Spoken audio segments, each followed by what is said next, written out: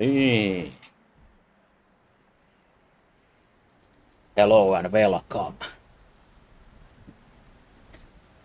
Today we are playing Valheim, the Viking crafting survival crying simulator. Starting a new world with a new character. Yes, crying is included.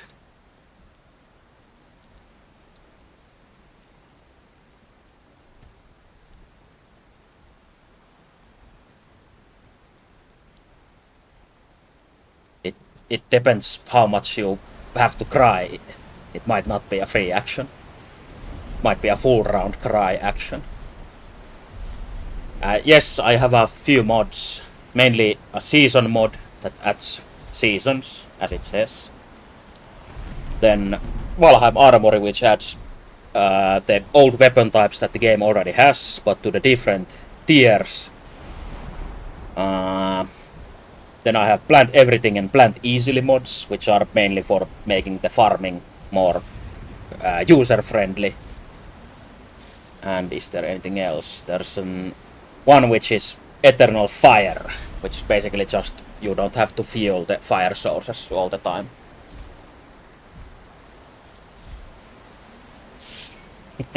Well, welcome, John Valheim.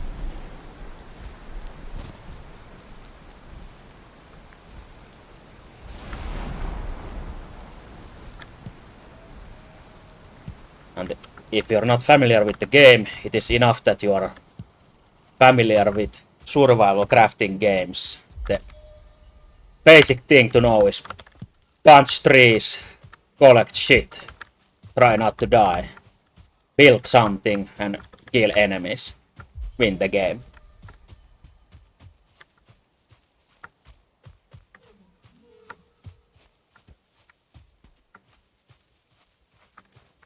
Well, I just died in the real world where Odin's Valkyrie came and picked me up, so I have only this leather jacket, nothing else.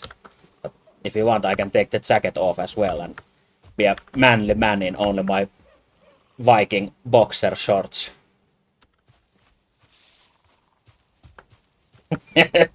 Yes, I am playing on PC, bro.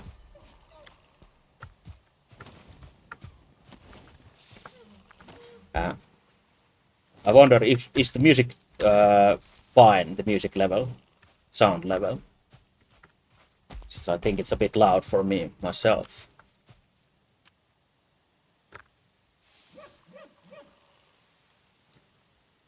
But maybe it's fine. Just remember to complain if it is not fun. Okay, well good, then I can lower it. Just a bit. It sounded a bit too loud.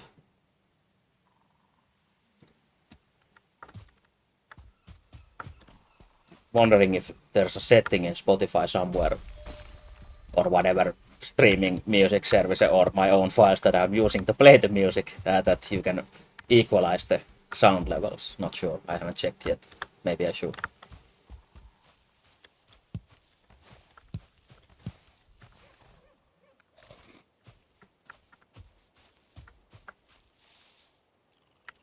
But yes, keep complaining if the music is still loud at some point. I can always tune it live, DJ it. But yeah, first things first, you don't have anything apart from a torch and your leather tunic when you spawn here. So, what do you want to do as usual in survival crafting situations? Gather resources, what you can find around you, and then pick a place where you want to settle down for a moment at least. And collect all the berries and eat them to try if they're poisonous or not. Or make your friend Viking try them first, so if they are poisonous, you know after that.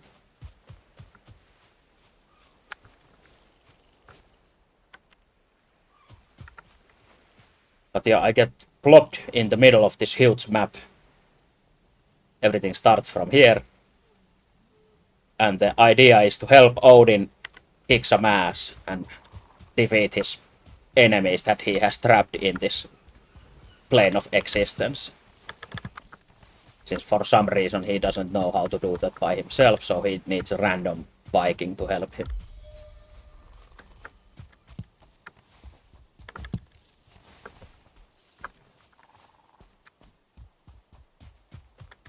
Also, since I am playing solo, and I have played so much of this game already, I feel that the resource gathering can be a bit tiresome in the long run, so I have that turned up from the normal 1x to 2x amount of resources you get, so it speeds up things a bit without making the gathering meaningless.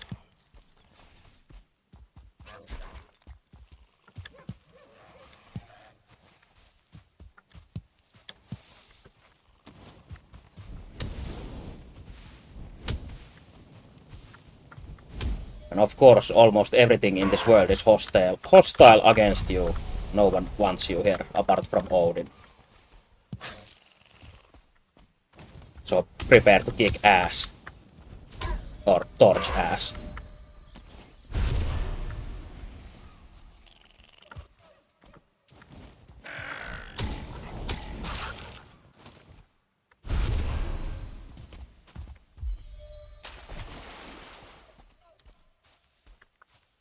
I also turned down the settings that when you die, I think the normal settings is you lose your full inventory and you lose, I think, 10% of your acquired skills in those different things that you get by doing stuff. And I turned that down. Oh, there's 1-star boar. I maybe shouldn't kill this one. And instead try to breed it, but oh well, fuck it. But yeah, the death penalty seems a bit harsh sometimes. And I've seen my share of full death penalties already, so I feel I can play it a bit more easier this time. Since I'm not a true Viking. Just a vaniljan ja pullan tuoksuinen Viking.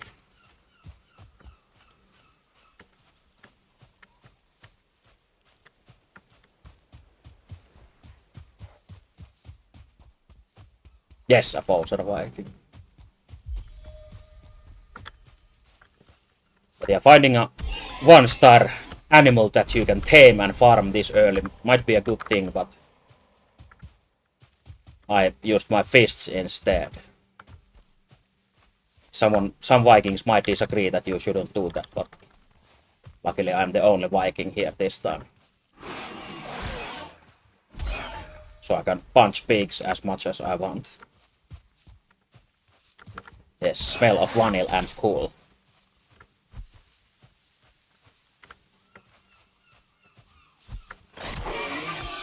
But of course at the beginning you are pretty useless as a Viking. You can mainly punch pigs or punch the great dwarves you saw earlier. And you can even catch deers yet pretty easily, so for now it's just supermarket simulator and just empty the shelves of all the things you can find from here.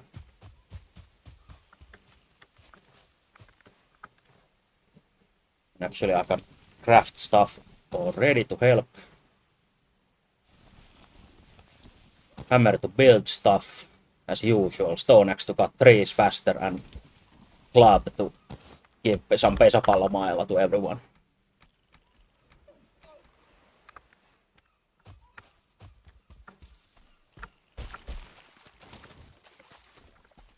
You could punch these smaller trees if you wanted to, but anything bigger you need an axe if you want to cut it down. And also, of course, it is faster to use an axe than a fist. Unless you are a high kickboxer who kicks trees for fun.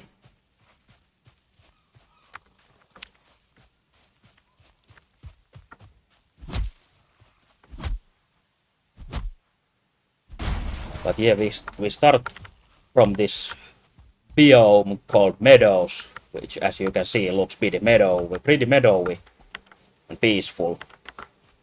Also up there where the bird or Valkyrie carried us we can see there's a black forest, which when I hover over with the mouse, you can see the upper corner. It says black forest, which is the next biome after this one, which has more resources and worse enemies and whatever in it.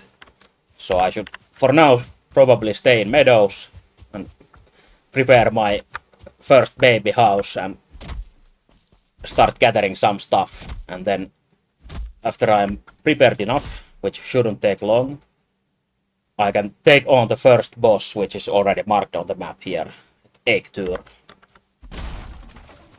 And the game progress is basically you gather materials to craft gear and prepare for a boss, kill the boss, it unlocks new tiers of things. And each biome has one main boss in them, which locks or unlocks the progress after killing it. And some other stuff.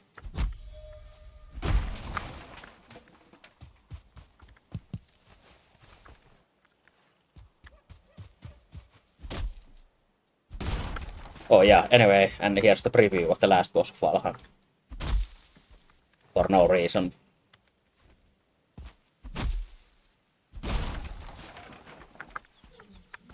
Also, I don't really know how the season mod works. I have used one of the season mods that Valheim has before, but not this one. So hopefully this works fine, since people in the internet said that this should be a better one for some reason. That people should maybe use this. So I'm now trying it out and see how it goes. And I might get fucked in the winter.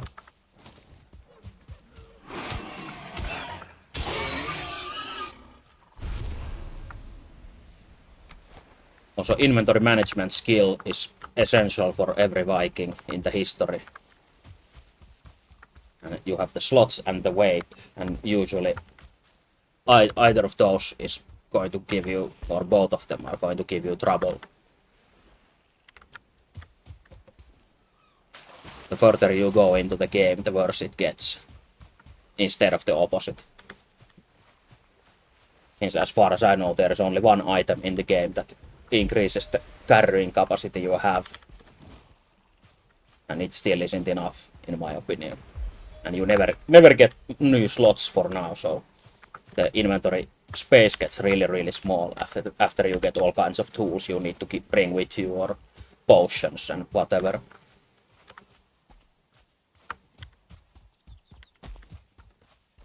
But for now, I think we want to settle on some kind of waterfront, since sailing is part of the game and used in exploration to get into the new areas. And random seed generation has created some kind of map, and we just have to hope we find something useful when going sailing. It might take hours to find something or not. But yeah, for now I want to stay pretty close somewhere to the start. And this looks nice enough.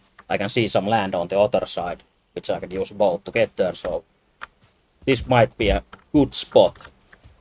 Or somewhere along this coast. No need to go any further.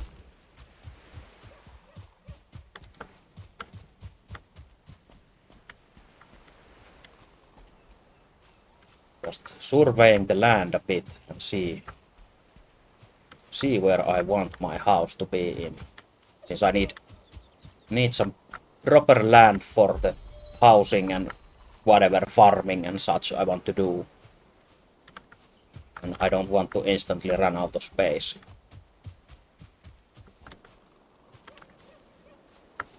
I think this might be a good spot after we evict this pig from this spot.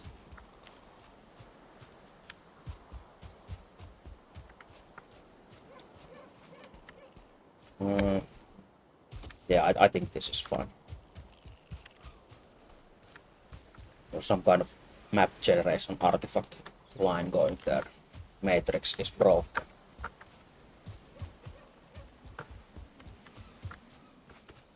But yeah, when you find a suitable land, you can just of course claim it. No one is there to stop you for now, at least in meadows. But in the other biomes, there might be some more angrier things to stop you.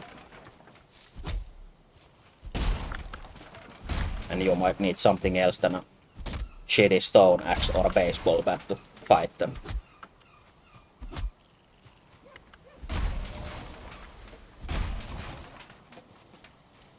So for now, let's clear this area a bit and build some kind of starting house.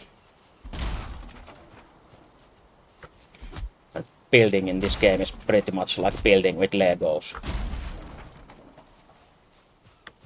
So you're in trouble if you suck building with Legos.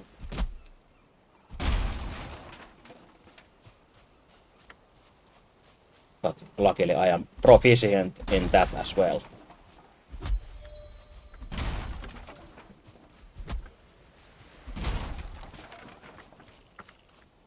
But yeah, this looks like a nice spot with a nice view to the water, so it should be an expensive house plot. Yeah, for now, everything you need to build more than the ones in your pocket like these 4 things here. You need the hammer or crafting stations, but you start with the hammer and build a workbench. A staple in survival games. And when you plop the bench down, you can build anything inside this circle range that it shows somewhere around the edges there.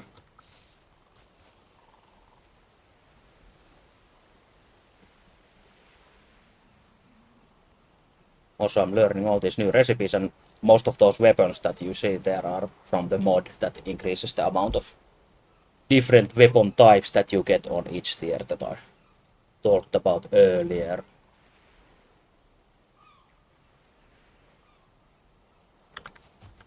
Yeah, for now, let's just build a simple little nice house.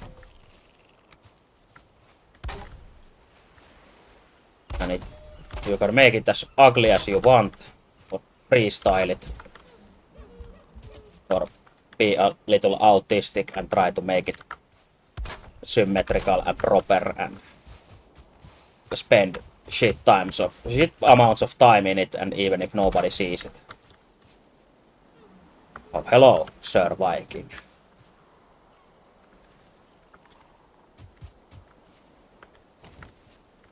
So I need to remember the keybinds again, since I haven't played in a while.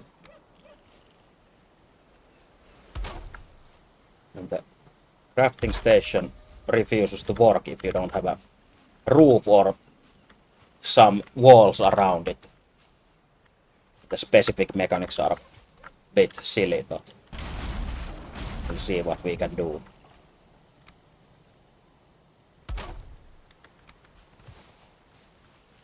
Since I think the bench shoots invisible rays around it, and enough rays have to hit like some structure that it considers itself safe. No, unfortunately, Valheim doesn't have the bike update yet. And I don't think there's a bike mod yet. Or maybe there is, I didn't check good enough. Or properly enough, so I might have missed it.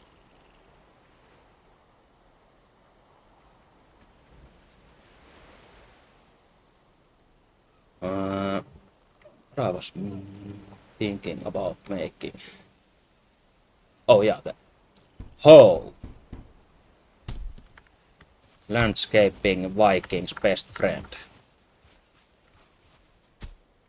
Which enables you to terraform like this instead of building on this kind of grassy hills. You can click around and it tries to make the clicked area the same level that you are standing on. And it temporarily destroys the grass as well, so everything looks pretty terrible after a while. But you can replant the grass for free later. So don't worry if you are a Viking that likes pretty environments.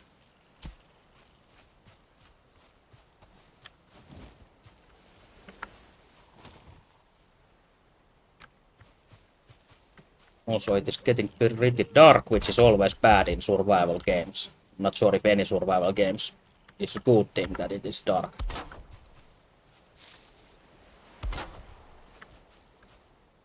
But yeah, for now I will just keep building and hope nothing terrible comes from the night.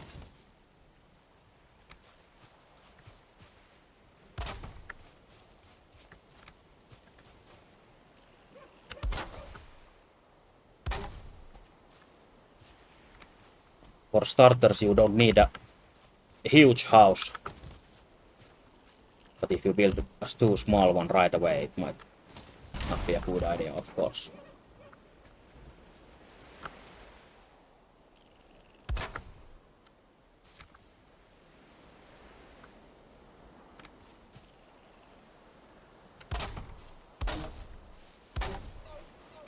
You don't have to build any kind of frame like this. But I just like the look of it, and it gives me an idea of what is the area that I'm building on about.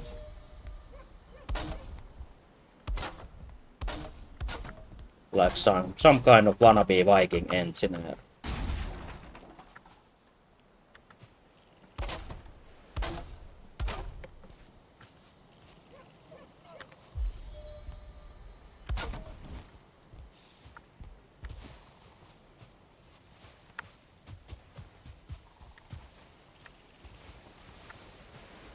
Yes, but now we have a nice starting platform for our house, and we might want to eat some raw berries and raw mushrooms to keep our health and stamina up and health regen up.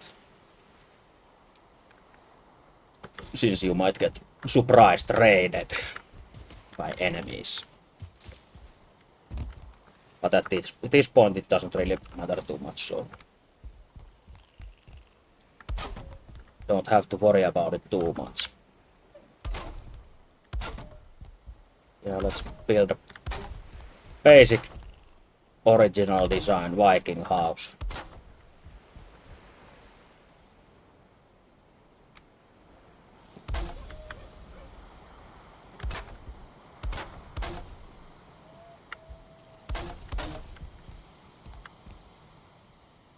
Maybe some windows to let the cold in, since we don't have any windows. Window glass. So it might be a stupid idea for a Viking to do that, but we are a stupid Viking, so it fits.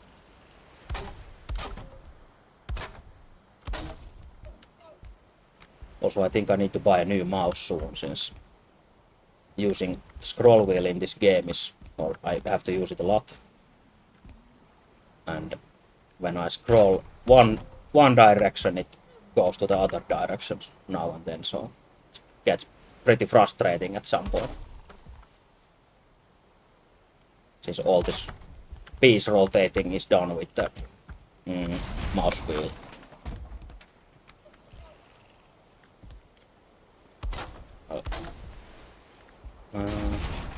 This one, yeah. Not build a tall house yet.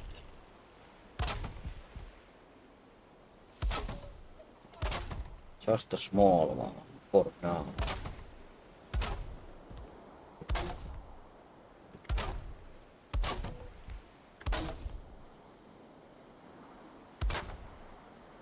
But yeah, it's, as I said, basically plopping Legos down. Auto snapping does most of the work for you if you don't want to freehand stuff, but you can.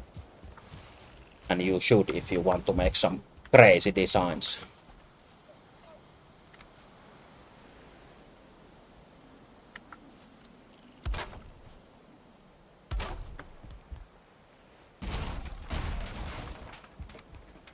For now we are satisfied with not so crazy designs.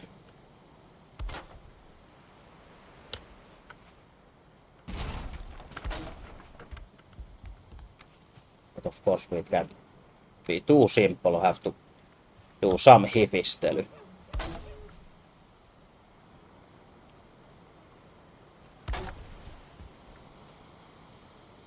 Like putting these sidebars on the stairs which serve no purpose.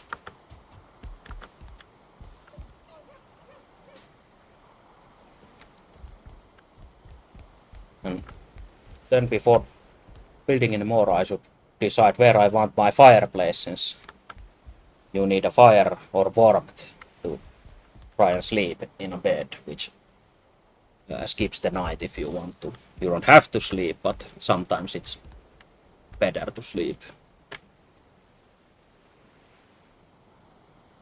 Maybe I'll just put it in a corner.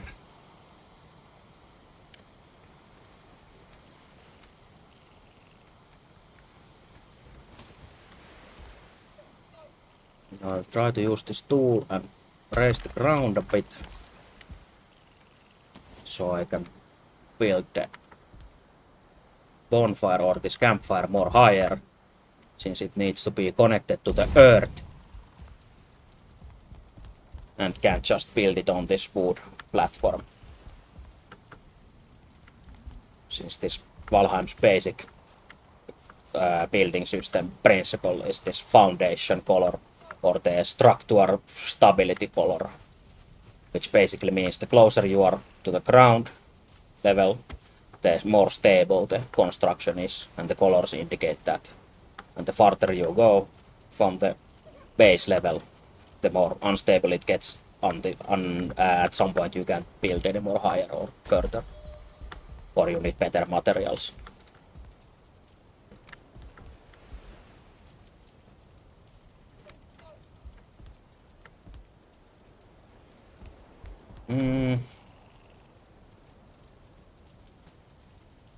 After that,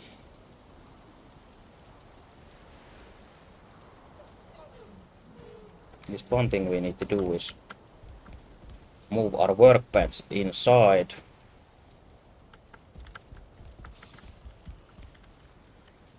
I'll get rid of our window design there.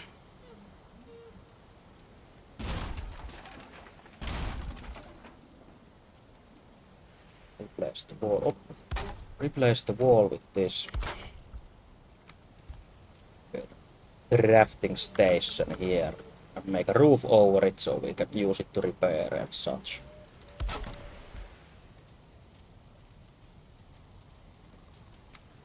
Before our hammer breaks, since everything that you use, those tools and such, have durability, which gets eaten fast. Oh, it's still too exposed for some reason. So we'll make some temporary solutions here. It's higher Viking technology and it still is exposed for some reason, which makes no sense. So we have to keep trying on that. And luckily you can just repair for free. You don't need to. I don't think you need to gather any materials for any repairs. Also, when you break stuff with the hammer or these building pieces, you get the full material cost back, which is nice. So you can just play around with the designs and whatever without stressing too much about wasting materials or something.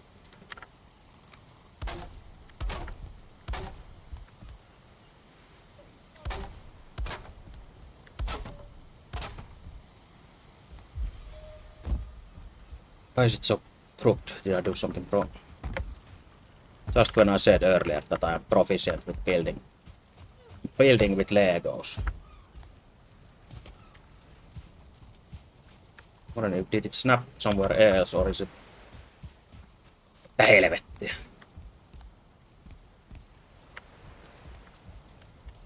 No, it's fine. It's just an optical illusion. Dark shaman magic.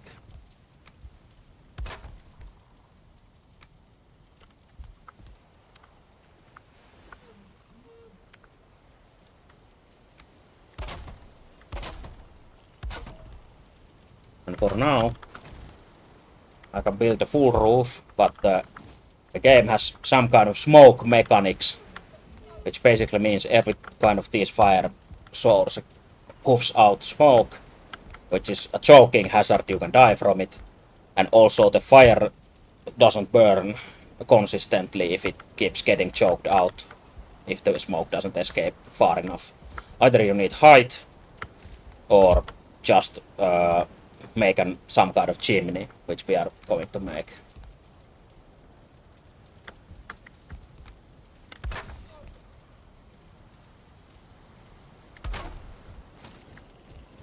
And basically, you don't need much for the chimney, just a hole that the smoke can exit through.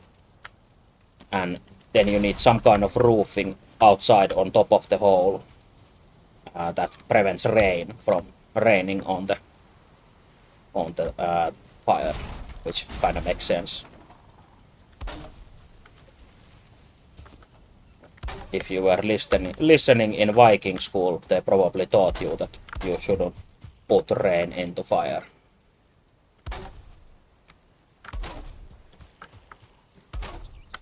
And these pillars in the sides don't serve any purpose as well, they're just cosmetic stuff. But we will add them.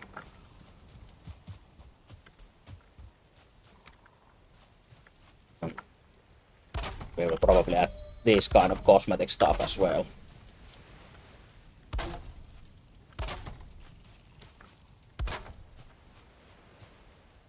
Since our Viking is a bit special and isn't proficient in war making, he's only proficient in love making, which also includes building a house to make love in. So we might suck at combat, but at least we can build nicer houses than the other Vikings, who studied the axe all the time.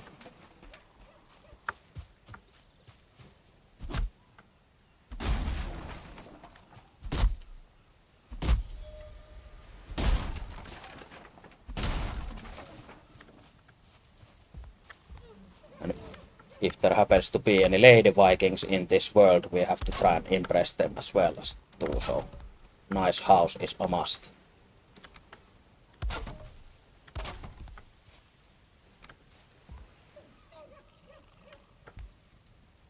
So I think I want to impress even the male Vikings or any Vikings. Maybe even the pigs.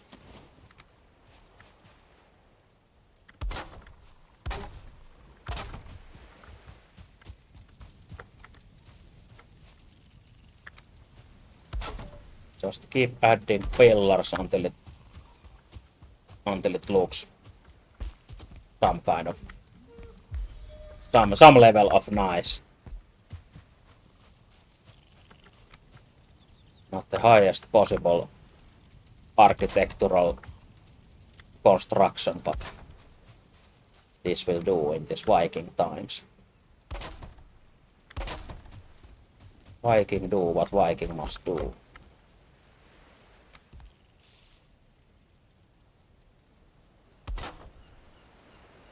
Square off our chimney and put. It's kind of silly that you could use this one and think that it works since it leaves a little gap for the smoke.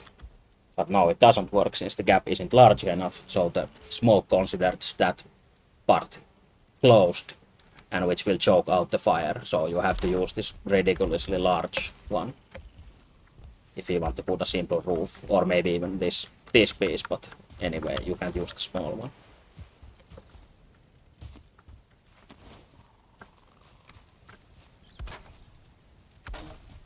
And we close off our house.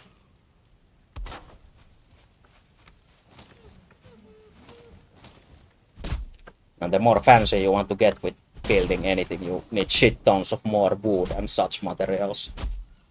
So when starting, it might not be the best idea to build too complex shit or spend time trying to make everything pretty at the beginning. But of course, you are free to play the game as you want, so every Viking builds his own house or her own house, so don't let anyone stop you.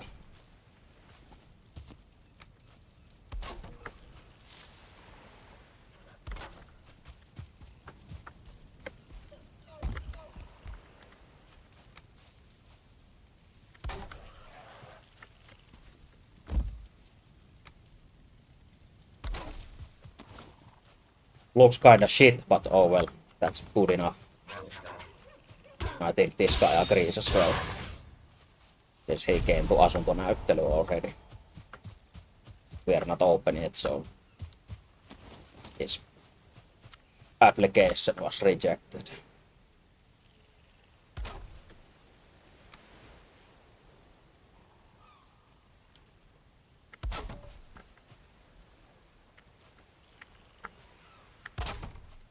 Now let's finish this off. So we can be satisfied maybe for now. After a few real satisfying pillar placements.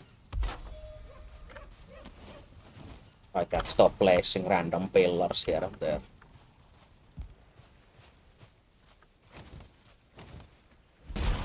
Maybe not so random, but unnecessary is a better one. And for now you don't really have much to build with, only this basic wood, but later you get all kinds of sick materials that you can make nicer things with.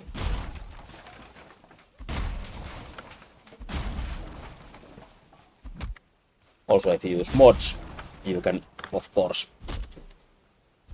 get ones that improve the building system a lot, if you want to go real crazy with this.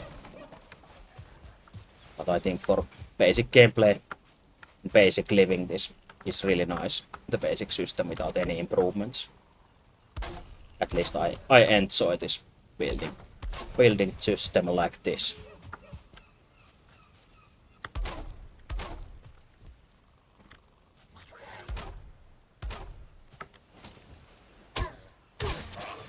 Yes, you have to be prepared to defend your home at any point. Always get these random intruders. And that bird that landed here might have been an intruder as well, but I wasn't fast enough to get him. Anyway, now that we have a house, our fire is secured from the rain. Only thing missing is more pillars as usual. Maybe a few more. There we go. Now it's a nice fire pit that doesn't burn the whole house down. Did we have a bed? Yes, this shitty bed. Later we get better ones, but for now we have to sleep in this hay bed. Plop it down, claim it, and now as it says, you spawn from your bed, the last one you touched, instead of the starting area, which is important later, of course, when you have your base somewhere else than in the starting area. So makes sense that you want to have your spawn point somewhere smart as well that serves your purposes if you die. And so the bed is not only for sleeping the night away. Okay, that's the basic necessities.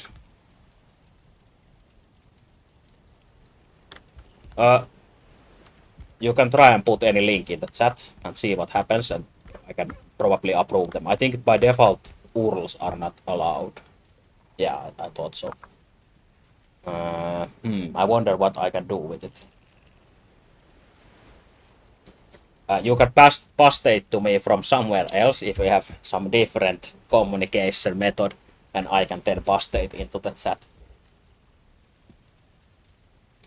Since I think if I could use, and for now I can't flag anyone as VIP user or anything like that, but I think those roles are exempt from those like censor rules and whatever, I think.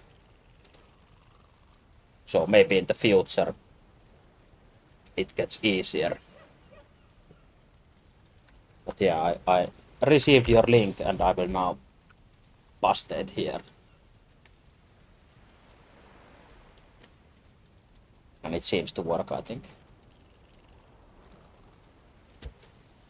But yeah, I can probably find out probably after this stream or somewhere in time how it works and research it more, since everything is so new to me. Since I'm just a baby streamer. Big baby.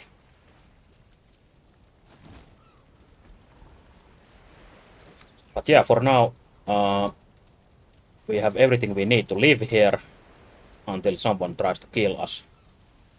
Since you can't die of hunger or thirst in this game, you only get the default state of 25 hit points, which is very little, and pretty much no regen. So you can hang around in your base and hope no actual raid comes, which can happen, raid events. But you can infinitely just hang around in this state without wasting resources if you don't want to. But later I would recommend that you, even in base, you keep yourself fed in case of needing more HP suddenly when someone attacks, or if you take fall damage when trying to build houses or whatever and you fall from the roof and die. Not that that would happen anytime to me.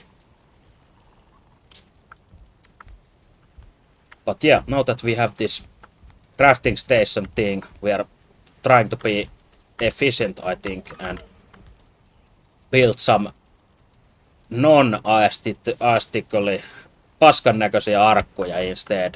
So just clip them together like this, and it makes no sense. I would hate to try and reach anything from that chest there. But now it works like this nicely. And then, since I know I will get a lot more stuff, I want a lot more these chests, so I can clip this shit in this corner somehow when targeting the right spot. Oh, but then you might be a smarter Viking than me and actually build the chests in the right way instead of burrowing the other chest behind there like an idiot.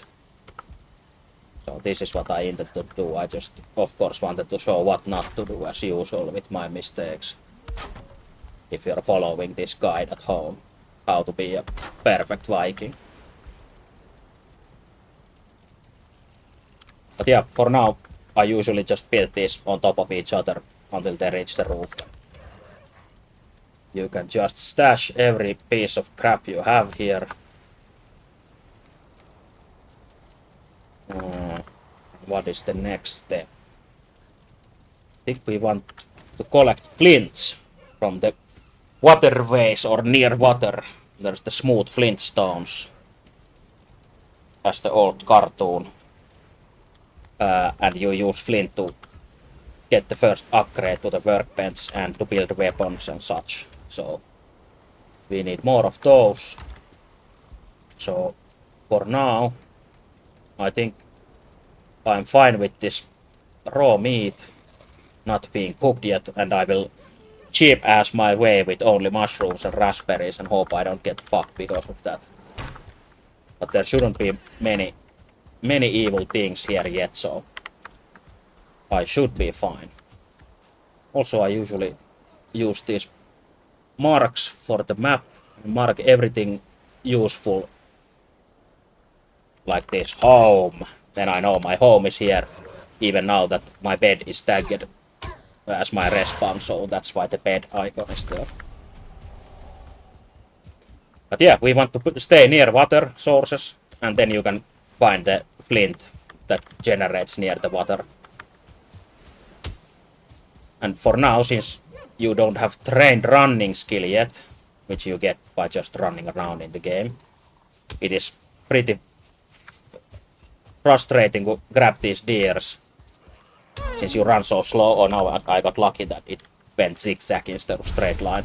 But anyway, for now, it's easier to not hunt the deer and wait until you get the first bow or a spear that you can throw. Or if you're a sneaky badass Viking, you can use the sneak and stealth your way next to the deer and deal more damage by getting the stealth hit opener. And maybe I think you can one-shot those deer with early weapons. But if you're impatient, just leave the deer alone for now, since they just keep making noises and run the hell away from you.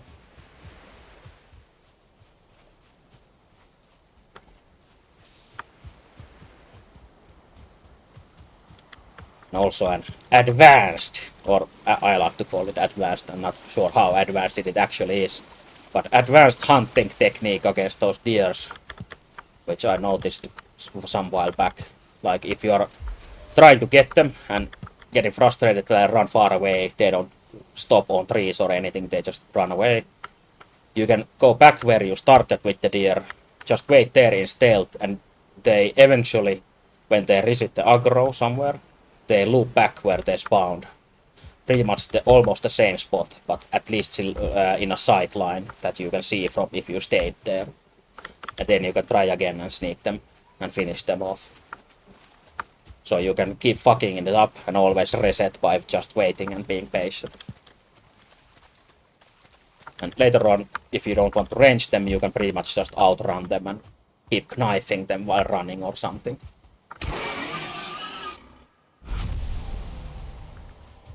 But all this stuff you learn by experience, by just being a Viking.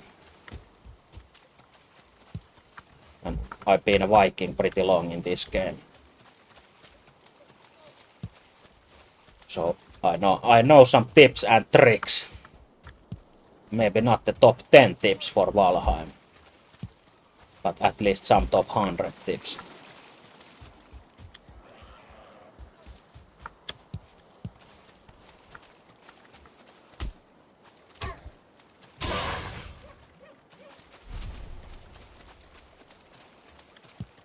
So I think in this game as well, like in Elden Ring or whatever kind of game, the usual rule applies. The top one hit, just don't get hit. Avoid enemy attacks and hit enemies to kill them.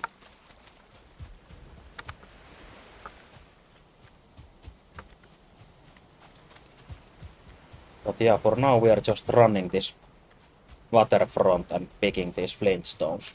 Because I know that we need them a lot at this point. Maybe even stones. Some stones, since for now you don't have a pickaxe, which you get after the first boss.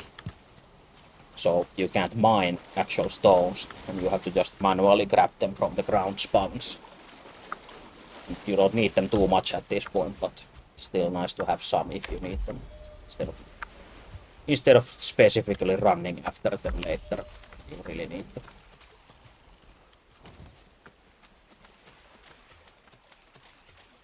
Also there's necks, or I think in Finnish, näkki in these waters. And näkkis or necks also give their tails away if you convince them with your baseball bat, and you can eat their tails or make potions out of them. So if you go ask nicely like this with the baseball bat, they might drop them. But if you have played some other games before, like maybe World of Warcraft, and you know how animals and such don't really have animal parts when you kill them, this is the same principle. You don't get tails from animals that have a tail. Maybe sometimes you do, but not all the time. And also by magic, if the animal is better quality, like 1 star or 2 star, you get more tails per animal. Always.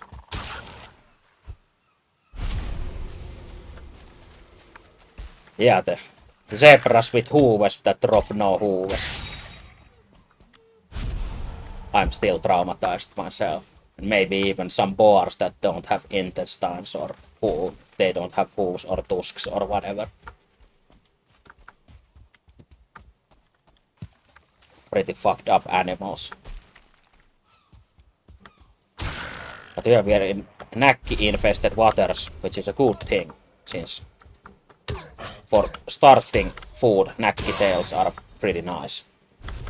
Also, I just realized I could play this in Finnish as well, but I guess it's better that I'm playing in English.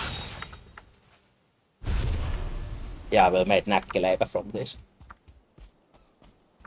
I think the Finnish version is not fully translated, but it was pretty funny to play as Finnish version, which I usually don't do with games, if it is possible. But lately I've been Finnish language enjoyer.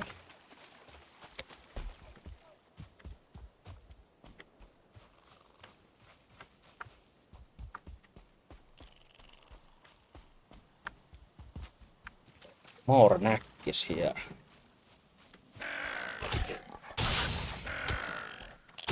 And it's not my fault that they are coming straight to me, or straight towards me aggressively, and making those näkki sounds.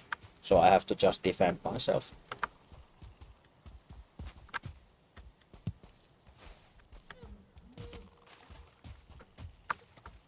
Even if I just walk into their home with a baseball bat. So it might be a reason why they are so angry. But you never know.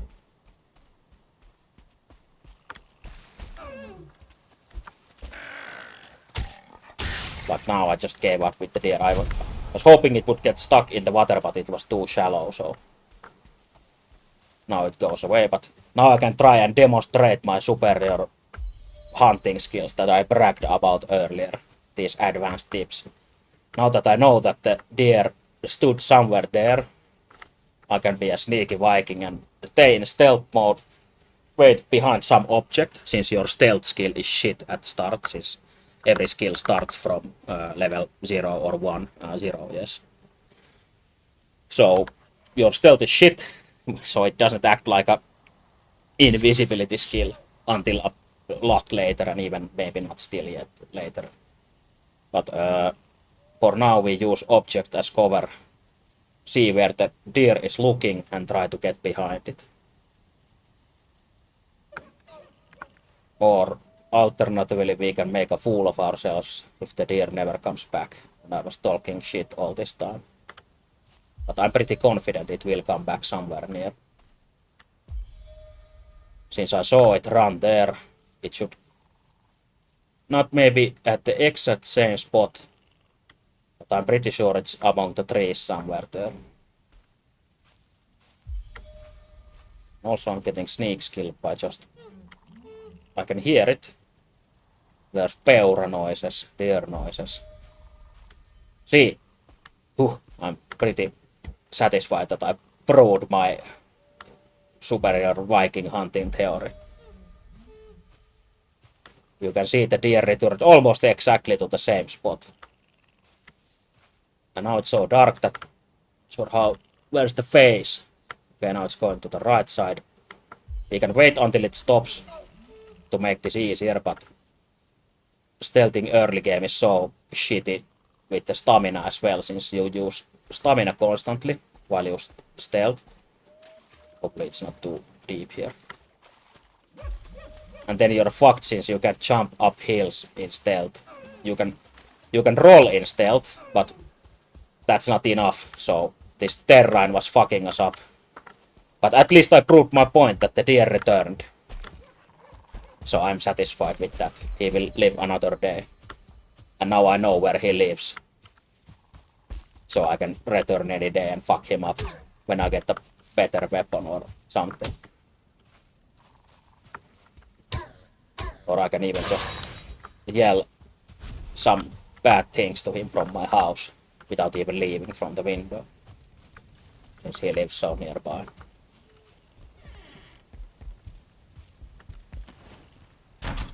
But yeah, for now we have a nice haul of random shit that we picked up. We'll keep the better food for now.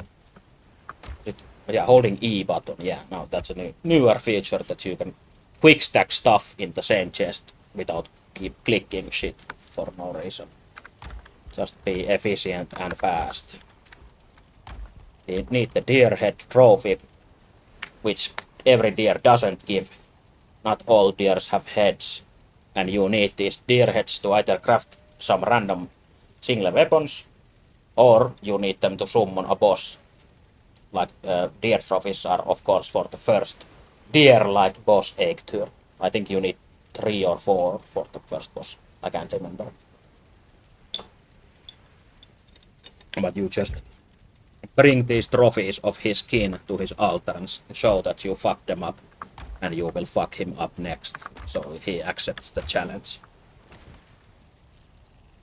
But for now we want wood and flint from our chest. I wish this game had the ability to have like magic chests or whatever that you could craft in your base area if you have items in your chest for the craft, but I don't think it works at any point like that. So we have to just manage our inventory better or storage better. But yeah, for now we get the first level upgrade, which means new shit, and also we can upgrade shit further if we want.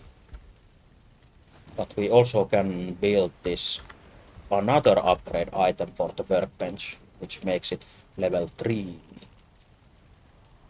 Mistä flint? No, we need big leather, more. Deer hide we have. Rest we have, so we need to hunt some pigs for that.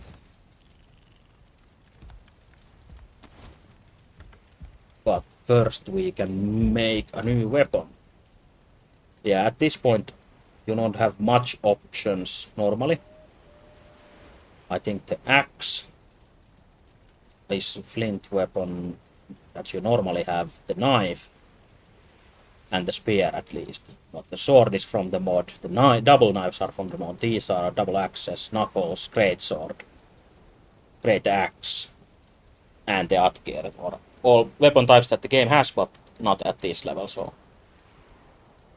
I'm not sure if I would recommend this weapon mod for like a new player, but since I have played a shit ton already and I know what I want and I have tried everything out those things, then it's much more fun to have the options this early, since some of these weapon types you unlock really late.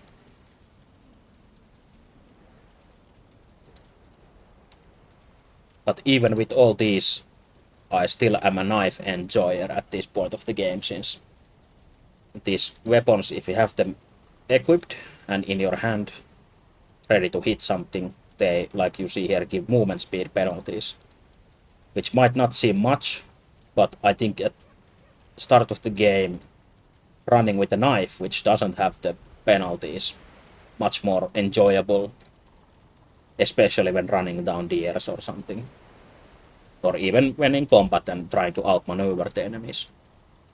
You can actually feel the speed penalty stacking when you have armor later that gives more penalty and such as well, which everything stacks. But for now, sure what I want to use, even if I'm usually a knife boy, as I said.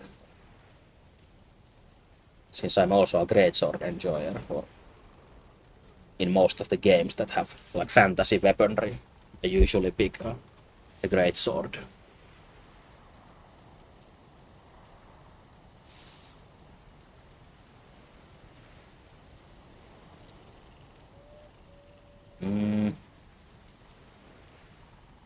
I think I'll just make the sword for now, since you can always get more stuff to build with. Just need some wood from outside. Also, chopping trees is a skill in this game as well. It basically just means that you do more damage with your chop-capable weapons to the trees, and starting the game with 0 skill and this shitty-ass stone axe, though you can make a flint axe almost right away, but still it takes a bit too much time maybe to cut the bigger trees, so I usually prefer these smaller ones. I'm not sure which is more efficient in a longer time. Do you get more wood by actually cutting the bigger trees, but at least this feels better to cut the small ones, since they go down faster. Though the small ones don't respawn like this, and the larger ones don't respawn by themselves, but you can actually plant the seeds that they drop, and they grow from seed to a big tree in some time. So if you really want to later, you can make tree farms.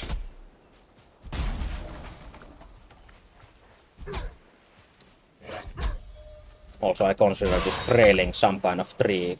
I think there's some tree people from the mythology, so axe works fine on them as well. And their boss is a big tree. Big tree man, so honing my skills already for him. Also, depending on the weapon, like not just that it looks nice, great swords, but also the moveset is very different depending on the weapon, and there are different properties on the weapons. Like the basics of the basic is that the sword, I'm not actually sword if great sword is the same as small sword, but anyway, sword doesn't have a multi-target hit penalty. Like with other weapons, if you hit 2 targets with the same swing, the damage is split between them in some way. but with a sword you get the full damage on all the targets, so it's basically an AoE weapon in a way.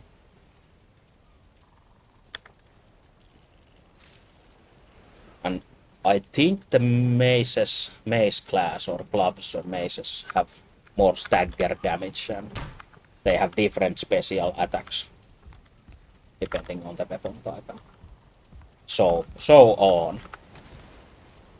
But you will learn these in Viking school 3rd year.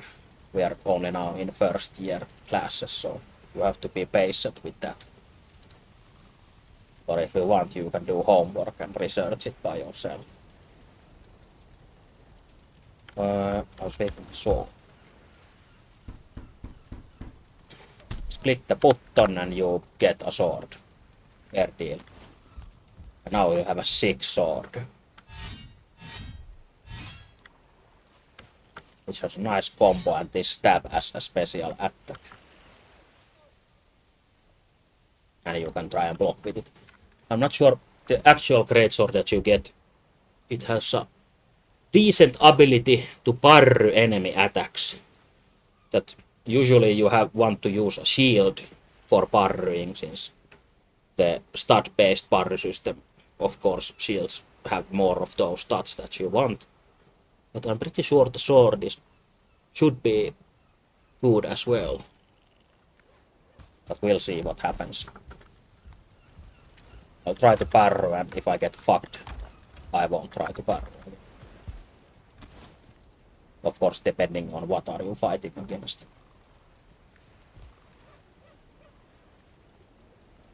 But yeah, you might want to make a bow at this point to hunt the deer. But usually I make the knife and run them down. Or make the spear that you can throw once and then go pick it back up. So basically infinite bow with a worse range. But also it's quite tragic if you throw your spear down a mountain and can't find it anymore. Have to make a new one. And that, I don't think that has happened to me at any point either. Just in theory. So be careful when you throw your spears.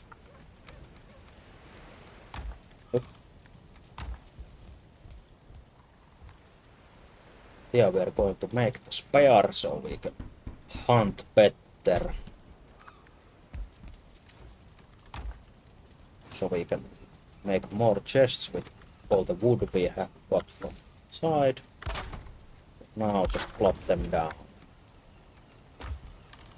And at some point we prefer that more early than too late you want to start actually organizing your shit, since you get so much new stuff all the time when you progress that you're going to get confused at some point and can't find anything that you want. So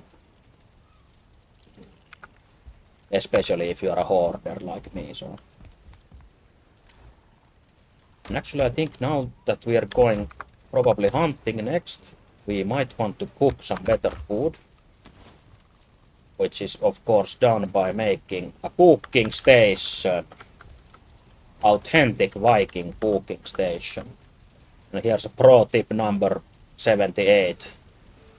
You need a fire under it, but you can build multiple cooking stations above one fire and be really efficient with the fire. You don't need one campfire per station. You can, I think 5 is max that is comfortable. Not sure if you can build a 6.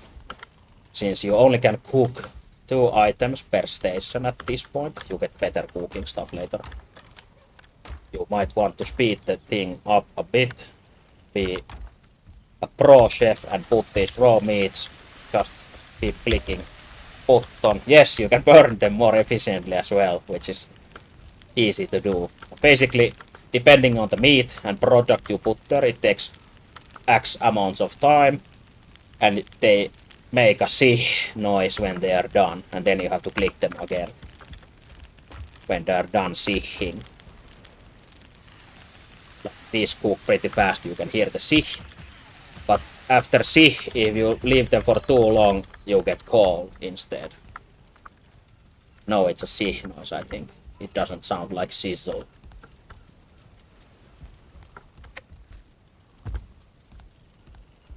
I don't think I heard that C letter in that noise. Sounds more like C. But I might be wrong. I will not argue about it. We can agree to disagree that I am right. Oh yes, if you have English ears or London ears, then it might sound different. But for true Finnish Viking ears, even if the Finnish people weren't Vikings, I guess it sounds like C. But yeah, now we're cooking the tails.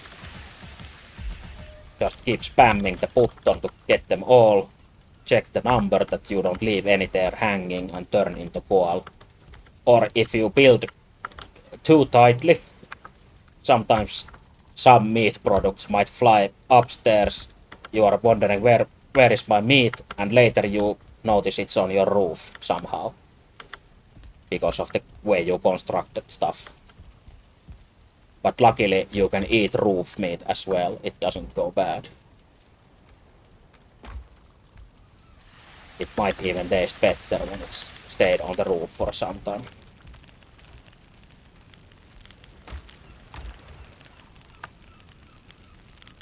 But yeah, for now we just cook all this shit we have. But yeah, you might already see without even trying yourself that if I had one cooking station, I could only do this 2 at a time. But now when I do 10 at a time, it's surprisingly 5 times faster, if my math is correct. Which is pretty nice. Unless you have no hurry, then you can do whatever you want. You can even cook 1 at a time if you want. But we are a busy Viking and we have shit to kill, so we need food fast.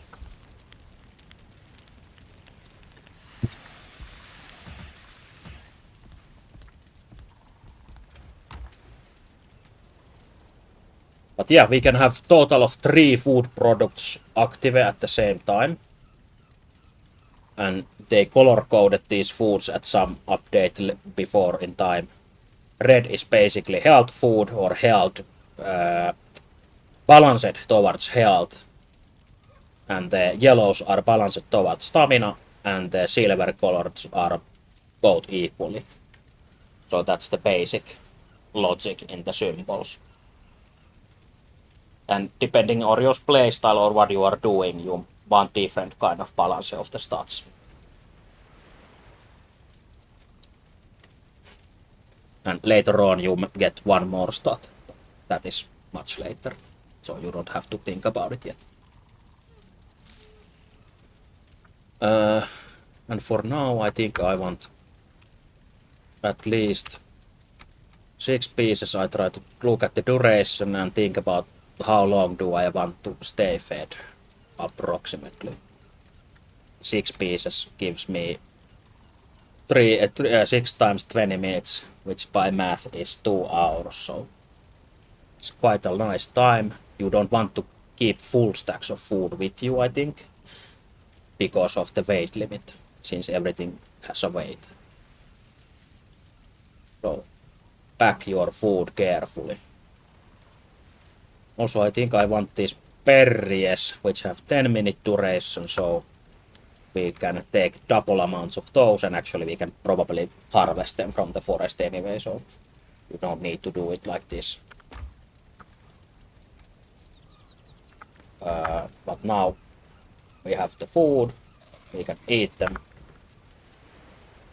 And now we see that we have a much longer HP bar down there that is regening, especially since we are in resting state inside our fancy house. So we have a bonus to the regen. So can we make more furniture? Areas? Yes. We can see under the resting buff it says comfort 4 or comfort 4 if you speak English. now it is comfort 5 when you put a fancy deer rug. Since now you feel so fancy, you get rested for longer. And basically, it's a nice mechanic, in my opinion, that the fancier you make your house, the more comfort it gives and the longer rested buff you have. And also I think that keeping your rested buff is probably one of the most important things that you can do in this game. Keep yourself rested. Since without the rested buff, everything gets much harder. Since if you check from the Raven, in the Raven menu you see your effects. Here, rested, you feel rested. Health and stamina regeneration are higher. You get more health regen, stamina regen, and Aether, which already spoils that you get a new resource at some point, but still. Also, I see that the mod weather effects are here as well. Oh, okay. For some reason, when it's spring, I take less damage against poison. And get some skill bonuses. Well, that's nice, I guess. I think you can customize those, but I didn't touch the default settings that the mod has, so whatever comes, it comes. But yeah, now we have our spear and sword. I think this has movement penalty as well, this spear. And it has 5 on both, yeah. So if you chase something you want or run long distances, you don't think you will go into combat soon. You want to always set your weapon so you run a bit faster. And you can do that with just one button. And with the same button you pull the same things again. Since lots of people I have watched play this game before usually run with their weapons out for no reason. It makes me sad, I guess. Not sad, maybe sad is still. It makes me slightly upset, I might say. Like this. Since you could be anywhere 5% faster when seating your weapons. But yeah, when you see this deer, try to maybe chase them a little and don't try and snipe them from too far unless they're standing still. Unless you are an FPS game pro and have multiple MLG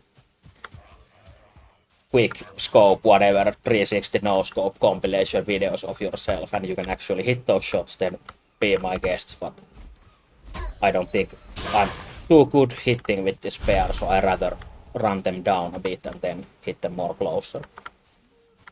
Since the spear flies a bit slow and not too far, I think. But now that the deer ran away, I think that's the one in the water maybe. Oh, is it? No, that's the boar. I think that one ran away probably. So it might come back if I stalk behind this house. Or I think that one doesn't move, so it might be a different deer. Maybe it's baiting me to throw the spear into the water so I lose it and then it just runs away like an asshole. No, that's the same deer. It was just waiting to reset and now it resets. When it runs fast without the aggro mode, it doesn't have any indication that it is in combat with me. It resets with the fast run back where it started and then it keeps doing the slow walk when it patrols around with no threats nearby. So again, the advanced hunting technique was successful. Just wait my stamina and go a little bit closer. It is headed to the other way. It doesn't see me. Aim a bit over and then you straight into asshole with the spear. One shot it. And simple as that. Also my mouse disconnected for some reason. It couldn't believe how good I hit that asshole. You don't need the spear for the bigs, but everything is safer 1v1 with the ranged weapon, of course, if you want to be safer. If you want to live dangerously, you can do something else. But I'm here to survive and not to die dangerously, so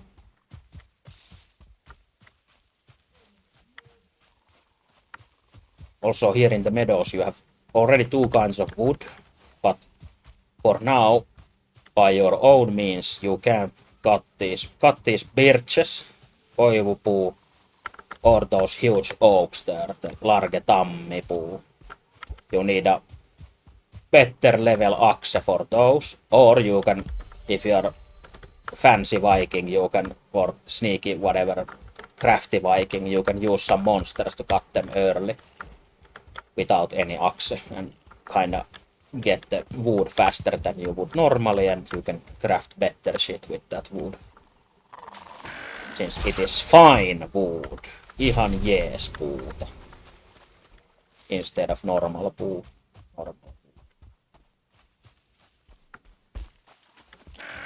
Also, when I need to invade the home of these nakkis.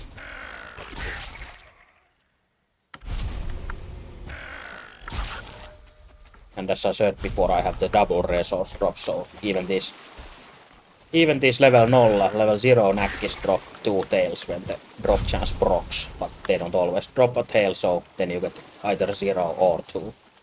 Or you get their head as a trophy.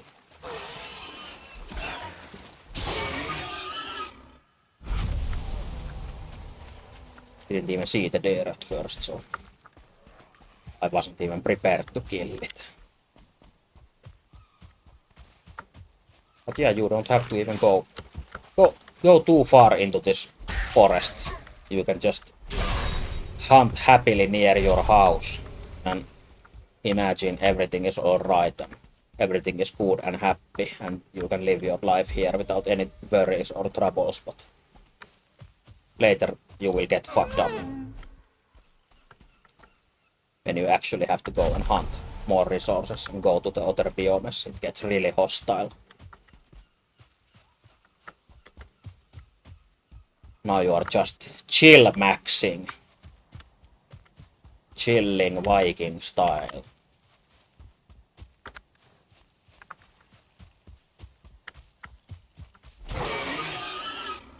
Also for some enemies like the pigs, you can sprint behind them really fast before they notice you with the yellow symbol, then they are considered not in combat and you can sneak attack them for free even if you didn't even stealth. Like the pig before that one.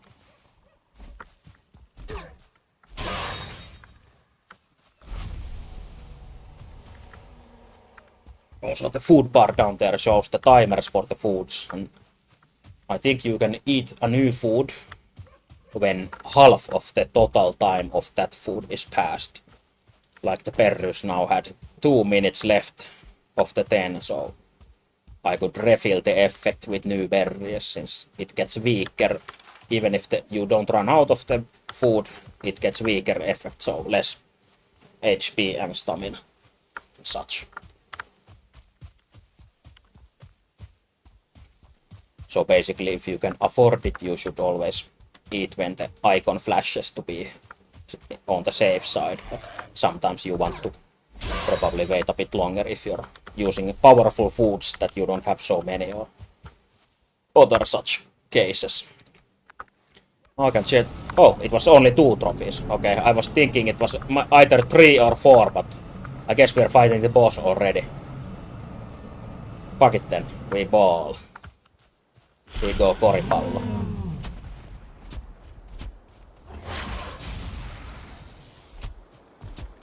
But yeah, you basically each boss works like you need some kind of items to unlock the boss fight. Either you summon it at an altar or enter a special area. Enter a special area which the boss is in.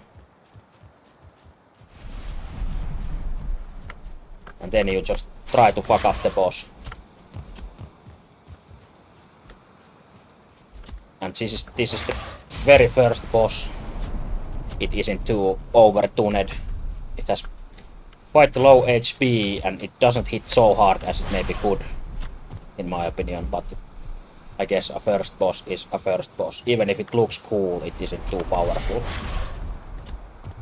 Basically, you can either block in this game, you can parry in this game. Oh, right, I have the sword, speaking of parry. Or you can dodge roll if you're familiar with games like Dark Souls and whatever.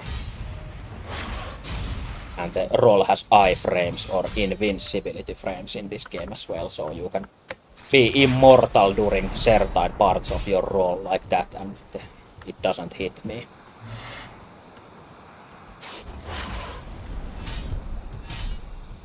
So just keep dodging and fuck him up.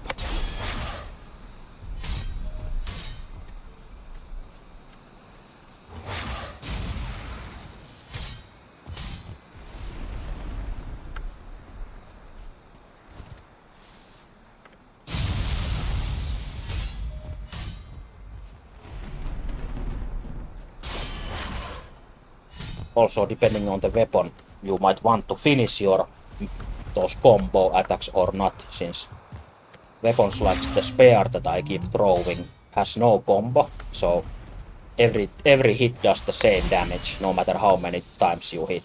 But I think most weapons want you to finish a 3-hit combo, since the third hit in the combo does a lot more than, or well, not a lot more, but more damage than the first or the second hit. So larger openings give you more damage, but if you use weapon type with no combo bonus, you can always do the full damage no matter the opening. Since this boss keeps running around, it seems to be harder to get the third hit combo. So it might be not as efficient to use a combo weapon if you want to min-max, but I don't think that's too necessary in a normal gameplay, so whatever.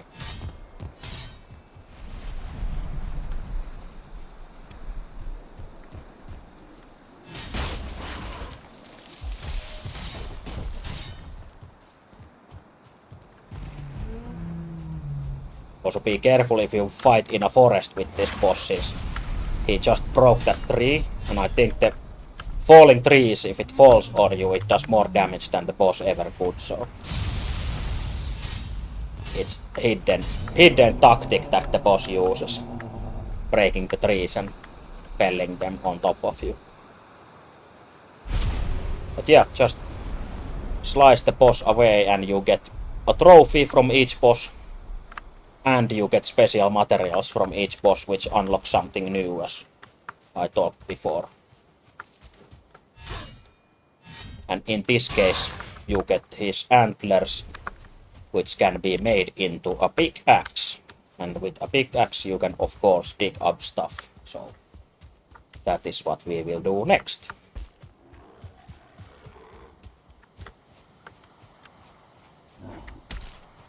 Also, unfortunately, the ride mechanic in this game, when you get the environmental ride attacks towards your base, their difficulty or what kind of rage you get depends on what bosses you have killed. And now that I killed the deer boss, I unlocked the next level of rage, so now I get a shittier amount of shittier enemies if a raid or when a raid happens, not if. And it keeps happening each boss kill. But we will just deal with it. Meanwhile, we can collect some voikukkas from the ground. Butter flowers.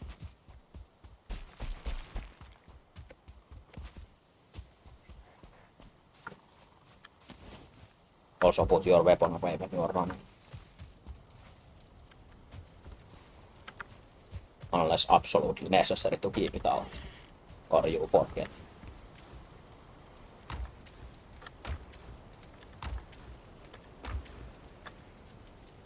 Yeah, now we can... Oh yeah, we want to do something with that boss trophy.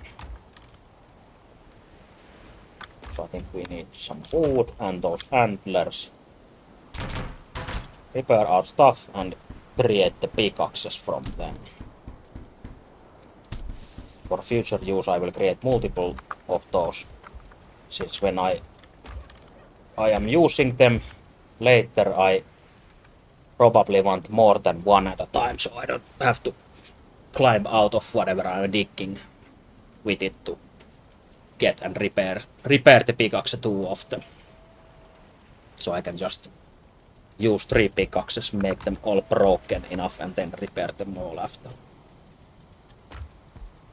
But yeah, now with the boss trophy, when we originally came to this world, we landed between those special stones that we can see in the map as well. And on those special stones, each of those represent a boss. And for each boss you have this hooked same thing. Here's the deer. Sacrificial stone. His antlers are branches of iron, they crack the rocks and bring down mountains. His hooves are sound of thunder, his voice a howling gale. You get hype lore from each boss. Then a trophy hook which you can attach the head that you just ripped off the boss. And when you do that, you unlock the boss's specific power, which in this case is as seen on the screen, that you get minus 60% run and jump stamina juusakeviksi. Pretty nice for traveling or even some combats where you have to run a lot, since you always want more stamina. And in vanilla game you only have one power active at the same time, but with mods you can have more or you can get passive powers from them or whatever, but in vanilla it is a cooldown based skill. Also the head speak for some reason they still give you shit even if you just rip their head off. Even if you fucked me up, I will never submit to your rules, Odin, since Odin is our boss who made us do this. But he can't do anything else but talk shit while hanging there.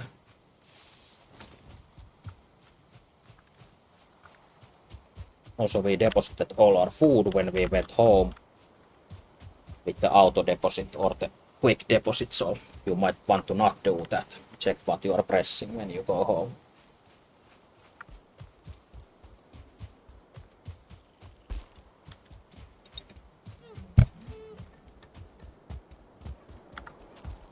But no worries, we can now check for other stuff as well.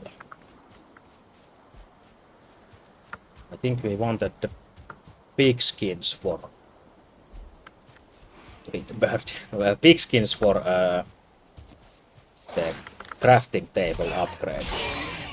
Speaking of pigs. So we can probably make it now.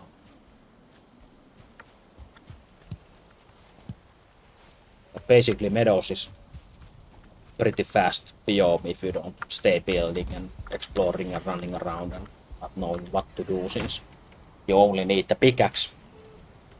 Then you can enter the Black Forest that I spoke about earlier and get some new materials there with the pickaxe.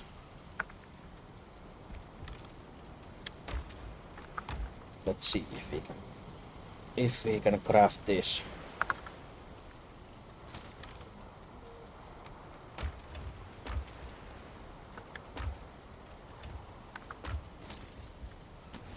Here hide. Plop that down.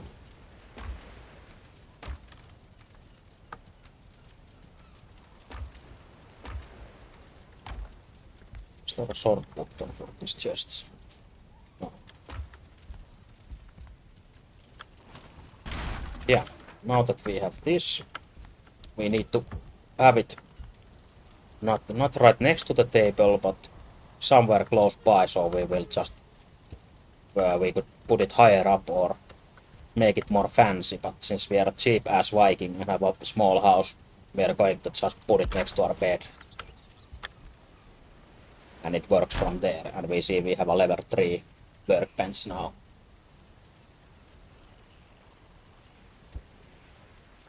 But yeah, for now you might want to craft some armor, since for starters you only have the rag tunic, which you can make from the pig leather, well, the pigs that drop these leather scraps.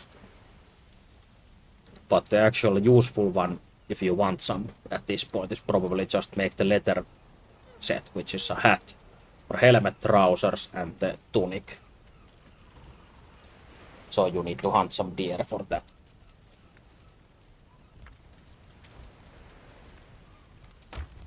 I'll make it just cause, but personally I don't think I really need it at this point. I rather take the other armor that comes soon. But just for cosmetics we can get this on, at least without the helmet. So we look a bit more fancy. And not a homeless Viking anymore.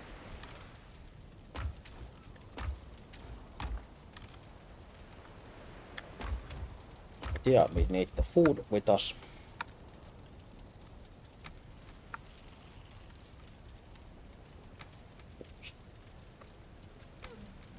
Just take those and eat them.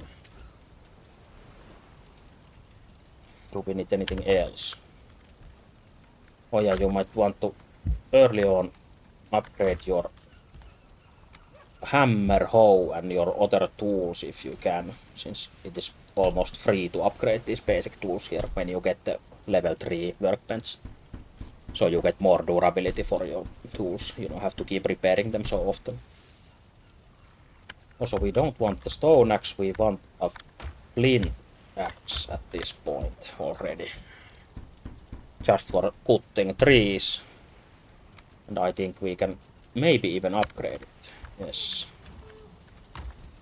Which gives it again more durability, but also I think more cutting power, or at least attack power, if we want to fight with it.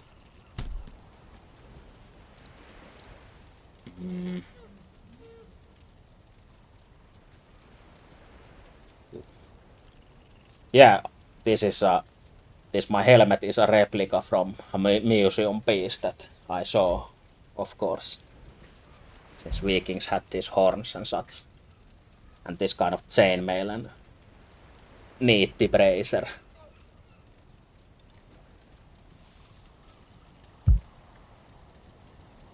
But I think we want to upgrade our sword if we keep using it, since not maybe for the damage, but I feel that durability is such a piece of shit mechanic at this early stage, so you want more durability from the upgrades at least. If you ask from me, but no one asked, but I told it anyway. Let's see here. So now we have an upgraded sword, enough armor to go back into the boots. And we might want to get closer to the Black Forest at this point. Just see at some edge of the zone what you can see. Since all the shit is random generated, you might get only a small patch of the forest near you, or even a larger, or you never know what you get, so exploring is quite essential, unsurprisingly.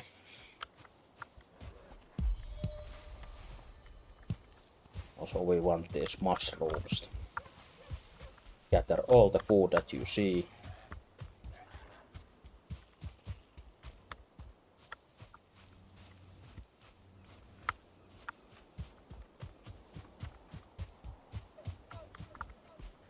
And from far, if you see a deer with horns like that, you know it's at least a 1-star deer, which gives double the loot compared to the 0-star deer. And for some reason it's already running. It only spotted me when I threw the spear. And if you see, I think it's more darker and even bigger horns, then it's a 2-star deer, which gives 4 times the loot compared to the 0-star. So you can try to snipe it, but it's quite hard at this point with the shitty spear. But I really want to kill it. So basically you can use the old real-life human hunting tactics and just keep running and running, even if the animals don't get tired, but at some point it might run into a tree or stone and have to turn around a bit, and then you can keep catching up. Or it just decides to do it on its own. And then you can throw the spear again and miss and waste all it.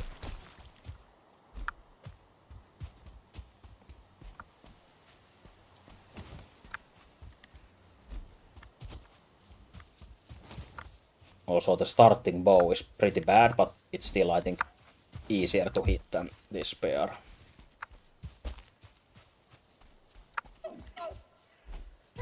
There we go. I try to conserve my stamina by not sprinting all the time, of course. So choose when to sprint, be smart, or try to be smart and win the game. But I think I'll go quick trip back to home since I didn't go far yet and build the helmet from the leather as well.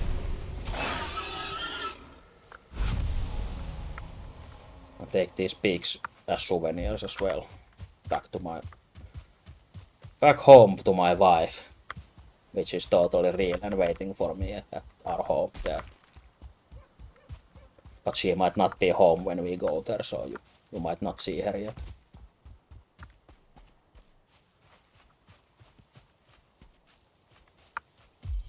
Oh yeah, always seat your weapon when running. It's been so long, I have forgotten my own teachings.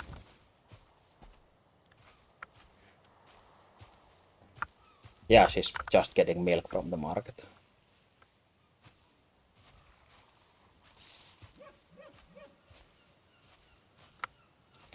You can pretty much snipe from this distance, I think, but you have to one-shot it. If it goes over like that, the deer notices and you don't have your spear, then you have to just go full kawabunga on it.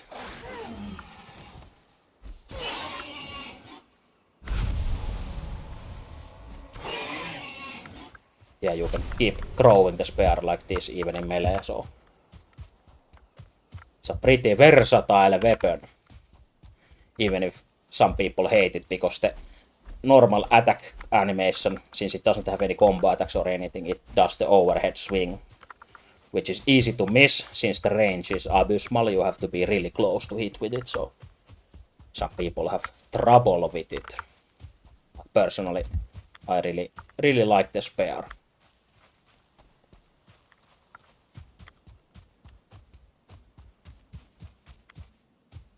Also seat it when running. I have to keep reminding myself for now since it isn't in my reflexes yet, but soon it will return hopefully.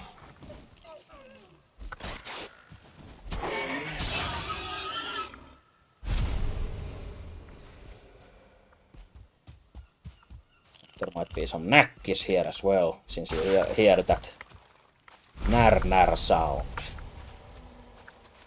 Narring of knacks.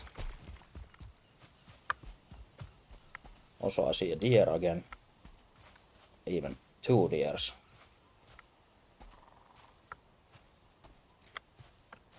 Now we throw a bit lower and might hit it. No, it went through the legs.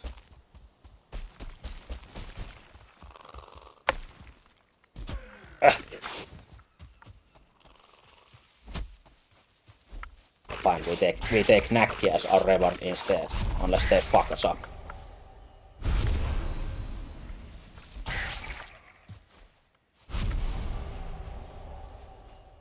The deer lives another day, but I saw his friend ran this way, so I was heading home anyway, so it might have been my neighbor deer that I threatened to kill already, so this might be a perfect time.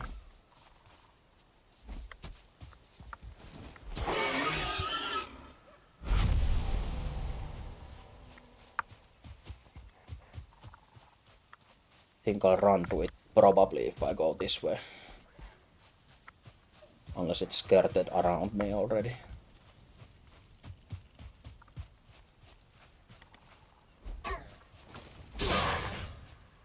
I don't think I see any deer there here. Only boars. Oh, there was a deer on the left side. It saw me. Since they make that panicked yelp sound when they see someone, so you know you ran into a deer.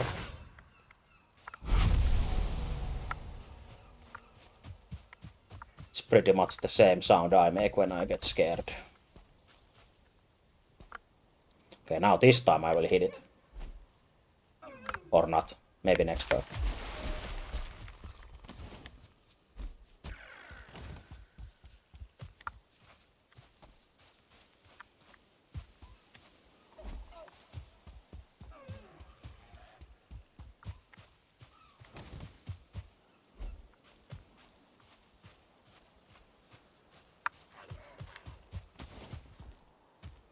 Luckily there's no other Vikings here to see this miserable attempt at hunting. So we can go home back to our real wife and tell her that there were no deer in the forest today. We didn't see any. That's why we have nothing to bring back home.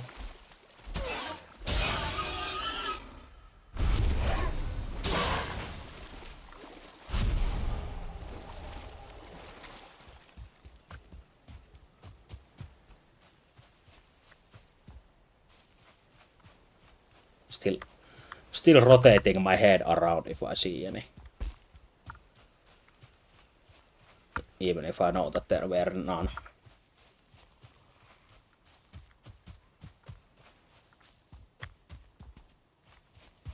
Also, I think this music is a bit too intense for this action right now. Yeah, some kind of Pernarutto Samovari is going on.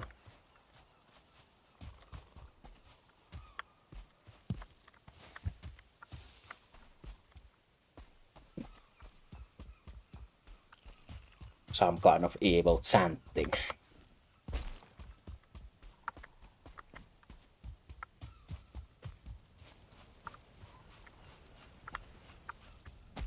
Honey, I'm home. But there was no honey. Yet. Since you can find bees in this game and they make honey, so you can make the same joke later and actually there is honey. If I don't remember to make that joke, you have to remind me.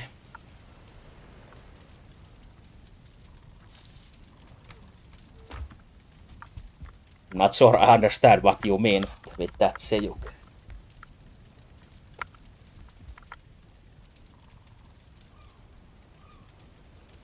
You have to explain the joke to me.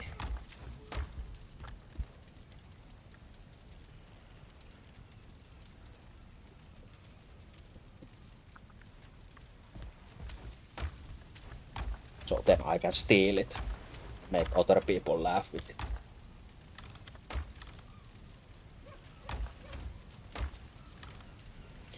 Also, I keep forgetting what I was doing. Oh yeah, the helmet. Problem with these kind of games for me is that there's too much to do, so I try to do everything in my brain 6 times before I do anything, and then I forget what I was actually doing.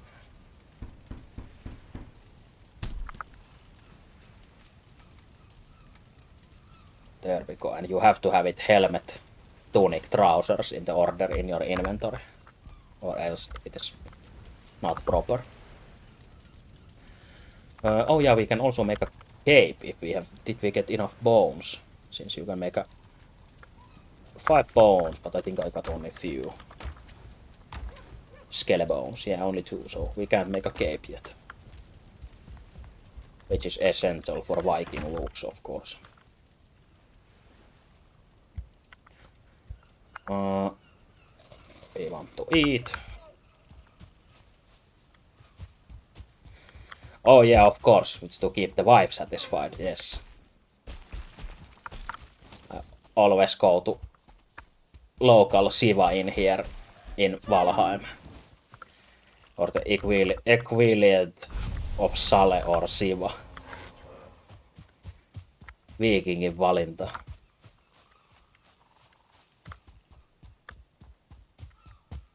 Torin valinta. Tai Torin tarjouslato. Odinin osta ja myy.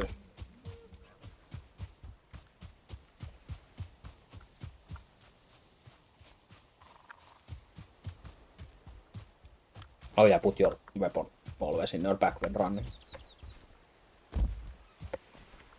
I probably made a mistake that I complained about the weapon seating, since now I keep forgetting it myself, with my excuses that I haven't played in a long time. But now that I talked about it, now I will always have to be ashamed when I forget it myself. Yeah, luckily the automod didn't approve your malicious link to a Viking store that you can buy stuff from, which is totally probably real. but it's just keeping me safe from those kind of links.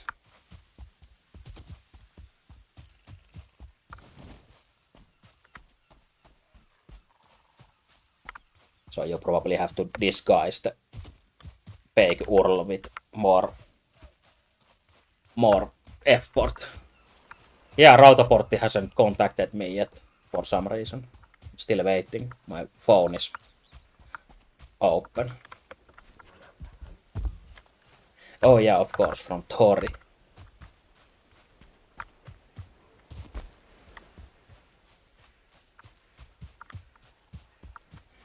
But yeah, now we're entering the spooky forest, which isn't so spooky when it's daytime, but it's very spooky during nighttime. Like you might actually get a bit of anxiety at low levels or low gear level when running in here and getting swarmed by these assholes.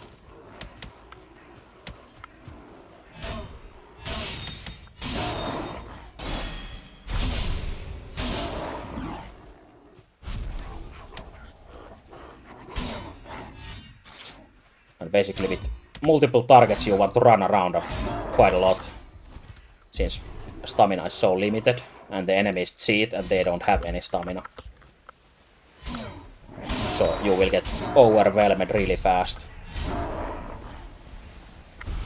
Especially if you just panic roll or panic run or panic hit or panic shit your pants or panic cry. Then you're in trouble.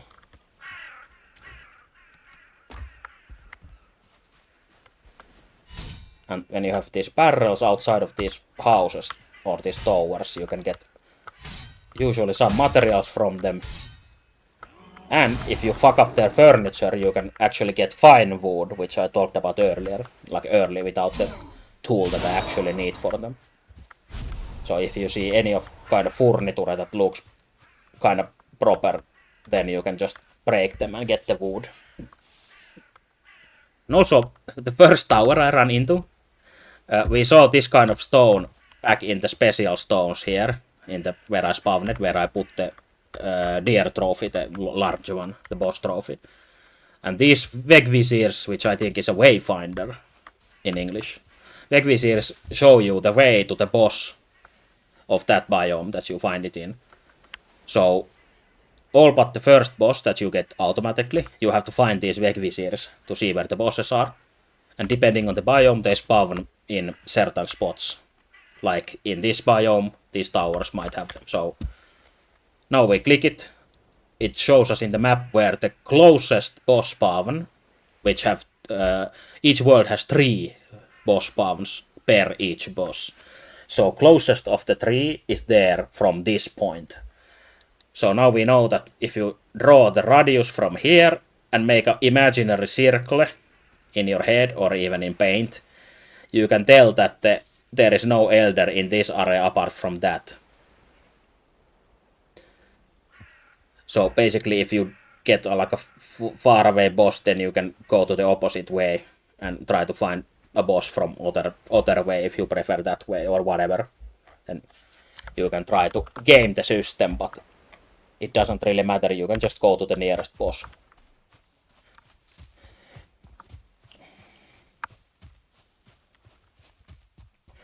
Also the night fell, so now it is cold outside since there is no heat source with me, which gives me, I think, a huge penalty on stamina regen at least. Oh, even health regen.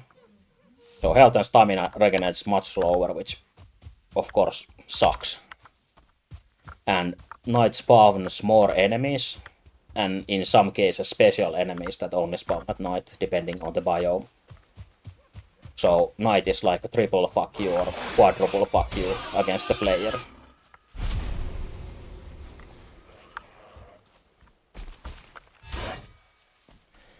So be careful when you head out. Either you can build temporary camps. You basically need a roof, a fire source, and a bed, and you can make a temporary camp that you can sleep the night away in.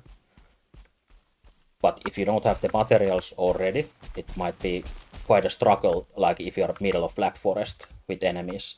It might be a struggle to get the materials while being attacked. But if nothing else, you really want the rested buff. During the night especially.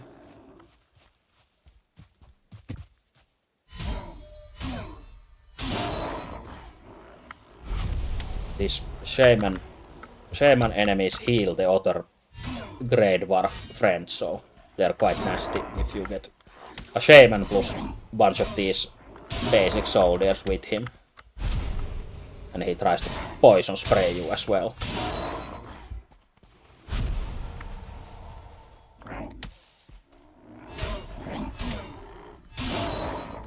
These assholes keep throwing those rocks.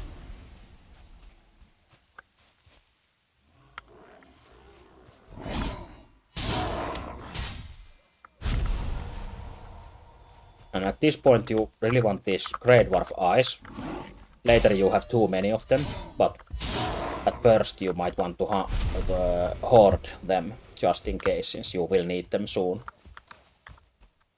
So I think, especially if you're a new player, even if it feels a bit overwhelming at some points in your inventory, like you don't have enough spots, or like now I have full inventory, or you got too much weight in your inventory, you still want to hoard as much as possible, since lots of items you get at this point are still used later even. And it sucks to go and get stuff later that you have ignored before. Also, I've been finding these carrot seeds that you can see white flowers. Also, I'm looking for enemies. And you can actually plant them, of course. And grow your own carrots and make better food with those. And we already see here the fourth biome, actually. Black Forest is the second and this is the fourth. We can take a step in it. See that it's a mountain. You get the freezing debuff since you don't have any cold protection, and you take constant damage, and I think you have no stamina regen while you're freezing. Oh no, there's some stamina regen, okay. Let's see how much is it. Oh, health regen is minus 100, stamina is only 60, which is still a lot, of course, but... Yeah, it's pretty fucked up to get freezing debuff, and there's quite nasty enemies that will one-shot you at this point if you go there. Also, the biome snowstorm still reaches this far, since didn't realize I went to the meadows already. Yeah, be careful where you explore. It can be... Though, if you're okay with dying and such as a new player, then it's of course always a good idea. Just go anywhere you want. You can find all kinds of useful shit early in the game, or just learn things.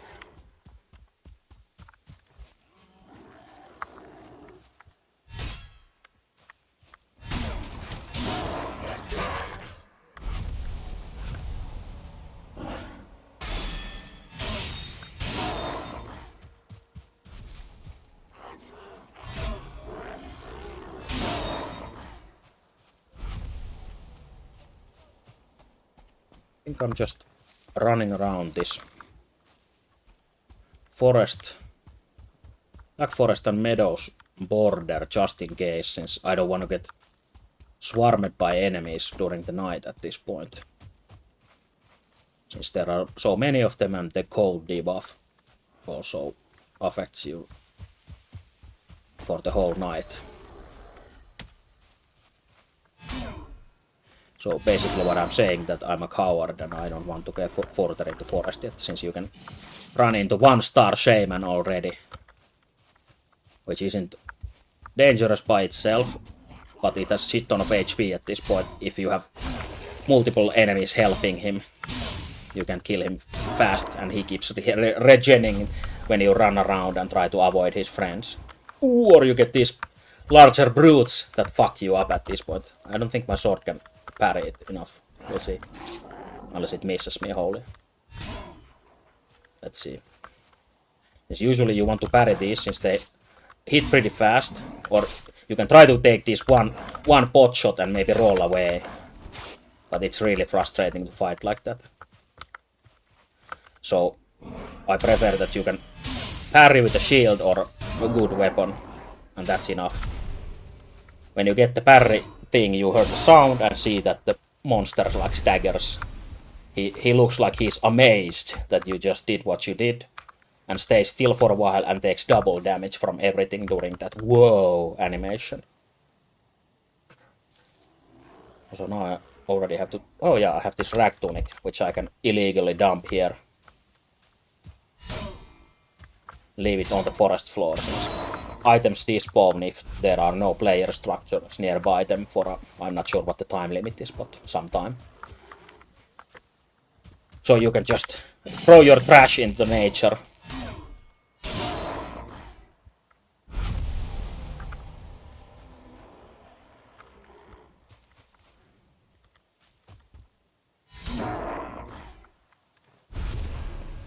But yeah, lots of shaman for some reason.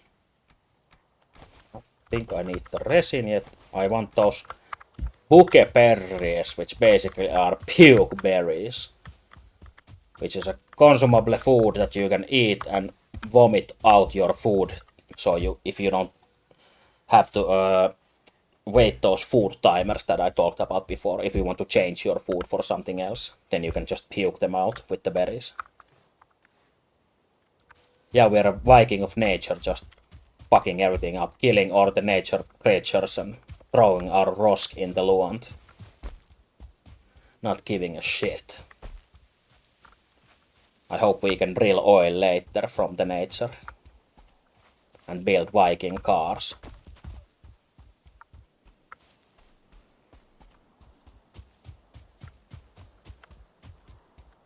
But yeah, since our inventory is so full, not full of useful stuff, mind you, but still enough that we just did a short scouting trip to the Black Forest. And what we achieved was, well, we've got the Veg Vizier that we saw where the Elder is. So basically we want to explore towards that boss. Which would be either done by running and hoping that the coast stretches all the way to the boss.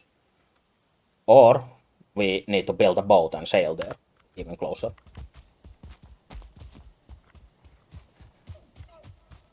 But we still want to explore our local Black Forest more, since Black Forest spawn dungeons in them, which give materials that you need. Oh, finally. Now I can go back to my wife happily. Also, I want this trophy for some items.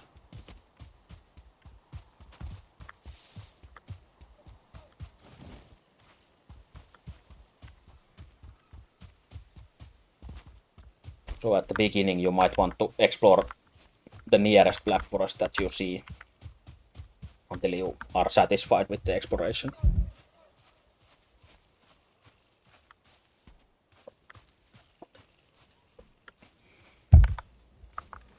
Also, there are some things that you want to get close enough in a random Black Forest depending on your map seed. So any Black Forest you see, you want to get close by until you found that thing.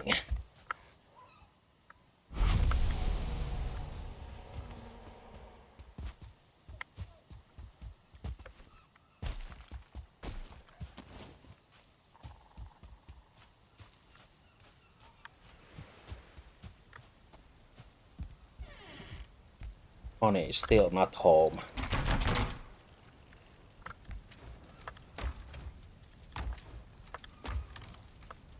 We need to separate the cooked food in a different chest. So I keep fucking up this setup. I'll do it later. Now we just stack shit in these chests until there's too much shit to stack.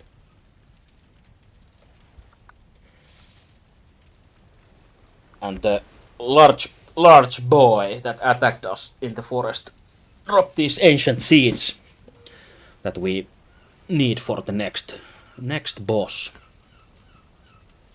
I think that's what we need 4 for, since the first one was 2, but I might be wrong again.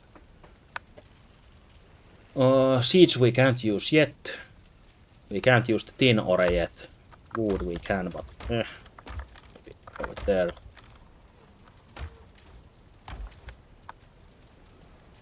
Feathers we can use. The eyes. I think we need more chests to make it more complicated.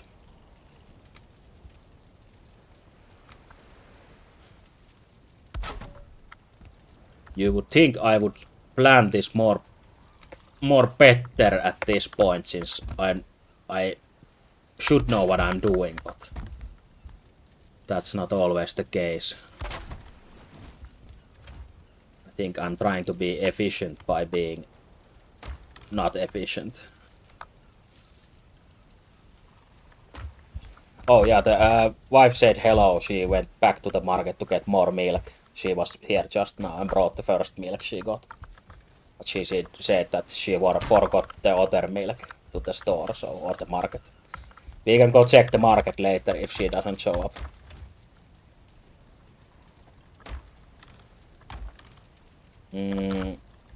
What do we know? If nothing else, you want to upgrade your shit that you actually use. Also, yeah, since I have the weaponry mod that I keep talking about, you can actually create boss weapons now, which is quite nice. Usually you don't get any of those kind of things. That you actually need to kill the bosses again to get the trophy and their materials. Make cool magic weapons. Lore accurate historical Viking weapons. But if you make the mistake after that you start the game without your mods enabled, it just destroys them from your inventory, so then you're fucked. So be careful. Yeah, there would have been cool shit with those. Maybe I go kill it later again. Or maybe not, since I like the greatsword anyway.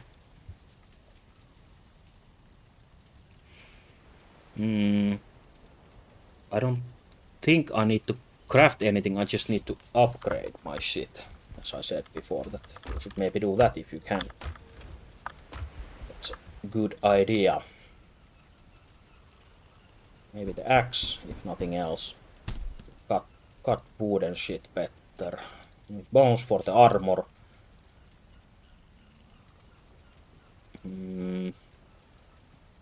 That is max. Oh yeah, you need wood for the spear. That was missing.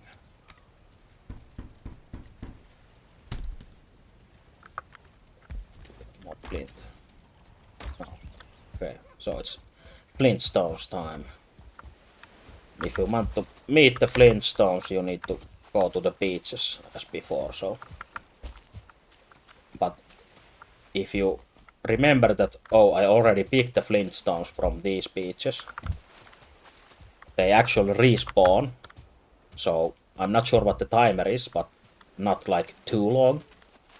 But now that I just remember that, oh, I went to that side already, I shouldn't go there and just run to the other way. And here you can already see one of the Flintstone family members.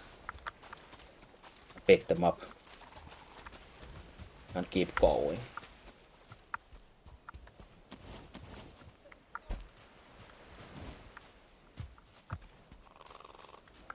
So I'll just eat the 3 meat foods. And I don't think you should be too conservative with your food eating, since you get, I think, a lot more even if you had like the 1x resources, since now I have 2x and I get double the loot. But even with the normal loot distribution, I feel that you get so much food materials in the early game, so just eat the better food and don't go skimping only with the berries or only mushrooms. Since it makes everything safer when you are more healthy.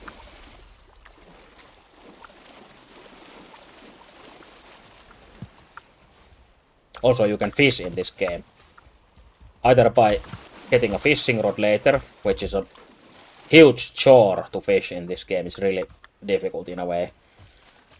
Or you can troll with a boat. I think that's the actual word, trolling. So basically dragging with your fishing rod with the line in the water. Or you can build up like a, what is called, like a small pool with walls and whatever, and shallow water, and you might sometimes get fish stuck in there during the high water, or they come over during the high water and get stuck there, and then you can actually just pick them up like these flintstones. There's like a huge fish laying on the sand, and you can run up to it and just click it. So you can basically automatically fish in that way. Not the most efficient way, but you don't have to do much about it.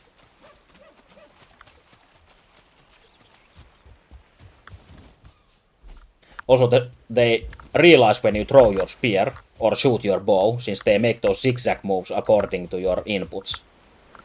So they're basically like high intelligence computer deers that are cheating bastards. They don't run away in a straight line as fast as they can. Like I haven't chased a deer in a real life with a spear, but I think they don't run like that. They probably try to get away as fast as possible. But these assholes just zig and zag and make like Dark Souls rolls to evade the spear.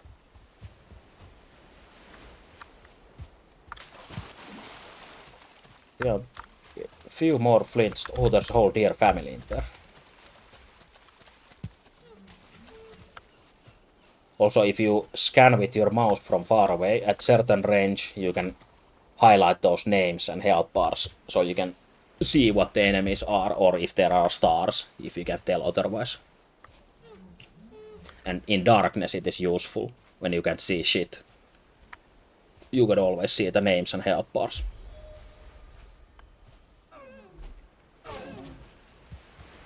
Okay, now I killed the wife. Since if I don't have a wife, no one else can have a wife. Though I have a wife, of course, but if I didn't have, it would be shitty. These deer have wives. And this one had 2 wives.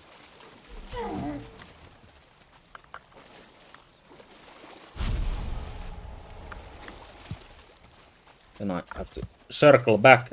I'll just spend some time picking these stones, waiting for the 3rd deer to reset, and I have the loot of the 2nd deer waiting for me as well, so there's a new deer standing there, menacingly.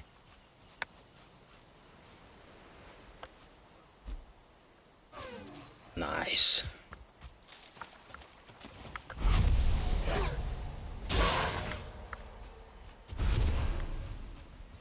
Yeah, if nothing else, I get food from those deers, even if I didn't need the leather or any other part, but you can be even more or less conservative with your food consumption.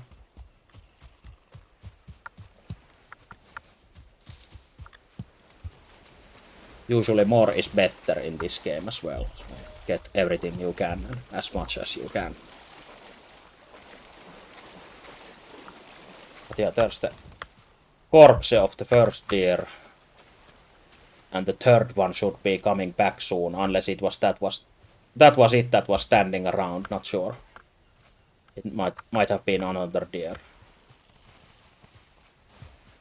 I'm not a deer scientist. Oh, there it is. So I can't tell them apart. Now it made a mistake and ran towards the water, so it can't zigzag its way to victory.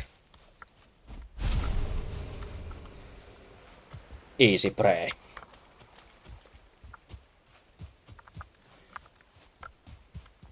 But also the world has these structures built in there randomly as well, so if you don't want to build yourself, you can always play a nomad and just fix up these abandoned houses, or there are smaller and larger ones, or even castle type things and large buildings that you can adopt to yourself. Fixer-uppers just need to spend a little money to make it livable again.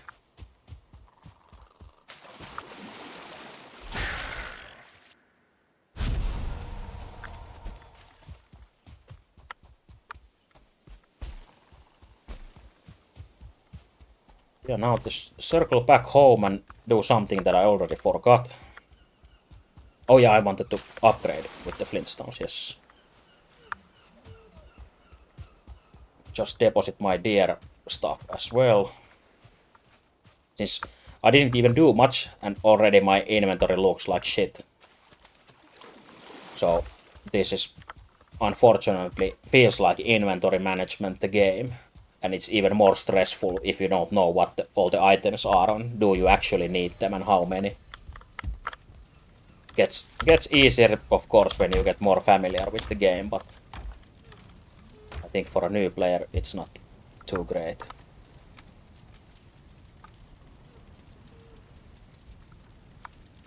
Also, I still didn't move my cooked meat and I keep making the same mistake of depositing my cooked stuff, so now that I did it twice already at least, I might as well make a separate chest. I think I want it above the fire, so it kinda reminds me that near cooking station is cooking stuff or cooked stuff. So we make a little shelf here and put a chest nicely in there. Perfect. Take those back, and we might actually want to cook some meat or a lot of meat just in case. And for now you can just cook everything like this. But for example, you get more recipes open, and like the pig meat is used a lot later as well, or boar meat. So you don't want to cook like 200 ready boar meats at this point. You want to probably stash some of them just in case, as usual. Which is again a problem. If you don't know, you don't know. So you don't ruin anything by not stashing them, since you can always get more, but you maybe understand that it's always nicer that you don't have to specifically get more, since you quote unquote wasted them already.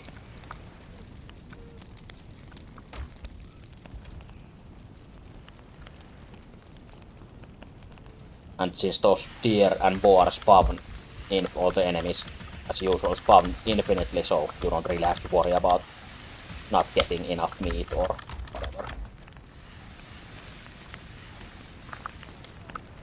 Yeah, professional cooking, you take 10 cooked meat out, you put in 10 raw meat and you're done.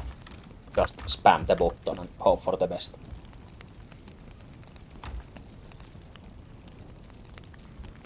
Also, my wife should be home really soon, I think. She told me she's coming from the market. So you might see her soon.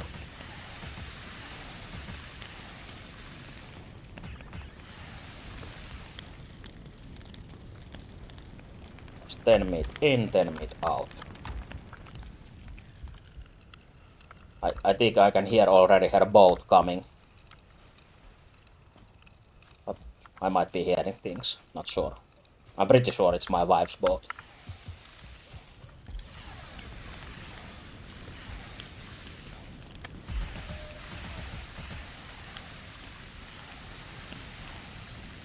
Also, they actually added a cooking skill to this game as a level upable skill.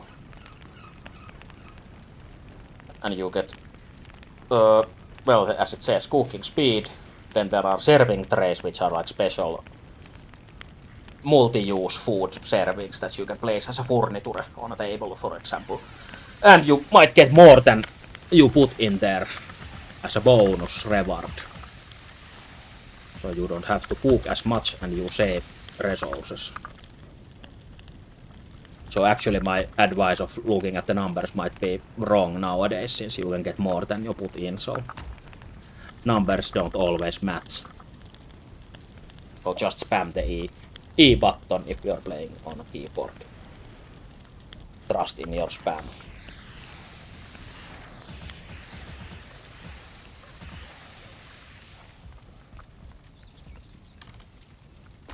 That's enough. And we take 10 of each meat.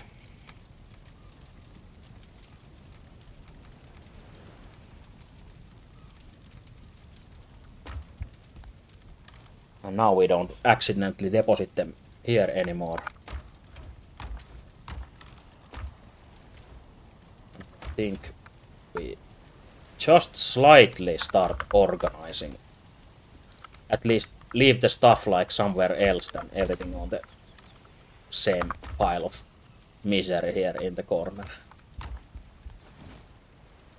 Since you can make signs, you can make signs and write on the signs if you want to organize like that. But personally, I prefer a pretty autistic system of always doing the same thing and putting stuff in the same places, so I remember by just remembering.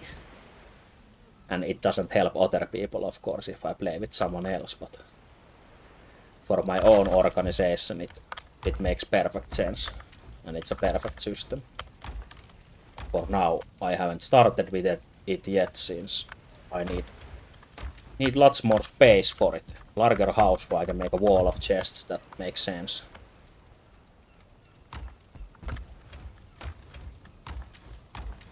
Now we just do what we do. Also, we started getting money or coins that you can actually use for a vendor that you might find later if you're lucky. And if you're unlucky, you will never find him, which sucks. And you can sell these valuable items and change them into coins that you can use to buy stuff from him.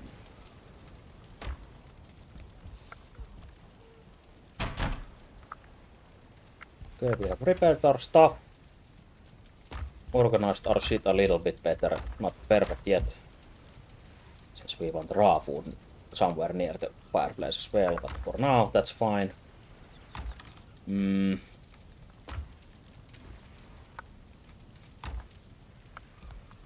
I think we are probably ready to explore more of the Black Forest. So basically, if you don't know what to do, there's a tutorial crow that keeps pestering you at every point, every new thing you do or see. But I have that turned off since I don't need it anymore, of course. But you want to keep that on if you're a new player, and basically the crow gives you stuff hints like, hey, go to Black Forest now that you have a pickaxe and find shit to pickaxe with. Or go to this dark hole here on the ground, it's a dungeon, you might find shit here, and stuff like that. So the crow will guide you if you don't know what to do or don't want to explore fully by yourself only. Or if you are scared of exploring everything. So basically, now that we got the pickaxe, our objective is to go and use it somewhere in the Black Forest to dig up ore. And we actually got one of the 2 ores that we want, which is it's tin ore from the tower barrel that we broke. It can randomly have ore in it. But of course you need to smelt it somehow with a smelter, and to get a smelter we need to explore more and find stuff to build it. So actually we can... I wish I had a clock on my Viking, so I could tell how late it is. Probably early night, since it wasn't too long ago. Anyway, I can sleep the night away and just run straight to the Black Forest. Or it could be better to run through the night, and then when you arrive at the Black Forest, it already is morning, so you get the full day in there. But what I will probably end up doing is go to the forest and build small shelters that I talked about earlier. You need the firebed and roof. And use those to have like little checkpoints in there. Since it sucks to die somewhere in nowhere, middle of nowhere, and then you have to run back there without your gear. Since the default setting that you lose all your items, as I talked in the beginning, but for now I have it so that everything that I have equipped, so if I have it like this, I get to keep this greatsword and this armor, and everything else is dropped on a gravestone in my dead spot. But at least I get to keep some items. So naked corpse running is the usual way, which I have done a lot already. So I don't want to do it anymore unless someone else I am playing with wants to do it. So, but now I play by my own rules. So also, now I see deer and boars, but I don't really need those now. And if I now kill them, I'll just bring the materials with me to the Black Forest and I'm already half full when I get there, so I guess you have to learn to control the hoarding, since I know I hoarded those already quite much, so I don't need them so much anymore. I can ignore most of them. Also, this church kind of thing, I'm checking the top of there, since there might be a beehive or pest in there. Pest of the males. And I want the beehive and kill the beehive, so it drops the queen bee, which you can use to build your own beehive at home. And then you have a beehive at home, which produces honey. Then you have honey at home, and I will make the joke when I get there. Since I think my wife stayed overnight at our friend's house near the market, where she usually stays when she isn't coming home, so I thought I heard her boat, but it wasn't it.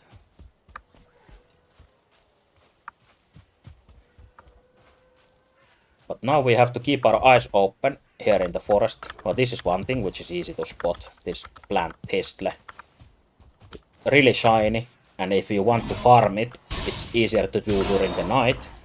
If you just run around here, you can really easily see it in the darkness, since it glows like that. But you need a lot of it later. So might as well start gathering now. One of those items that you get now and you don't get really any recipes or anything, and you just wonder why I'm even gathering these. But if you hoard them, you are again rewarded, as all hoarders are. That's why they hoard.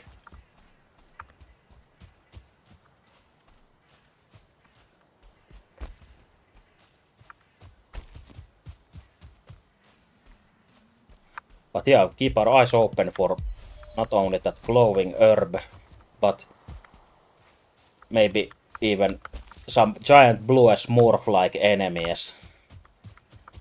And caves. This is almost a cave, but not enough cave. Caves, and if you see skeletons, that's a good sign. You want skeletons. And I will explain when we see skeletons. But if you hear bone rattling and spooky noises, then you are at the right place.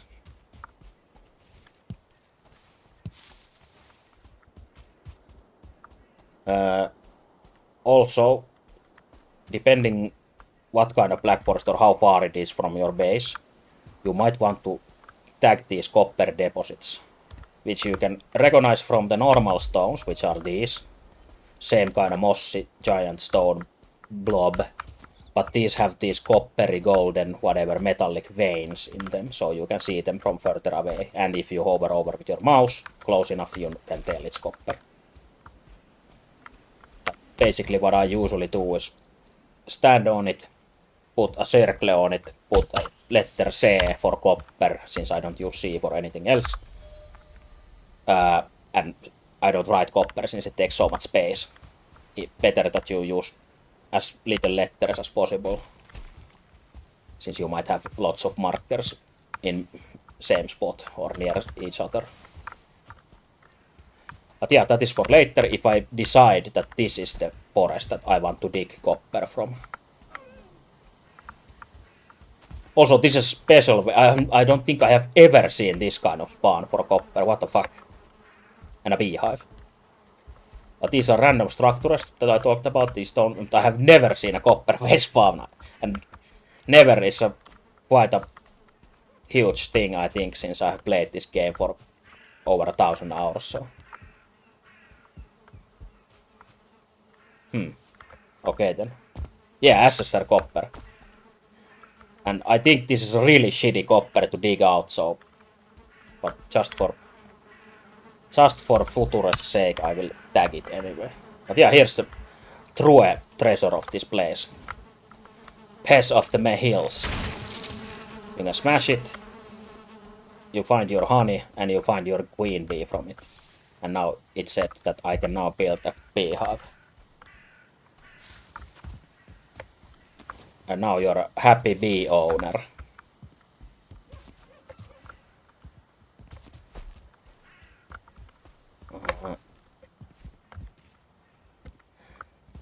I don't recognize what is an Ea Nasir deposit.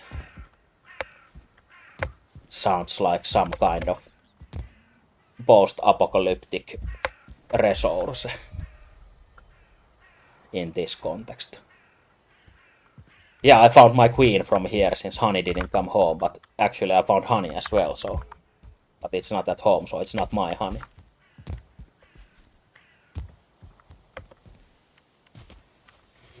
We have a complicated situationship. It's hard to explain how it works. Also, we saw some evil purple smoke. And evil purple smoke equals Grey Dwarf spawner. Which can be dangerous as fuck if you get spawned on like the Large Brutes with the clubs. But for now I will do this. Spawn. I can't remember what I usually use. But yeah, it keeps spawning these assholes. And what you want to do usually, or whatever usually, but if you want the ancient seeds that I talked about before that you get from the large guys, this is where you can farm them. Just kill everyone who comes out and sometimes you get the large ones.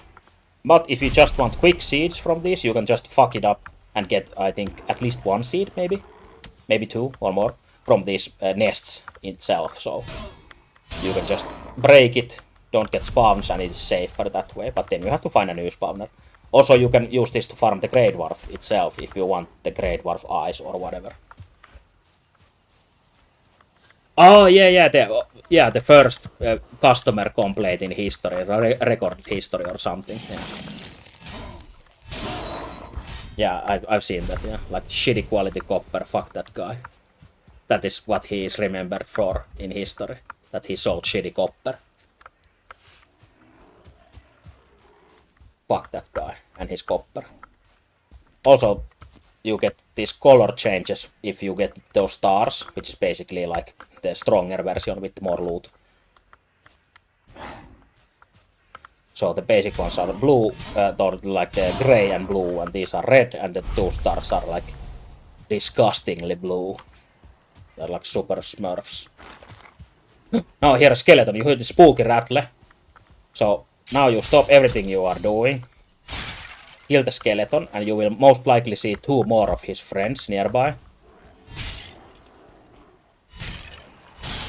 And stay calm and find the skeletons.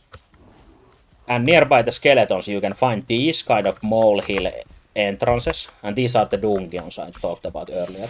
And the skeletons hate those dwarves, luckily, since there's a spawner nearby. But these dungeons I mark burial chambers, BC.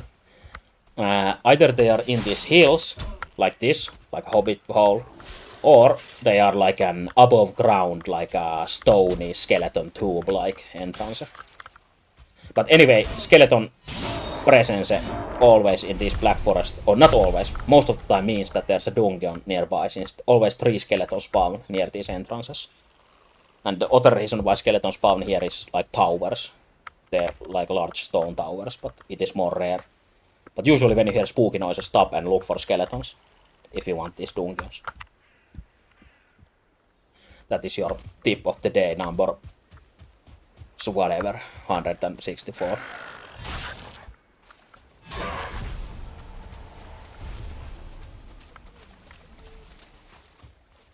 But yeah, we want to find, depending on your luck, since it is all, of course, RNG, random number generated, how many of the items you get from those tombs. Also, I'm drinking, running with one hand. Yes, I noticed my mouth is getting really dry for some reason. It could be something about talking so much more than usual. Not sure, but I suspect that as the reason. But anyway, you want these burial chambers, probably with at least in 1x loot, probably like a handful of them, under 10.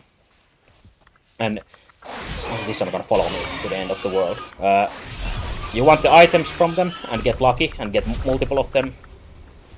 And you don't need like shit tons of the items, but you need some to actually progress. But the more you get them, the faster it gets to progress in a way, since you can create more stuff that you need. More stuff that you need those for. And faster process of smelting ore, for example. That's one thing you need them for. So, faster is faster. More is faster, more is more. Also, my inventory is full of shit again. So, now I will make a short pit stop here before entering that burial chambers. Also, there's a tower as well there, so I might want to go check that out, since that is a ready-made shelter for me. Also, it's a Grey Dwarf infested tower, these ones. And the Skelebones infest the more open towers. These closed ones, I think, are always these Grey Dwarfs. Also, I'm really confident with my Greatsword multi-attack swing that I bragged about earlier that it does. So that's why I'm going all YOLO on these instead of fighting with honor and skill. Your mileage may vary if you try to combat everything like that. Also, there's still one living here in Muumitalo. But yeah, always you get this chest under the stairs, and I think there's always this stool that you can actually sit on, which you get the fine wood from, and this loot barrel that you can break. But yeah, they made a nice tower for us, so we can probably renovate this. Oh yeah, we need a crafting bench to actually renovate stuff, unless you get stuck here and can never leave. So, get some wood, plop down a table. We don't want multi-level tower. Also, you can't repair the stone yet, since you need an actual stone workbench or stone cutter for it, which you get later. But we can do this kind of maybe here. Got a shitty floor. Little overgrown, but that is fine for us. Then you build a bed. Maybe you get the floor away from that corner.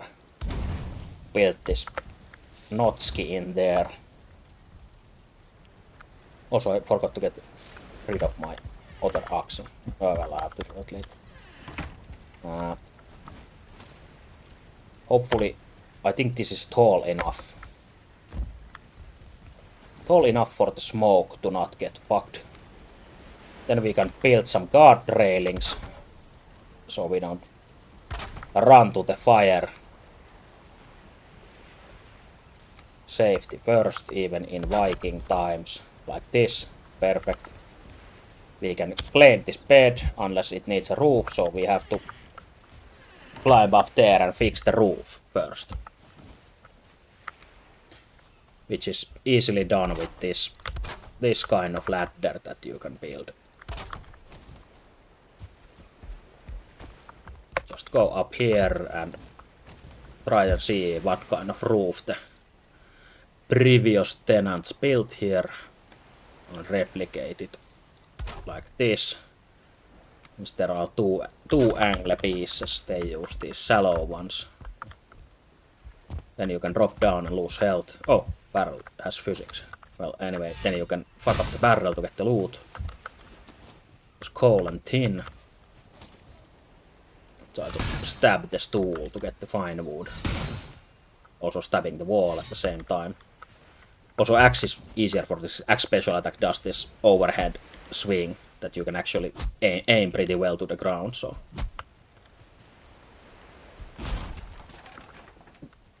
There we go. And now our luxury home here needs our holiday home. Some kind of chest that we can dump useless shit or useful shit in.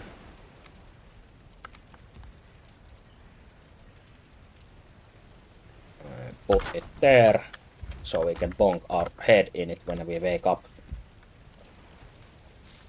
And basically what I end up doing with these kind of bunkers that we have, like this safety bunker here, I stash loot in here in random chests, and then I just end up abandoning most of it, probably, depending on the situation, where I am, how far I am.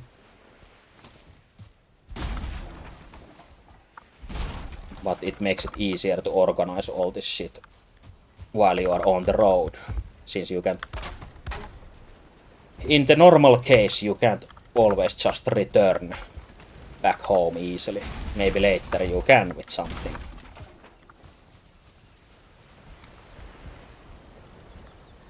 But for now we do it old school style. And hoard stuff until the end of time.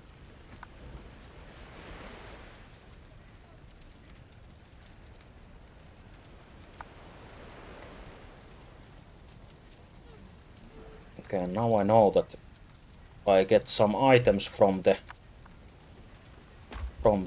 graves or the burial chambers that I can stack with my current items, so I probably won't need to stash everything, but better be safe than sorry, so let's make one more chest.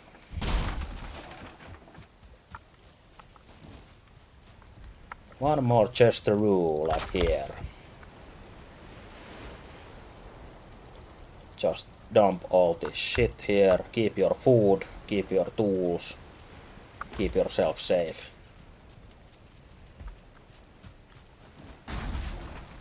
Also, you probably want this inside, since enemies will attack your structures.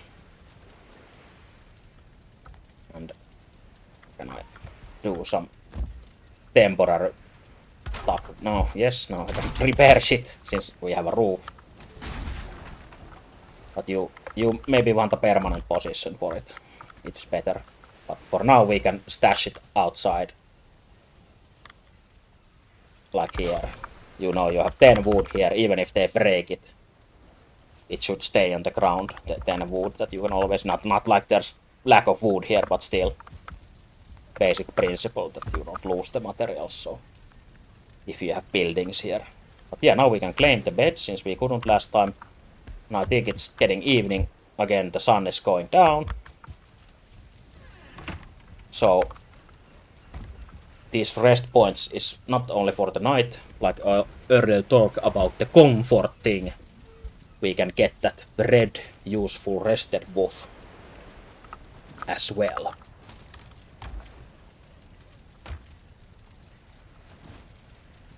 Actually, do we have any fine wood? Oh, we need more wood. So that's not okay. I was thinking about crafting a fine wood chair that would make comfort +1, but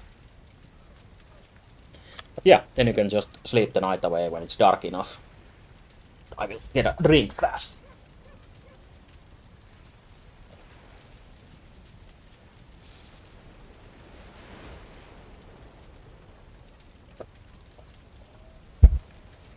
Fast as fuck. But yeah, now the night is away. New day. New Viking.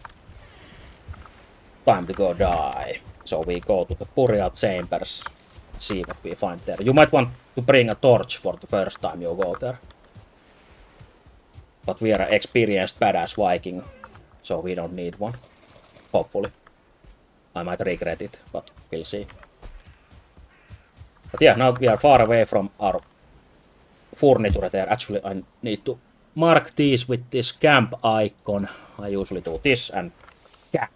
Then I know I have built a shelter in there where I can sleep. If I'm exploring the area and I need to sleep somewhere, I can see it. Oh, I already built a camp there, so don't always have to build a new one. Has been useful before. But yeah, now I dump my axe. Goodbye, that was the first stone axe I made. And enter the spooky chambers. They got 2 large swords here. And basically these spooky chambers are as well randomly generated. There can be 3 ways this goes, and it can branch like long way and up and down, and it can be really confusing. So today we learn about navigating in dungeons osmosis way, the right way. So first, I always go left. I think this is the basic principle of getting out of mazes as well. Just go one direction. I'm not sure if it matters which direction, but I always go left. No matter where I go, I'll always go left first. And keep going left and left and left until you're outside again. Since you go to this, and the last left you take is the next one. Then you go this. The last left when you go outside from that one is here, and so on. But we'll see it in practice if you don't believe my genius ways. So you get to a branch, you go left. You go to a branch, you go left. There is no left, you go not left. Always left if you can. Simple as that. Right and left, surprisingly we go left. Oof. And there's a 2-star skeleton which is quite juicy at this level, so you have to be careful with it. Even if you can kill it, especially if you didn't craft armor, it can fuck you up. Or not, it's not as bad as I thought, but 2 stars is still dangerous. Since they can be really juicy depending on the monster type. But skeletons are luckily pretty weak, so I panicked for no reason. Just wanted to make it more exciting. But anyway, you go to this dead end, and this is the thing you come here for. This, when I talked about the items that you want from this. The Surtling cores. Also, I noticed there's a new prompt. Pick up area. I've never seen that before. Why is it only for that? Oh, okay. Well, whatever. Anyway, this is the crafting material you want from here. And depending on your luck, you might get very few or a lot from one of these burial chambers. I think the average with normal loot amount is somewhere in the realm of what would I think, maybe 6 or so. That would be nice enough from one. But you can get like 15 or whatever. I'm not sure what the highest is that I have gotten in normal loot setting, but you can get a lot. And you want 5 of these for one of the working stations. But yeah, we came from the dead end and keep going left. And left. Again dead end and keep going left and so on. And now you know. But I feel like this is the fastest way to explore these without getting lost. And it works in any dungeon, of course, since they are like this, like branching paths.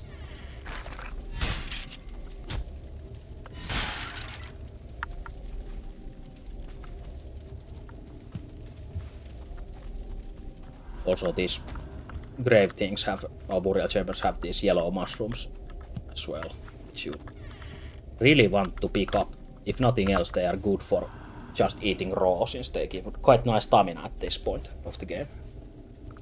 I think they're almost equal. Yeah, they're equal to the cooked meat, but just on stamina side. So without cooking, they are already strong, and even stronger than the nacky tail.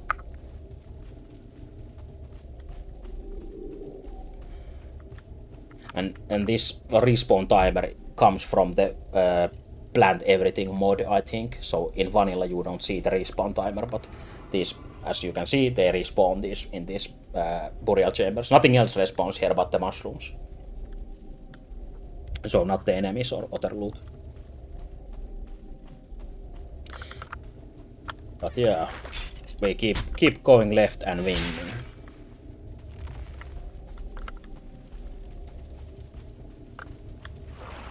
We actually see spooky smoke, and spooky smoke usually means there's a spawner. And this is evil bone pile, which spawns these evil skeletons, so fuck it up. Also, if you care about damage types, and you don't have a good weapon, the starting club is really good in here as well, since it does blunt damage against these skeletons and those piles, and they are weak to it, so it does, I think, 50% more. But I have this upgraded level 3 flint weapon, so no matter what weapon type it is good enough.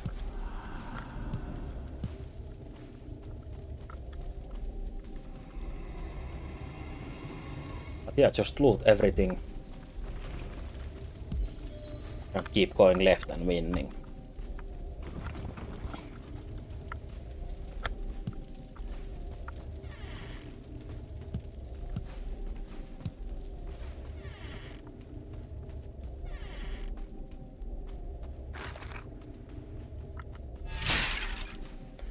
And this great sword special attack is really nice in here on the narrow corridors that you can use it as a spare basically. And it does, I think, double the damage of the normal hit, so if I'm not mistaken. Missed one mushroom there. Oh, and this was a pretty short one, even if it has 3 branches, but sometimes if you get the spawning like multiple layers of floors, then it gets quite complicated, and even the always left tactic might confuse you where you are going. But yeah, if we had no double loot, we would have gotten 5 surtling cores, and that's what I think I promised. I think I promised 6 was the average, but something like that usually. With 5 you can be pretty happy from one of these places. And then when you're out, and if you use these icons, you can left click it, and it puts a cross, or oh, whoops. You can take it off or put it on. So now I know I have cleared this PC before.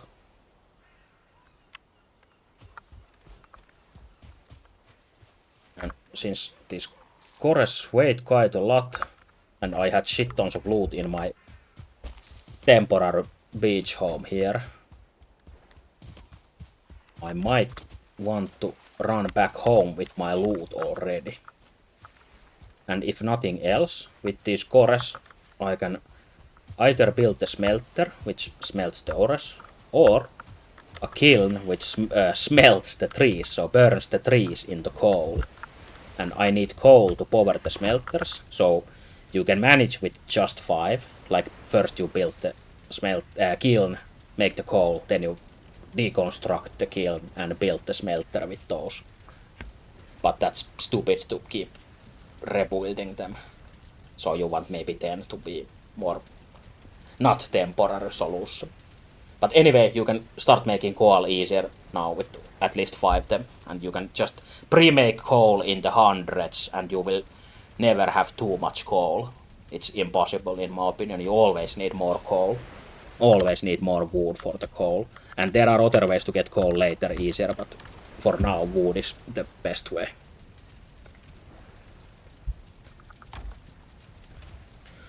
So now I have to carefully pick what I want to bring home. Probably not coal, even if I just said that you always need it, but in this case I can always make it more at home, but I can't make more queen bees at home. Or more leather, or more tistle. Fine wood is fine, but we'll see if we dump it here instead. We want these blueberries that we picked up. We want the bones for the upgrades and something else. We want the mushrooms. Pig meat is probably fine here. That's money. Was there something else useful? We can leave these basic ass materials here. Honey we will get from the nests soon. Our own honey, and when our honey returns home, we will get our honey from that. Skeleton trophies we need for some items. Fine wood is scarce at the beginning, so I might want to take even the few ones that I find, since if I don't get lucky with the certain monster spawning near meadows range. Or you can find a boat wreckage on the beaches that if you break the boat you get lots of fine wood from it. That's a early way to get fine wood as well.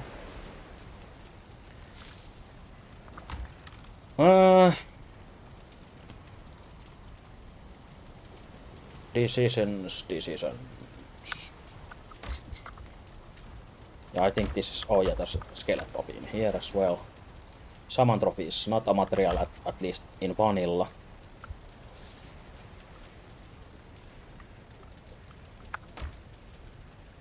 Yeah, this is probably fine, so... As long as I get the cores, nothing really else matters in this part, so... Just min-maxing for no reason, pretty much. Or there's a reason, but probably not a good enough reason to stay there forever. But yeah, now that you're running long distances and you know you're probably not going to stop since your pack is full, you might want to use the Eightur power. It has a 20-minute cooldown and 5-minute duration, and you get the lesser stamina usage while running and jumping, so it's good for traversal that you know that you aren't going to stop, most likely. Though I just realized that I should use a mining pick that I don't have with me, since I quick deposited it, and get tin while I am here and running to home. Since I still have weight limit left and only 3 tin there, so that would have been nice. But sometimes you fuck up and forget things, so not this time. You can't always win at video games. Hey, did I go in this church? Yes.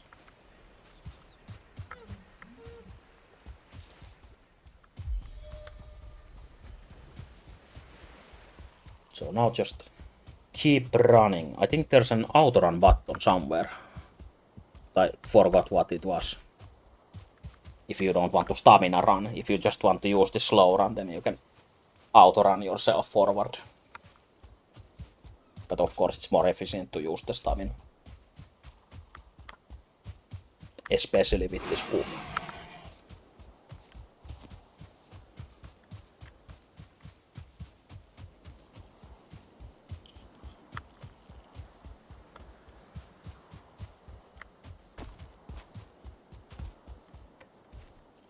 Also try not to get wet for no reason, since that decreases your stamina regen as well.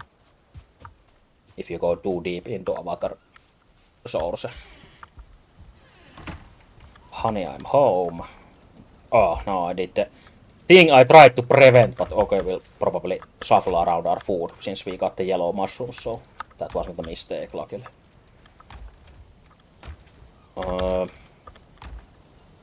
Now just find some places to put your stuff in. There's our valuable chest for now. Here's my pickaxe that I want.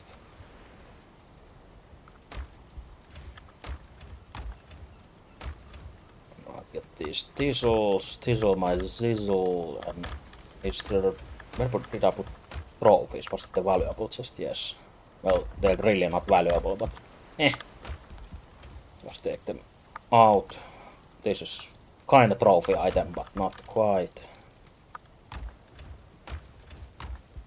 These cores are valuable. Then we have 2 bees. And usually you get only 1 queen bee, of course, but I have the double loot on, so... There was a lesbian queen couple in the beehive, ruling together. So now we plant our bees somewhere near our house. And they use the same... Oh, I forgot to take more wood. They use the same thing as the workbenches when I talked about the rays that you can see. Like it checks around it that it doesn't have shit in the way. But they don't... I don't think they care about the beehives next to them or where the ray goes. But anyway, you can't have a roof over beehives. And you can check if you press E, the bees are happy. That's what you want to see. The bees are happy. Then they work and produce honey. If the bees are not happy, then you are doing something wrong and you have to make changes to get honey. And of course bees sleep during the night. Then they don't produce anything. And the asshole grey dwarves attack these bee nests, but the bees fight back, so they usually kill the grey dwarves. But you have to remember to repair the nests in between. But as long as they're happy.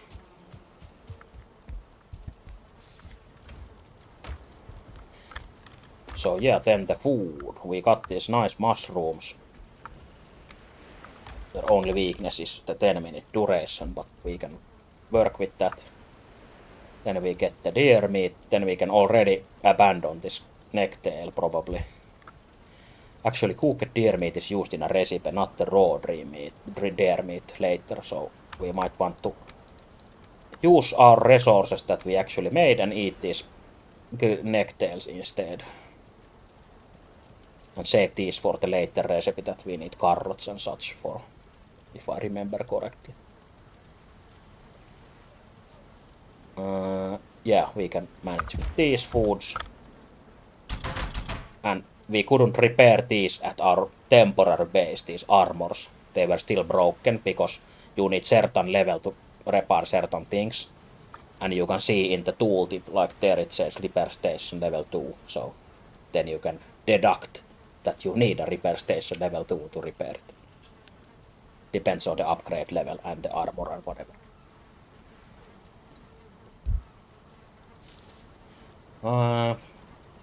What next? I think I want to... I will not use a shield, but I usually also use the same layout for my toolbar every time. So I'm kind of missing a shield from there, which I will use later, but I don't really make this first shield. Since only time I use shield is for parrying, I don't usually use it to block like the hits, since parrying is more effective than blocking. It blocks more damage when you manage to parry and the enemy staggers. And this wood shield is not good enough at the beginning that I would need it, or there are not dangerous enough enemies that it is useful against. Unless you spend the leather scraps to upgrade it, then I guess you can use it, but I usually don't do that. Already forgot how many of what I needed for it, but hopefully it was at least this many. Yeah. And for some items, you can see the style button here, like for the club bolts or torch, you can't see it.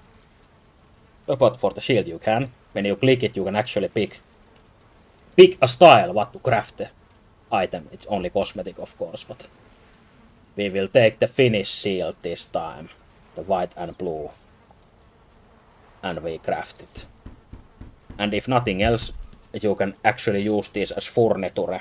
Like if you make item stands, put them into your wall, then you can have like nice shields in your walls and whatever. So it matters a lot, of course. And now you're a true Viking since you have your shield with you.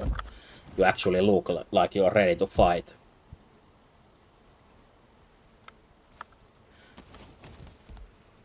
But yeah, now I have the slot filled, so I'm happy. Even if I lose one item slot, but that's how I am.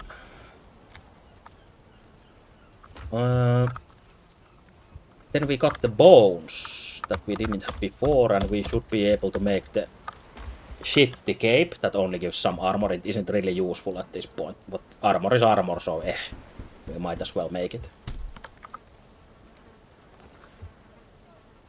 Since the actual armor set has a cape, that the next armor set that we are probably going to make has its own cape that you need for the set bonus, so this is useless for that. And then with the bones, if we want to use the club against skeletons and some enemies that are weak to blunt, then you might want to upgrade it with the bones, but I don't think I will be using it, so I might as well upgrade this armor, so it helps a little. And usually I just skip this whole leather armor, but this is now a special playthrough, and we might even upgrade this so we get one more armor from the cloak as well, since we have plenty of materials. Also, when you upgrade stuff, don't make the mistake of running around without it equipped again, since it always unequips the item from you when you upgrade something. So you might not notice that you don't have pants on. And it takes time to equip stuff.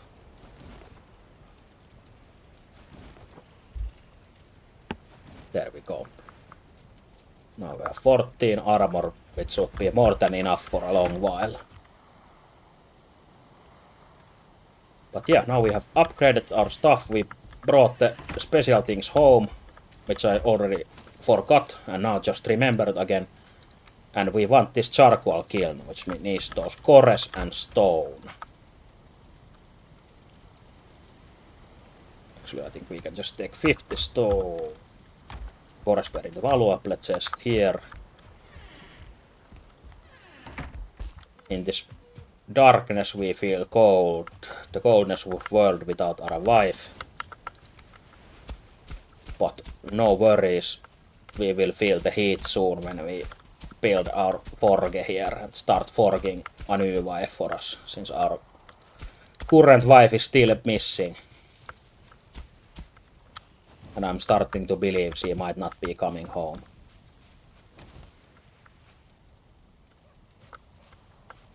Yeah, you want this kiln here and at least one smelter. More smelters is faster, of course. And then you want something to burn. Where's our door?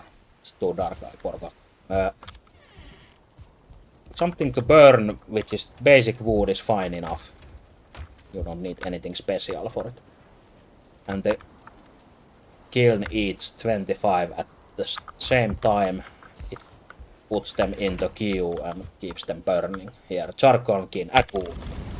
It's faster to spam E, or you can hold it if you don't want to spam it. It does it a little slower. And then it happily burns them away and spits out coal here on the ground. And when you have coal, you can enter this side, 20 or 20 coal. And this side, 10 something that you want to melt, which first is going probably be tin ore or copper ore. Later even some other ores. Then I think, while it's dark, I don't have to go far from home. I can probably start cutting some bigger trees from here. Don't stay under the falling trees, they hurt a lot. And that's one of the reasons why I recommend eating the health food at base, at least something. Since when you have 25 HP, you probably die every time when a tree hits you in the face. It depends on the speed of the falling tree and the crazy physics that control it, how much damage it does.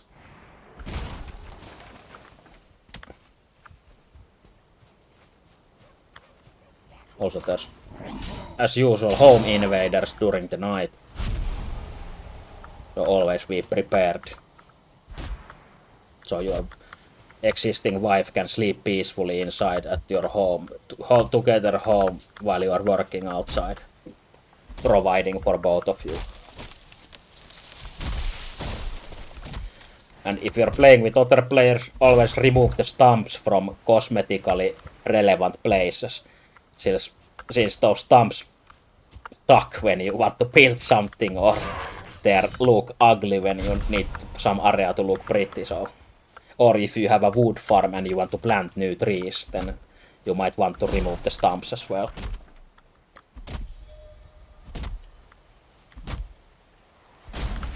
And originally the Axes didn't have this overhead chop special attack, but when they added this, it is even easier to remove the stump, so you have no more excuses.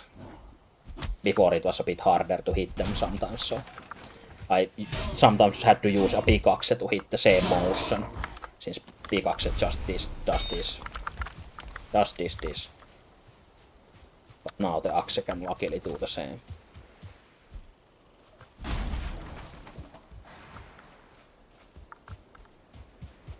Also, if you fell down too many trees and feel regret, then you can always plant more later. Don't worry about it.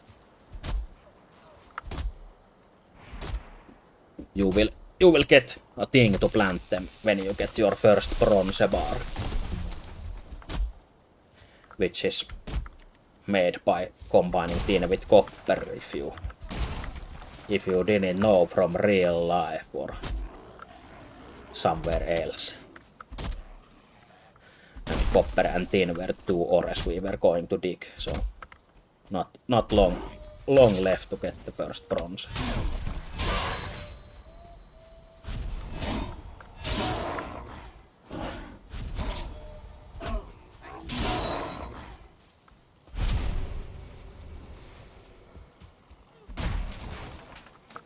Yeah, we want to gather some extra wood for the kiln. And as I said earlier, you always need more wood, so you can never have too many of it, or too much of it. Sickening how much you need it. Then you can try and be fancy and make platform for a chest. And try to make it look like it actually belongs here, like this. Catchy shit.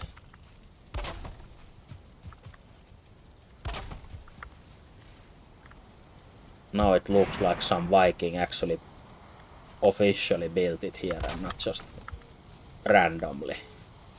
Look at that shit. Then you build a chest on top of that platform where you stash your first coals. If you can. Zoom a bit and put it here. And as we say in Finland, ai että. Now you can put it where it comes from, so always suck up the coal, then just deposit it upstairs. And you are winning. That was the first housing cosmetic, I don't know, maybe not first, but one of the few housing cosmetic pro tips. Make nice shit that you are proud of and can smile about by yourself even if no one else appreciates it. And also, if you want to be fancy with the trees, if you get too many or whatever, you can create these furniture versions of wood stacks if you don't want to stash them in the chests. So basically it's just a pile of wood here that looks nice, and when you break it you get the 50 wood back.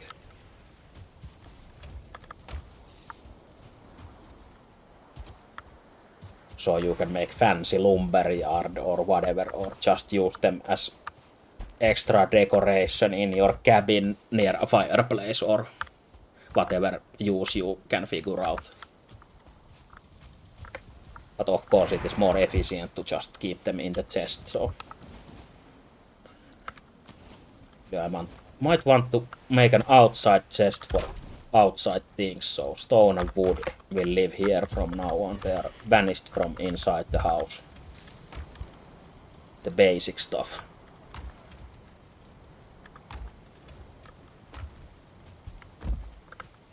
So we will hide it under the stairs and hopefully no one breaks the chest. But then I just have to pick them all up and put them back, so no big deal. We have the mushrooms, we have a visitor outside, we heard some noises. Oops.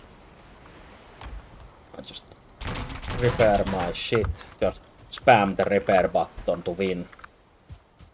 Bees are happy again, they were sleeping. Don't hit the beehive when you defend your home. You can always repair them, so even if the nest is destroyed, the queen lives on, so no worries. Also, if you sleep during the night, it skips time forward, of course, but also it affects these working stations that take time to process something, so you also get the benefit of faster processing in real time if you skip the night, so that's one thing to keep in mind. Like if you want to sleep, you might to fill all those stations with wood and whatever you want to do with them, and then go to sleep.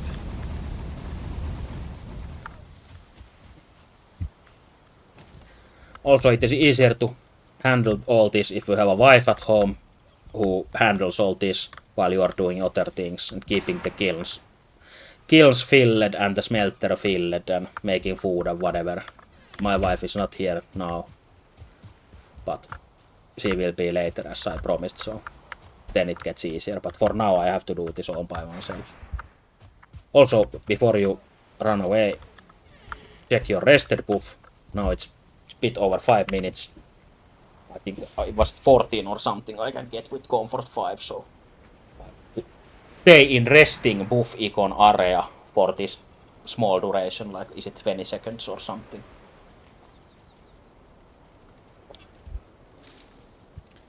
$20 or something, and then you see it went up to 15 minutes, which is quite a lot.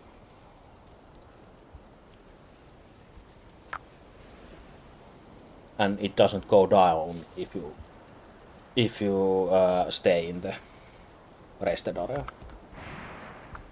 But it might go down since the comfort level is quite finicky, since you can have one spot in your setup that gives the full comfort, and if you move 2 meters to the side, you might go out of range some random thing that gives you comfort, and you lose that 1 point of comfort. So figure out what the sweet spot is and always stand there for the duration and then just get going. But yeah, now we either find more burial caves or other interesting spots in the forest, or we prepare to dig copper, which is really exciting. And it really isn't, even if I just said it is, so it can be exciting if you... Well, it used to be exciting. At least the first few copper trips that I ever did in multiplayer Valheim was really fun. It felt like true Viking work and teamwork. But now I have to do it alone. Usually do it with my wife nowadays, but she's somewhere again. Also, if you see a skeleton in meadows, like this single skeleton boy, they spawn from these stone formations that I looted the bones before from under these. But I think during the night they use these as spawn points. And this guy just stayed alive after the night, I guess. We were wandering the random skeleton. Since they normally only live in the Black Forest.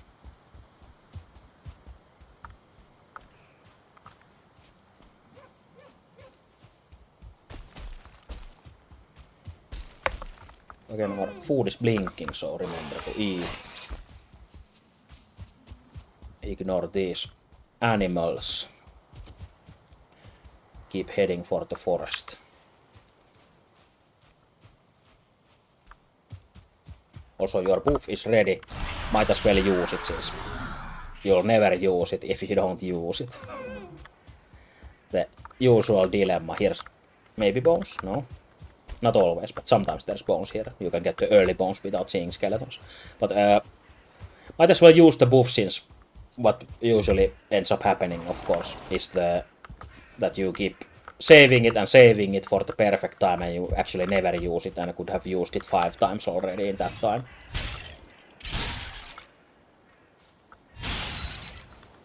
But yeah, this is one of the open towers or stone buildings that I talked about, that this is usually infested by skeletons if you see this layout. And they sometimes have a chest somewhere or a proper upstairs. And the archer skeleton was it outside? Since there's 3 skeletons, I think, always in these, unless someone else killed them, since the enemies are... There's actually a tomb there. The enemies are split in factions, and the skeletons belong into swamp faction, basically, so they are on a hostile territory here with everyone else. But yeah, there was now special 3 skeleton surprise, since I think we are still basically in meadows. If you check in the minimap, it says meadows, but Black Forest is like right here, and it spawned this on the meadows side, this tomb, but they normally don't spawn like anywhere in meadows, so this is a special case in the border zone. But I don't think you can find these inside the actual meadows without Black Forest. But yeah, always check for skeletons.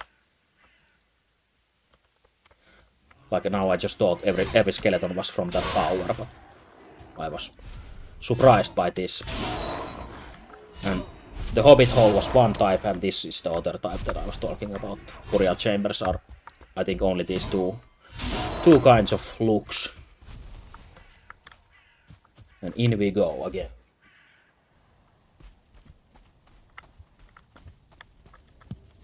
Also, don't be afraid to run away if you need to, since this can get quite fucked up sometimes if you get a evil skeleton spawn, like multiple star skeletons and a ghost and whatever bullshit at the same time, so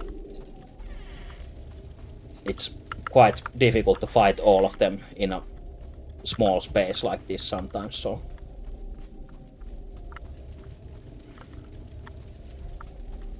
a true Viking lives to fight another day like a pussy.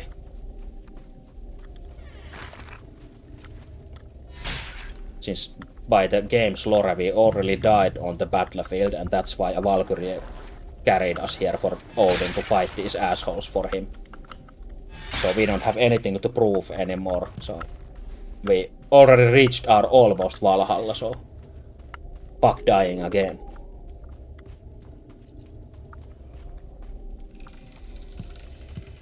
Tulisi ite laittaa.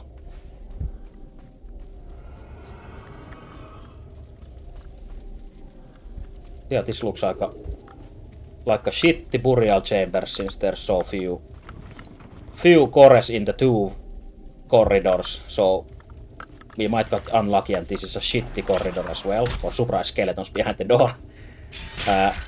But you never know. You might get like 15 on this side only. You are at the mercy of the random number generator gods. And there's a ghost, which gives that strange slip-slap sound. And it's really hard to see the attack animation, so if you want to parry them, you have to pretty much just count in your head when it attacks.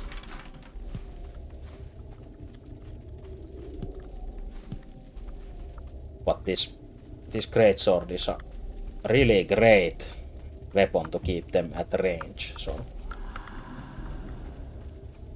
I think the earliest longer weapon you get is Atgeir, which you get at bronze level, so this early game you don't really have much choices apart from the throwable spear and bow as your like more ranged options, and neither of those do much damage to these since they are both piercing damage, I think. But as I said, the basic stone club is, even without upgrades, it does fine in here. And if you get more weapon skill, by the way, you get more damage.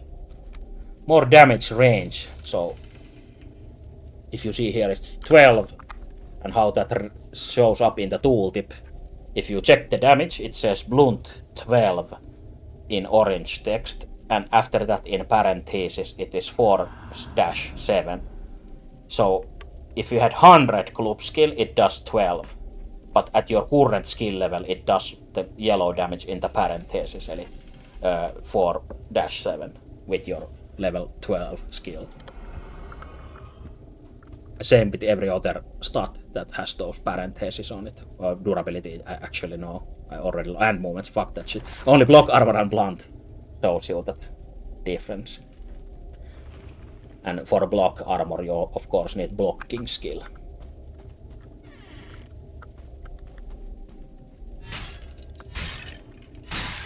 Get another evil bone pile.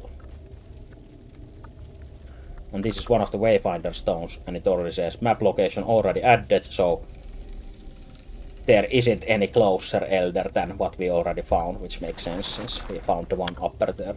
But these can be in the overworld, in the forest near the towers or the buildings, or in these tombs, so you will probably find one without even looking for one. But for some bosses, by my experience, you find the boss first by accident before finding these things that actually show you where it is, so it might be different for everyone. Oh, now I actually got a more complex spawn, which is nice. We still go left. Also, I noticed I haven't eaten a mushroom. We don't want to stay here at the door fighting forever since there's an evil bone pile here which spawns these assholes. So just be brave, get in, and hopefully you don't get a 2-star archer which shoots you in the face and kills you. So I try to parry it to get more damage on it. I try to finish it off, but not enough. And next arrow would probably almost kill me, but I'm fine. But yeah, even just the 2-star archer is deadly on its own. If you don't roll the arrows or block the arrows or whatever, so don't underestimate the spooky skeletons.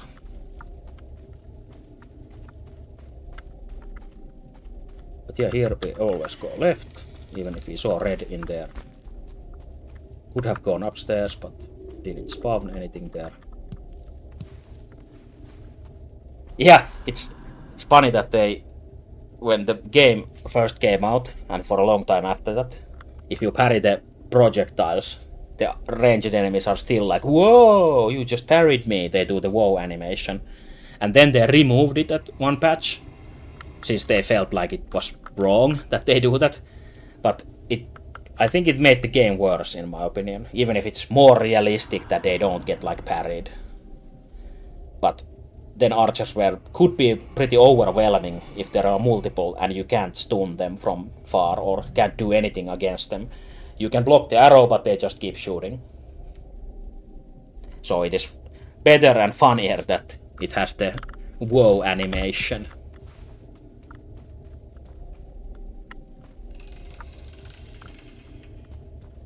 And yeah, of course, during the whoa animation you can also kill them faster, so even if you are with an archer on a melee range, with the change it meant that you can still kill them with the parry damage faster, since they didn't take any extra damage, so it was bullshit as well.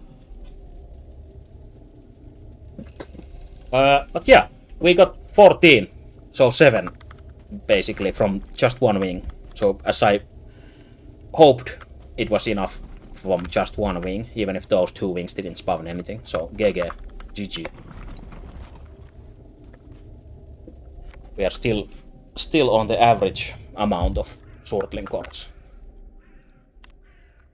And with the double loot, it's more than enough.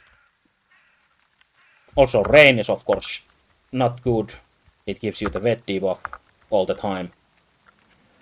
But also, it nerfs some enemies, specific enemies, and such, so it might be an advantage for you. But most of the time it's just negative.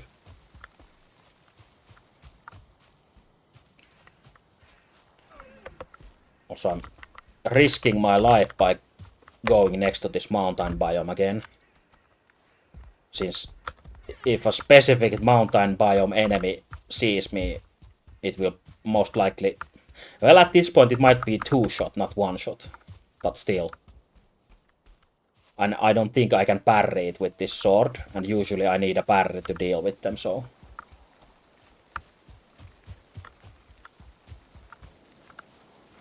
It might get haha funny when I see one and I die to it after saying all this. But I really want to scout like nearby and see if I see anything interesting in there without actually going in there. If you are brave and know what you are doing, you can go and explore the mountain at this point. Since the first ever mountain I went into back in the day was by the power of campfires.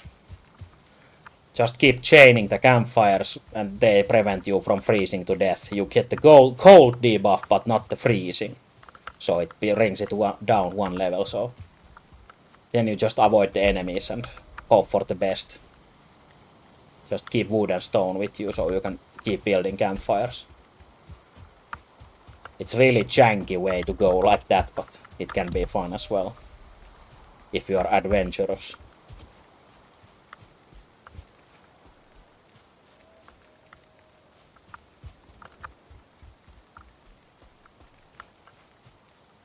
If you see something that looks like a wolf, we are most likely in trouble.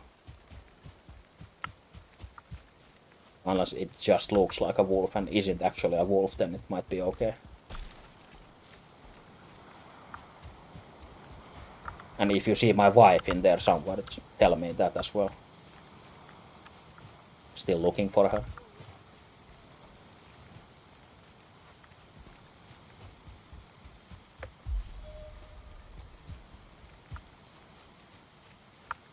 Also, I'm keeping my sword out since I was scared and forgot about it. I was ready to fuck up the enemies, but I think I would just get fucked up without the sword even. Also, this is the worst message in the game. You don't feel rested anymore, then you're really vulnerable. Since basic stamina regen is ass, and if you have a wet debuff or cold debuff, it can be really bad. Like now when you're checking your inventory, you might get something coming up your ass and then you have no stamina to run away or fight properly or... So now when you lose the rested buff, if you are an intelligent safe Viking, you stop what you are doing, try to find a good spot for a camp and make a camp. And if nothing else, well now it's raining so it's not working like that, but if it wasn't raining, you can just plop down a campfire, press the X button, sit next to the campfire. If there are no enemies nearby, you can sit there for a while, like in my house, and get the comfort 1 level rested, which is 8 minutes, and then you can carry on. So in emergencies, the campfire is good enough. But I think now we are going to do a gamer move and camp under that stone thing. Also, pickaxe skill is of course a thing, so getting ore at these early is really slow. I keep hearing noises and paranoid about the wolves. Really shitty getting anything at this point since you have no skills and you have shit tools, but that's the usual survival game way. So don't worry about it. It gets better. Just keep torturing yourself and it's better.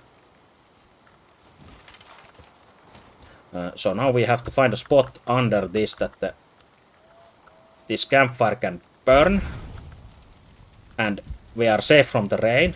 And when we have fire buff in our bars, which is near active fire, our wet debuff goes fast. Goes down really fast. So if you need to dry up. But also I'm killing myself with the smoke, which I have a smoked debuff. But no worries, I'm still relaxing. So if I have enough health, I can relax while inhaling all the smoke and get the rested buff anyway. Like this. So I wouldn't worry about it.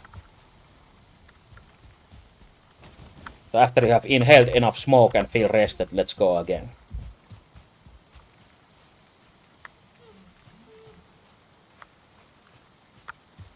Back into the rain and back into the foot of the mountain. And I think you can actually see the top of the mountain from here, since this is usually the beginning spawn, like the area you spawn in. Basically this area. The few mountains you find first are, I think they're always like smaller ones. That don't have the proper, all of the proper things that quote-unquote true mountains have. So they're baby's first mountains that you can look for, but they don't usually have much worthwhile stuff to find in. So you have to go a bit further from the middle point. Yeah, middle point is this where you spawn the special stones at the start of the game. Basically, lots of things are calculated from the distance from that middle point and the radius after that. So you only get certain things after a certain distance.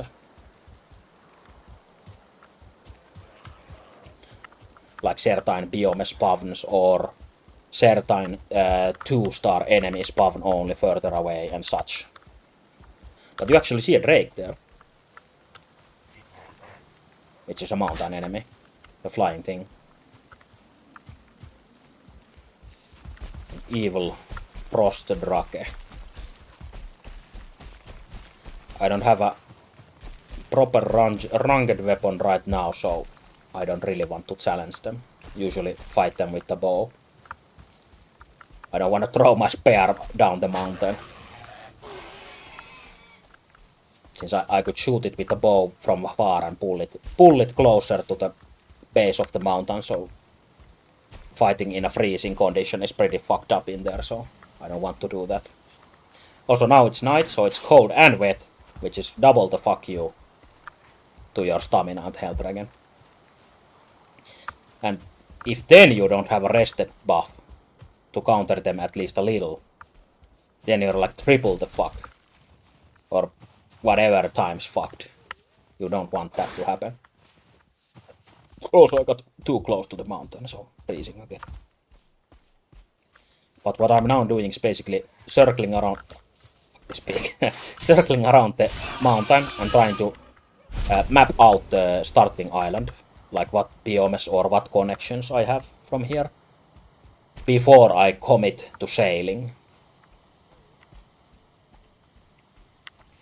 So basically it looks like, well, it looks like that this just goes around the mountain and there's nothing else, but it might go far north from this point.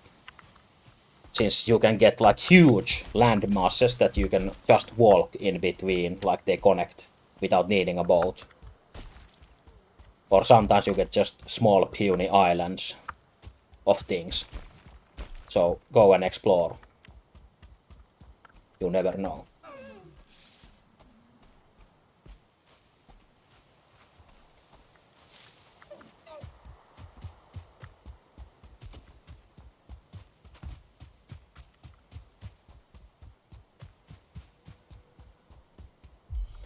Also a church, kirk.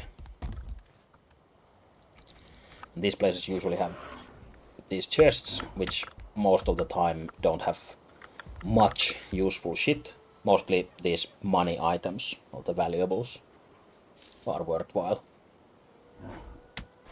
Also, I usually do this: if I find a chest, I throw them on the floor and empty it. If I ever run to it again, I don't have to wonder if it still has loot, since it doesn't say empty if I leave something in there, so I know I looted it. Not something you have to do, but still.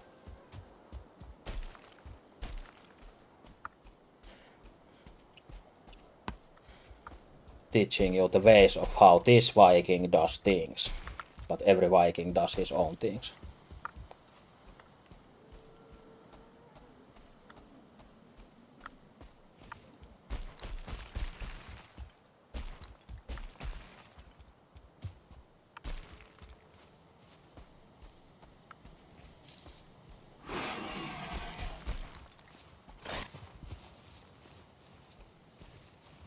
This is actually quite a huge mountain for a starting isle.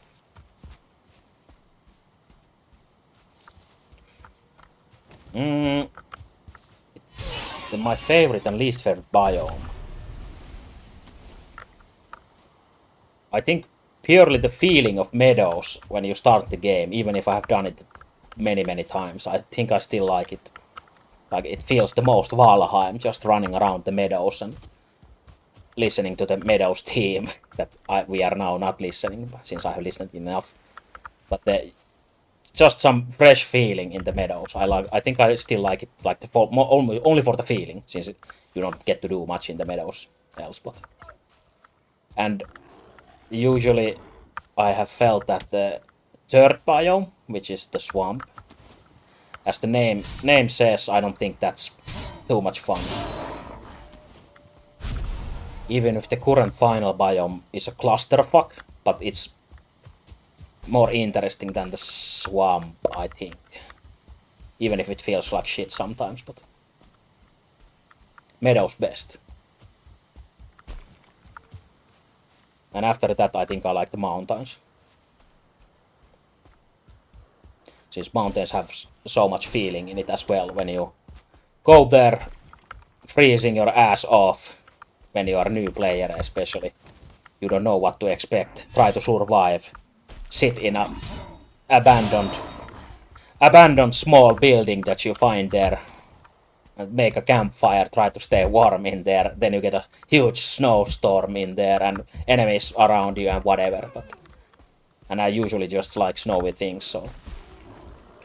But yeah, mountains feeling is nice as well. Yeah, Meadows is a really nice like first zone in this. Gives you like a kind of a nice vibe for the game at the beginning. And after that it all goes to hell. In a good way as well. This is... Copper is quite far, but I will still mark it since I happen to walk on it. Since you see fuck tons of copper in here, you don't really have to mark them all.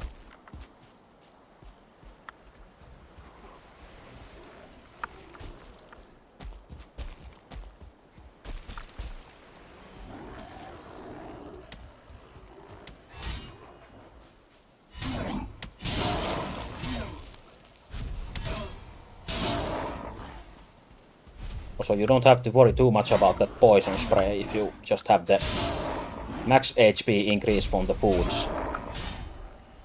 But if you're a baby Viking with baby food, then you're fucked. As you can see, it ticks.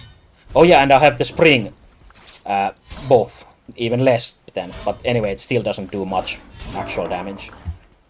But it all adds up if there are multiple assholes hitting you at the same time, so...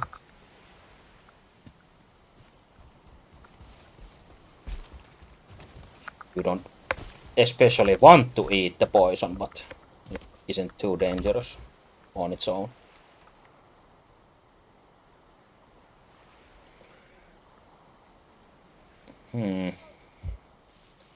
Now this becomes the game of throwing away things that you don't value like this.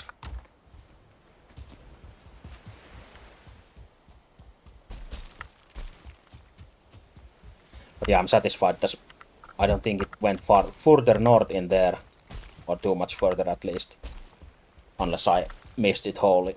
But now that this loops and I can connect the map, I'm satisfied with it.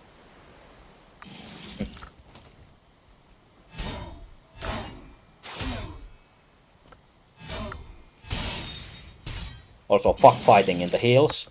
But luckily the next update the developers promised is making the hill fighting better, since that's always been bad in this game.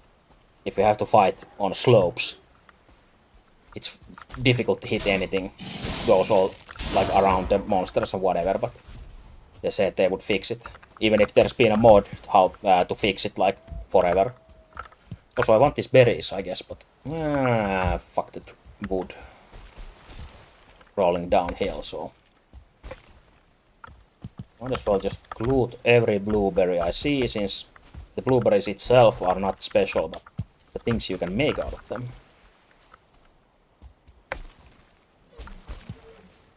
Like you can make hill, even if you can't make monks. So you can't make monks of the hill, but you can still make berry jam.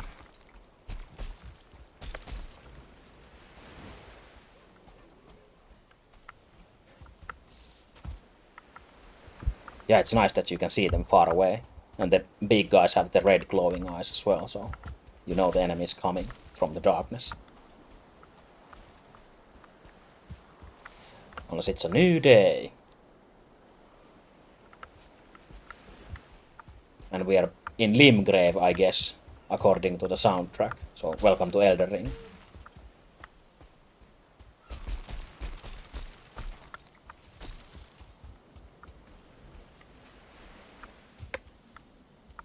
I think. Wasn't this yeah, it's Limgrave. Sounded like really positively triggering to hear that first note from this song. Like it felt disturbing for this game. Foul tarnished. Foul Viking. But yeah, now we did this loop-a-doop-choop around this, so maybe head home, since I'm at this side of the mountain. And even make a trip to the... Oh yeah, my spawn is still, by the way, in there, since I can see the bed icon. So be mindful where you sleep, so your spawn doesn't stay some in some asshole place where you don't want to respawn into.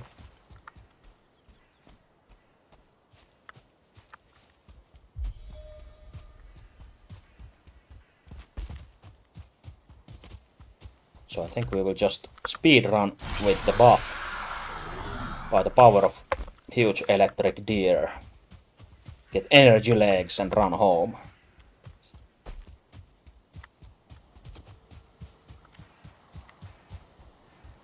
Through Limgrave.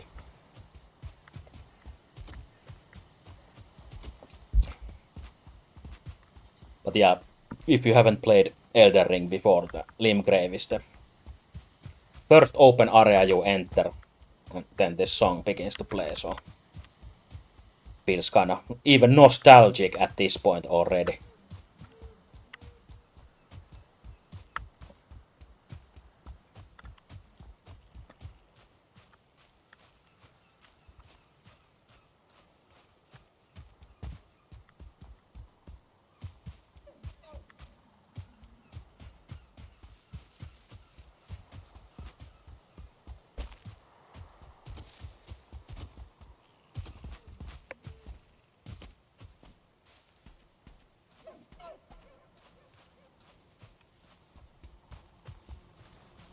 Oh, there's my... Oh no, it's not my wife. Looked the same for a moment. I thought she came back already. But here, honey, I'm home. And here's honey. I have 4 honeys at home.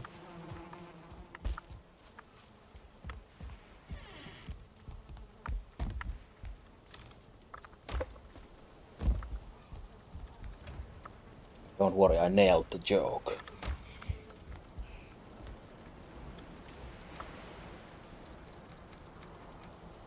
Okay, let's see now. We dump everything again here. Not our pickaxe. Luckily I spotted it this time. We actually might want... I don't really like the first bow that you can make. I really want the fine wood bow instead. It feels more worthwhile. Was just thinking about it with these arrows, but...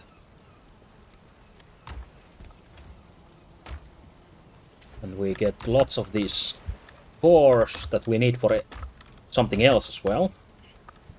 We'll just stash them for now. Remember to repair your shit always.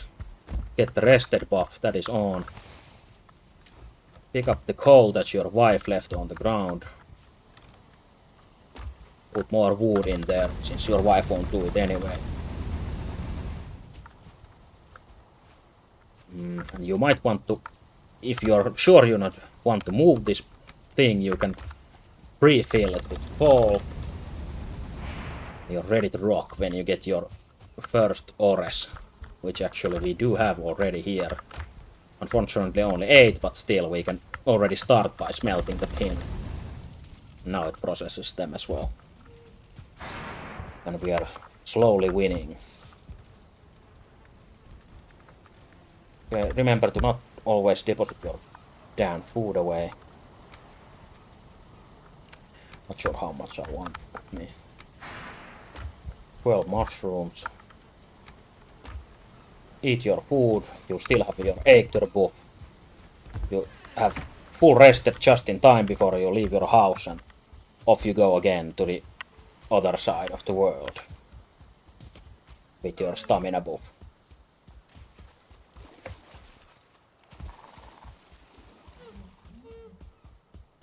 Also remember to jump now and then, since you want to level your jump and running, both for exploration's sake.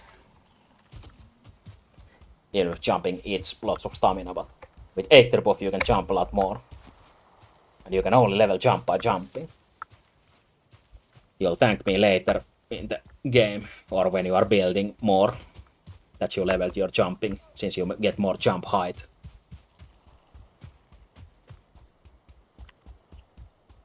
But yeah, you don't actively have to think about it, just keep running and jumping now and then, but you don't have to go into a gym and do jumping training.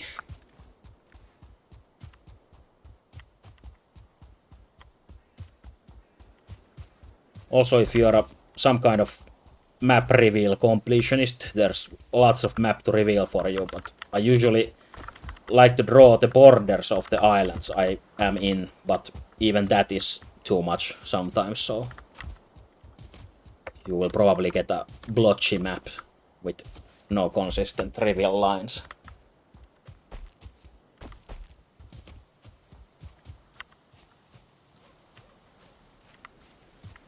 Like now I'll intentionally leave that part so I don't feel bad later when I miss something else.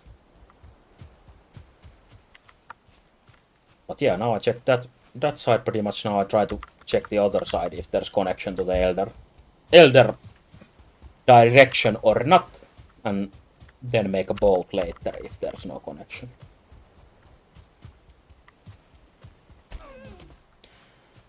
And we pretty much, from this exploration, we know that we want copper, and nearest copper are there, so we will use those that I already marked, since there is no black forest on this side. Or actually there might be closer on that. I have to recheck for copper near that BC there. But anyway, we don't have to go far, so that's good. Since dragging around those ores is a big task, since they weigh a lot and there's so few that you can actually take with you at the same time. So if you only run around, you have to do like million trips for the full copper haul, or if you go hunting team.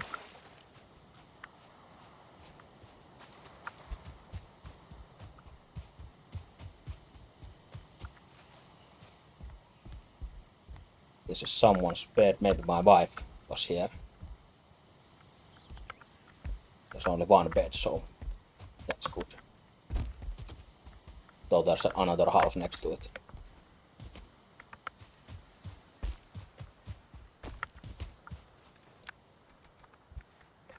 With valuables. Yeah, this at least this connects to some patch of Black Forest. And if you can tell from the map or somewhere, if you can hover your mouse over and see if there's Black Forest, you can always tell from the trees and such. Since meadows have these leafy trees like beech and birch and oak, when the Black Forest has those spruce and what's that called? Pine. So even if you're sailing outside, you can see the trees from far away and can determine what biome that is. But yeah, here's like a actual cut-off border. So even if it's a different island, it's close enough that I can just swim there. So I don't probably need a boat. At least for the boss run.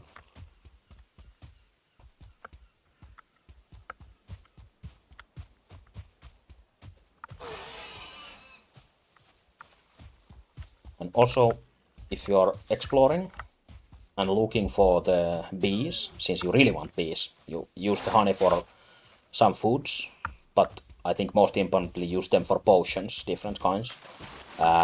Look for all these abandoned buildings like this. It's usually up there's a bee nest somewhere, or any kind of building. And they have a chance to spawn the bee hives.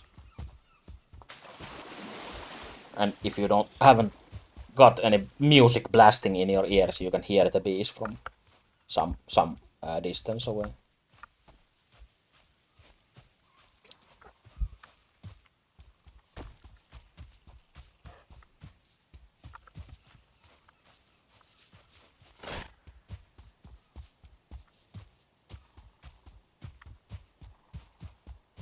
So if you want to lose the pigs without killing them, you can offer your ass to them close enough that they hit once. Then their AI also always after one hit they take a little loop around and then run back to you. But during that loop round you can just run away after you have offered your ass to them. Like that, what I just did. So just slow down and let them sniff your ass and then run away.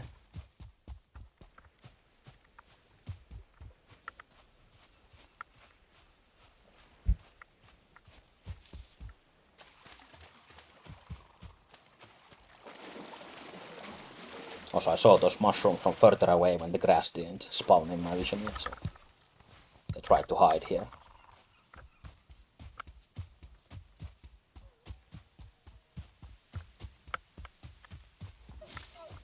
And in vanilla, you don't see these kinds of colorful blotches here. This is from the season mod, since it's spring.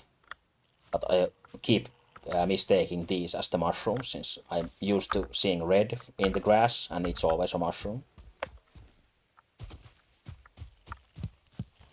But now I get fucked up by this mod. Also, this is an old pig pen, and in some old villages you might see actual pigs here as well, or a chicken coop or whatever. But some villages that have like planted raspberry bushes and some buildings, you might see lots of pigs in there. Nothing else living in there anymore.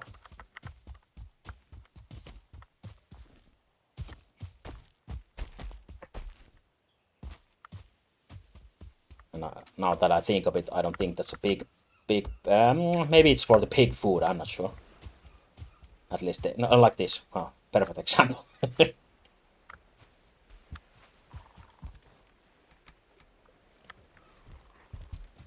Just as planned, but yeah. Planted bushes. Normally you can plant these, but I think with the mod I have, you should be able to plant raspberries as well. But usually you have to hunt them from the forest in these respawning bushes.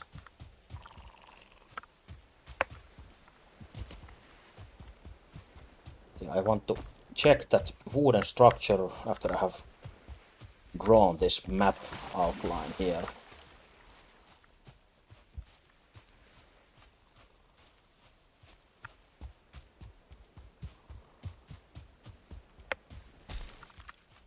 Since there's a chest up there, might be a beehive, no, but you can just jump and open the chest and take them from out of range like that. Also, if you need the bones, always check those structures. But now I killed enough skeletons, so I don't need bones for now.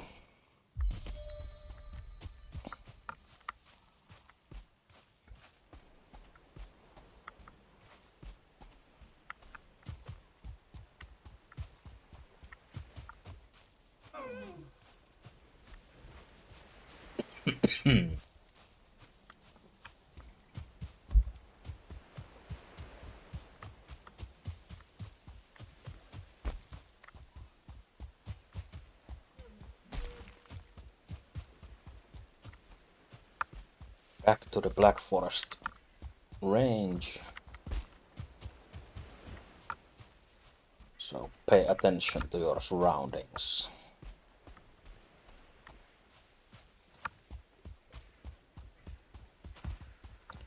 Since we haven't seen the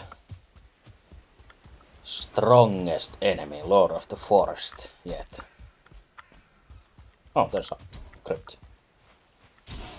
They're busy fighting the dwarves. If you have enough jump head, you can jump there straight away or use this. Mark it here. B. It's a huge skeleton war.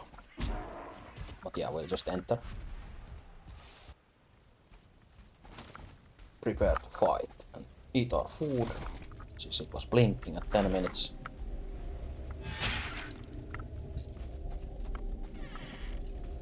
And to the left we go.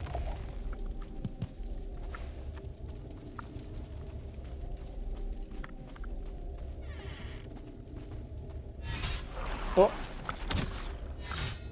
What? It's hitting the door frame even if I hit forward. Strange.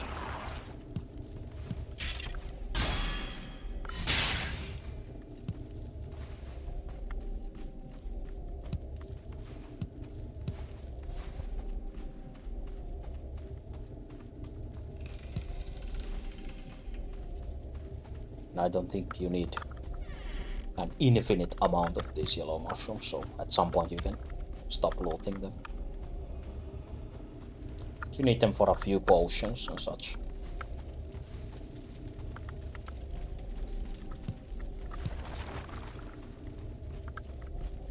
mainly at the start of the game. You just want to eat them as is.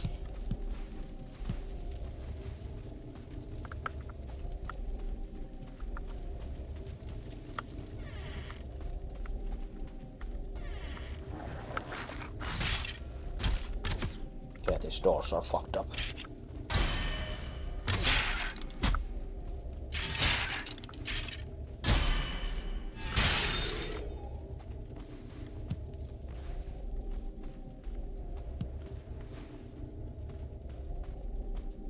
Left. Ooh, this rancid skeleton. Rancid remains. And 1-star rancid remains. The actual poison skeleton is quite rare. And even 1-star is even more rare, of course, so we got kinda lucky. Just don't get hit by it, so it hits quite slow and stays on the same spot pretty much. If you let it stay there, so. But if you're in open space with other skeletons, it's pretty fucked up fight then. Oh, this is a nice room. Mr. Vecvisir, which we already have. There's John Skeleton's remains. Steal his precious toes. So I don't think he had actual toes. His other toes was rubies and other toes was coins. Then we pick all his bones.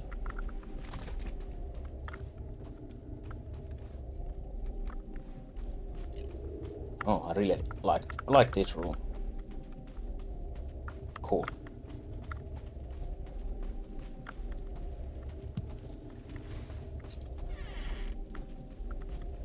Our left-sided adventure continues. Oh.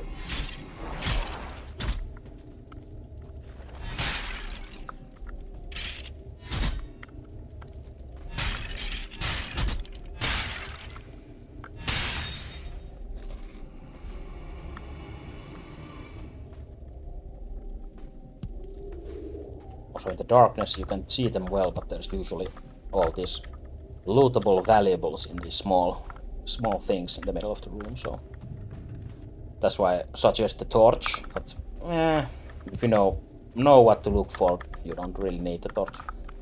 So I can show how much it helps here, but you can see like a lot.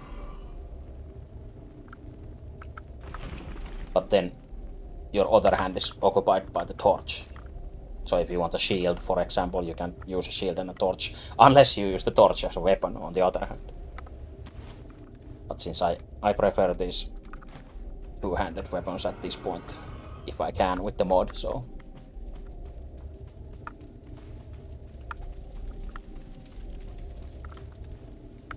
Yeah, again, about the average, so 5 circling cores with normal loot. It seems more likely that I didn't talk bullshit.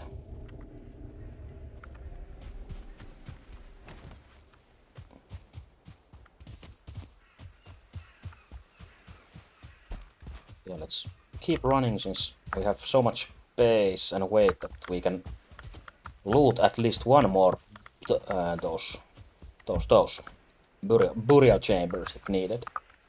Also now remember what we learned in Viking school. When that rested buff ends, stop what you are doing if possible and get it back.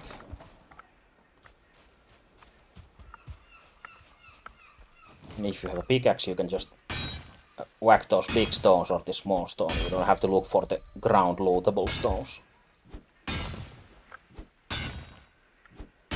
So you get enough for a campfire from that.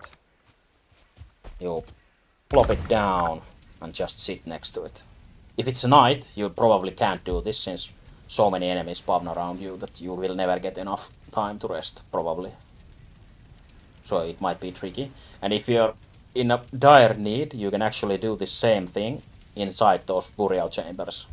Just plop up campfire there. Normally you can't build in there, but this is one of the exceptions, one of the buildings that you can. So you are there under a roof and you have a fire and you can rest there. You can always take your campfire with you or you only lose the wood since it keeps burning up. But yeah, get the rested buff at least, then off you go again.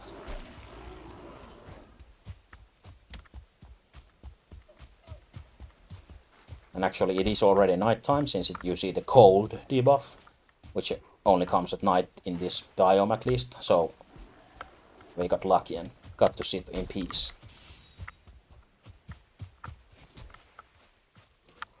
So I can hear fighting, which usually means which should mean that there are skeletons fighting the forest people.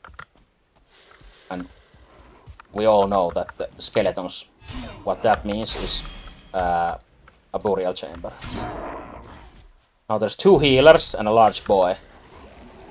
So this is pretty fucked up. I just have to try and brute force them down before I get hit too many times by this big boy.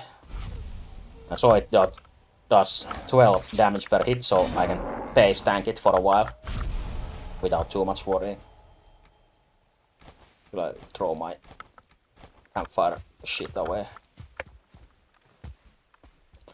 And then hopefully my health rating will be enough so I don't get fucked too soon by another attack.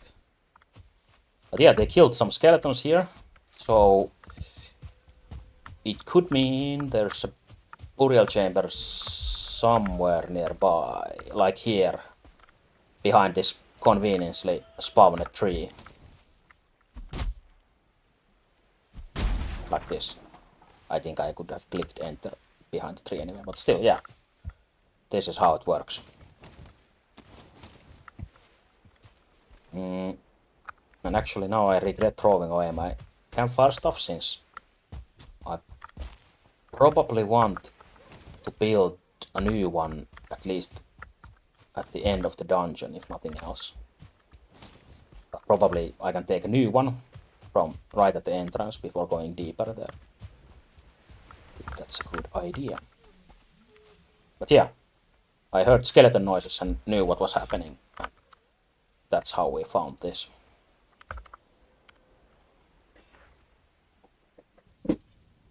The more you know, knowledge is power. But yeah, you can just plot one here.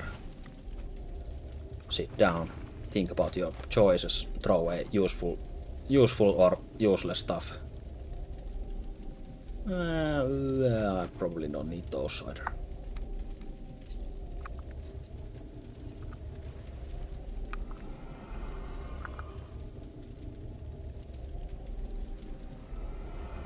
No, I don't need that either.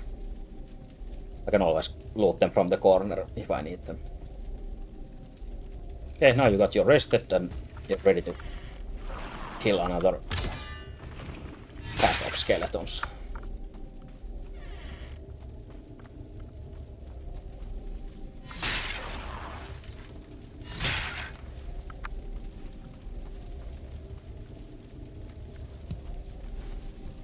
This is a nice start. We already have the above average amount almost from the first room, which is pretty great. I think I'll stop looting these yellow mushrooms now, most likely. Or at least I can throw them away more leniently if needed for other loot. Oh, spell boys!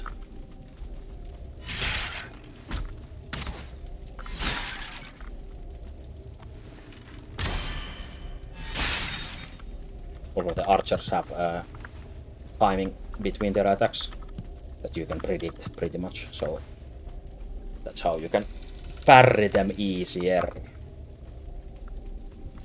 They don't randomly change the time between those attacks if they keep seeing you. So not the hardest thing to do to parry them.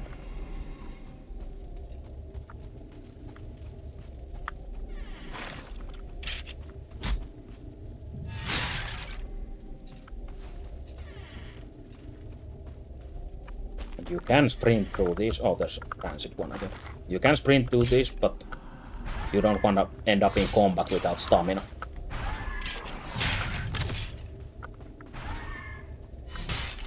So, better safe than sorry.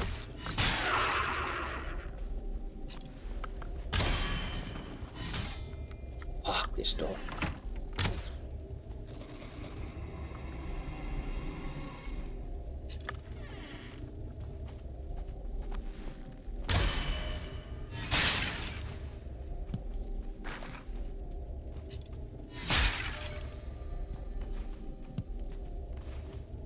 Keep going left. Ooh, a jackpot.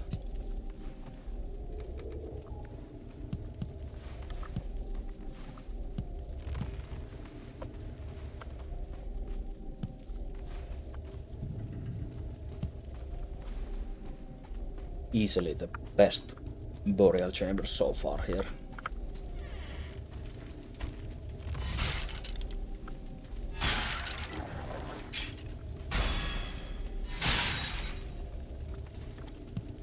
Keeps on giving.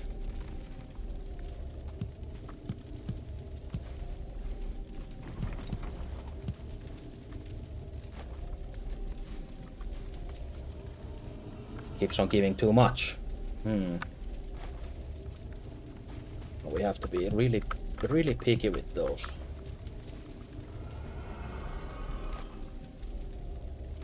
Bones, fuck that shit.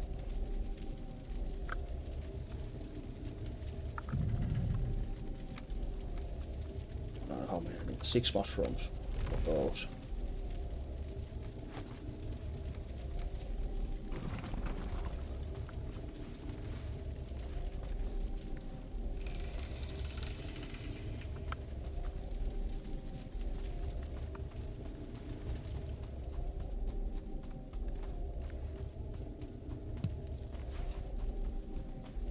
There's still more to explore. Jesus Christ, this is so many.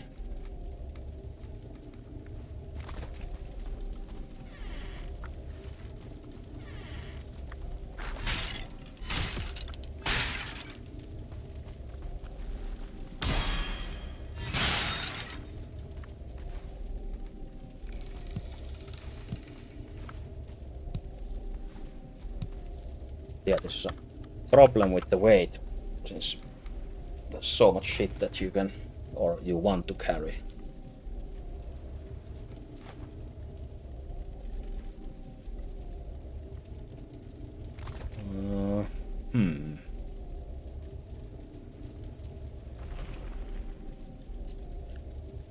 Then you might begin to get desperate and throw away shit that you can remake or don't really need anymore.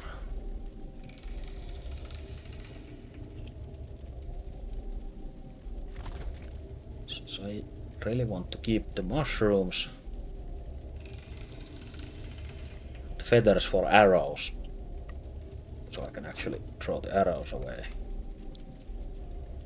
And I can always make a new hoe, so I can throw that away.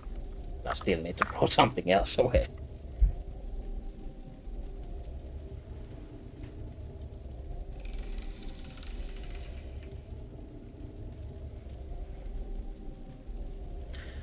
Is this summer is coming? Because the coins weigh a lot.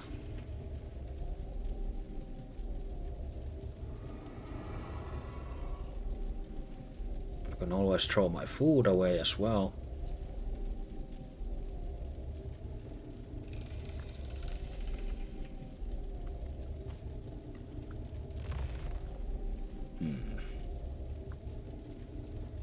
Fuck it. I'm not much of an archer anyway, so I'd rather get feathers than mushrooms.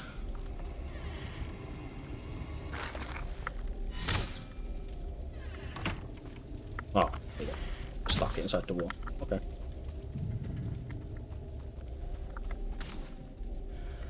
Oh no, more loot. Fuck it. Just throw everything that you can.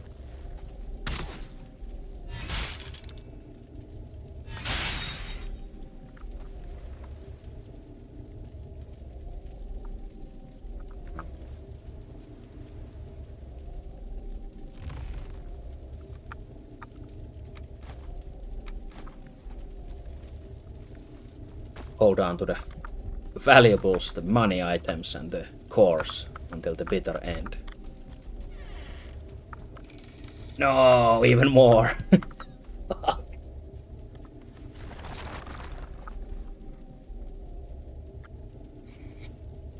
Hmm.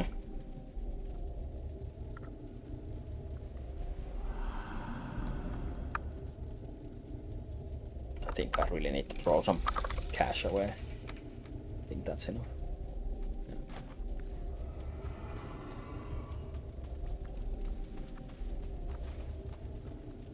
We're getting too blessed by this burial chamber.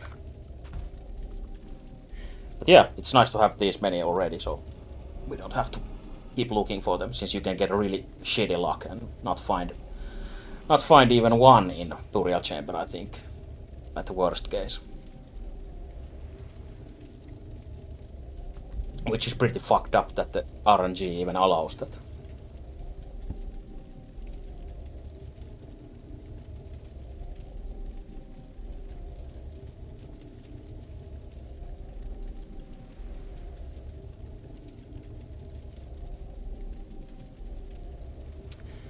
Yeah, we get the rested buff again. Then we skedaddle out of here. And forget all that loot that we dropped there. Never existed. Okay, now we really have to run home. But since our home is on that side... I really want to risk it and run through the mountains. But I think that's a horrible idea. Like probably the worst idea. But maybe I'll chart this island from the north side.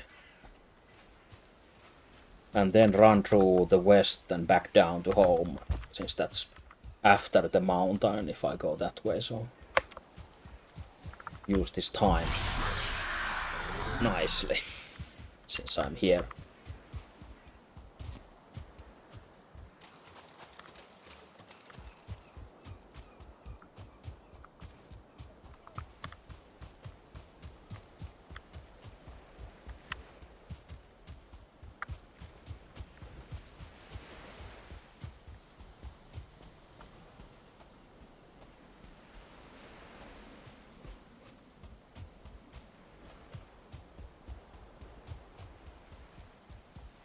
Also, if I see a mushroom, I probably want to eat it already. So I don't have a third food with me anymore. So I was so greedy. Here we go.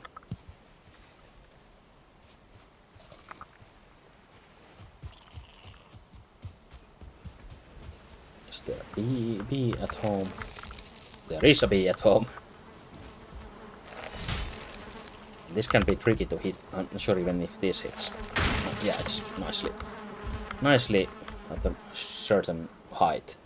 If you can't reach it easily, you can always try to jump and hit it, which is also kind of janky. Or you can build a workbench and just disassemble the house around the beehive.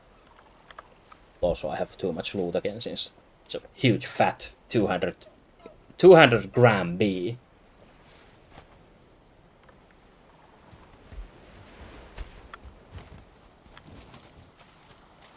Hetkinen, wait a minute, there's two bees. Should be.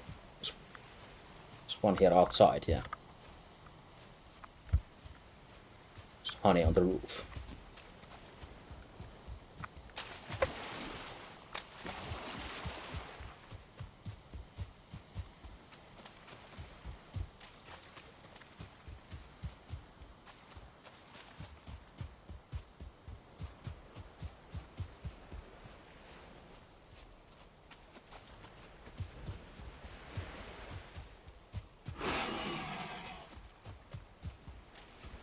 See, another village.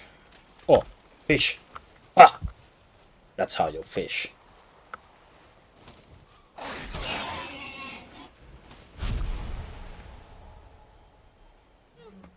One beached fish acquired.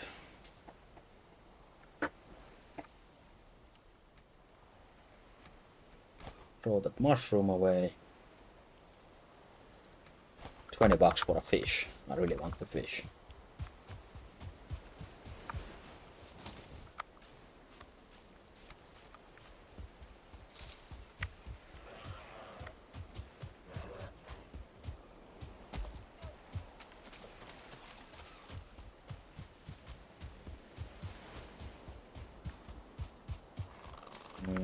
can probably eat my food at this point, and they will last me until home, hopefully. Oh yeah. Can just empty this.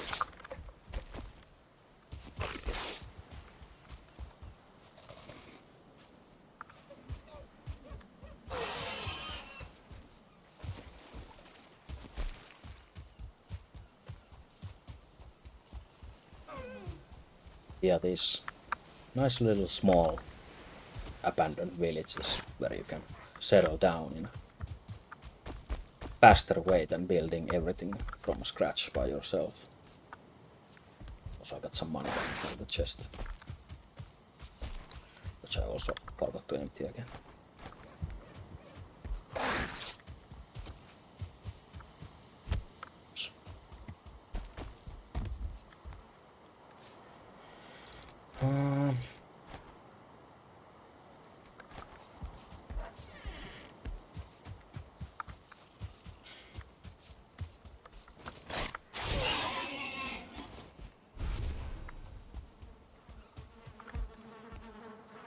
Another bee nest, which is good, so we can get a proper honey farm going. Yeah, there's the jump shot.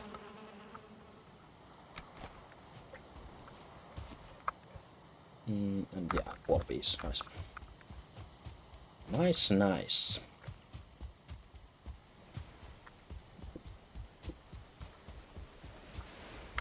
Is there a chest in here? Yes. But yeah, this level chests usually have only that same crap, like feathers and torches and coins, flint. So you can't get anything epic level loot from them. Since Meadows is a low level zone.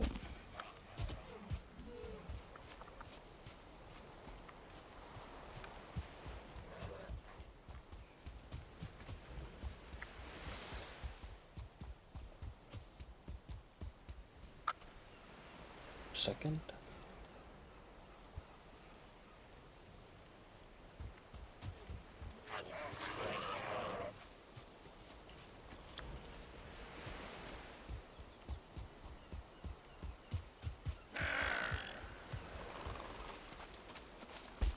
I think I can use this opportunity to scout for more copper more nearby from that area.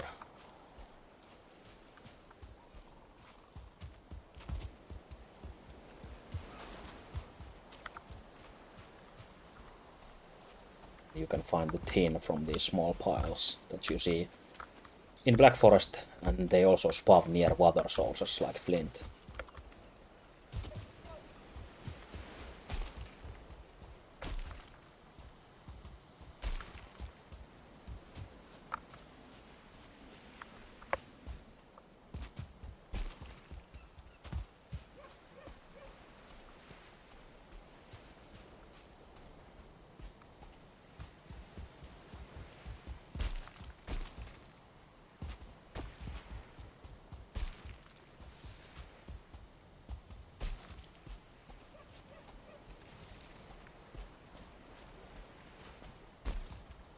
I don't think I want to probably dig. Maybe I want to dig copper from here, since you usually want a boat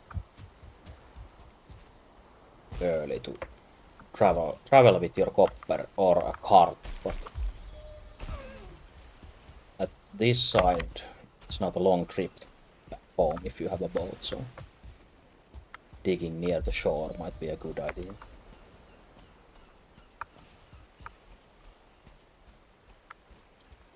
Also, I see an interesting cave there, if my eyes don't deceive me, which we haven't seen yet.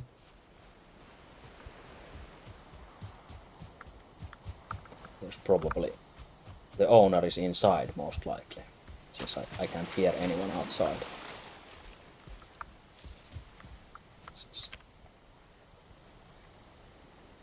mark it as TC, which stands for Troll Cave. Which we will not be exploring right now, since our inventory is so full I can't handle all the loot.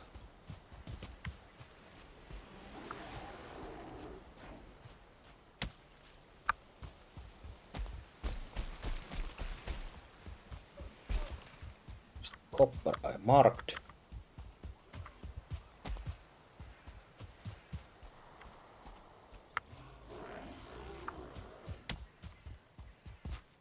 Oh, here's more.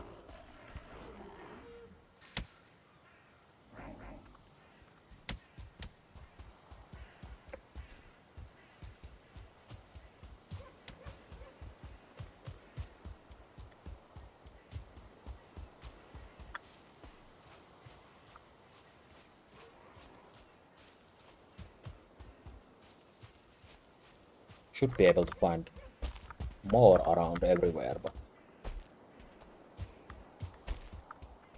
you never know. Just always look for these big mossy rocks. Check for the veins.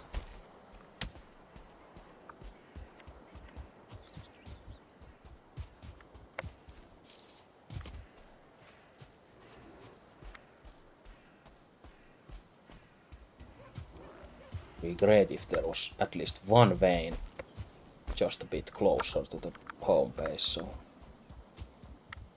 it's easier to drag the copper with the cart. So I think, yeah, I visited this tower already. Keep looking for a while if there's one hidden giant rock somewhere here.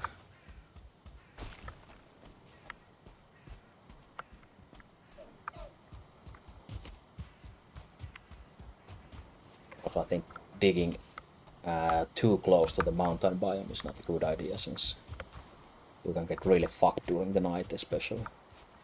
The mountain denizens come and get you while digging. Can't do much about it then.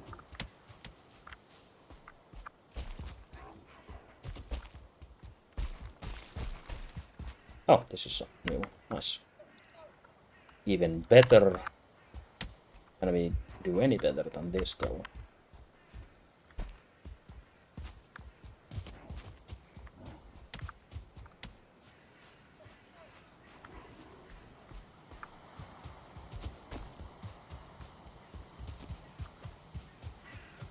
Oh, there's a burial chamber as well, which I didn't go into yet. Not that we need much of them anymore, but always nice to have more, just in case.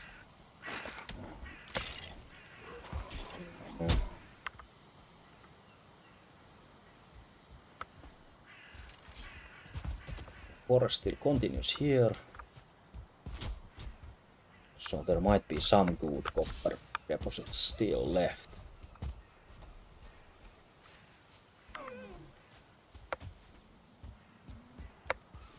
I think all these giant rocks could be copper, but Spawner said no this time.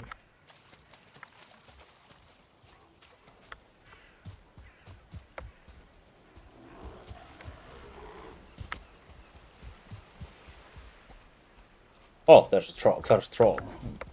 The big Smurfy looking guy, blue boy. We don't want to fuck with him yet, since I really want his loot. I want to take his skin.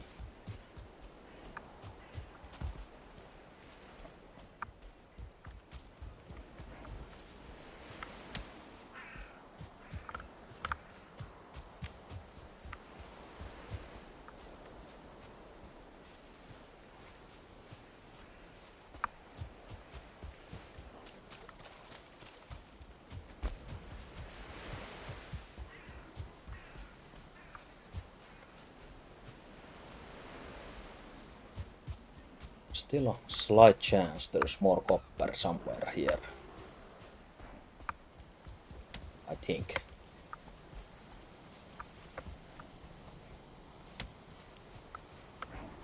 See, did we check this church? Yes, it's empty.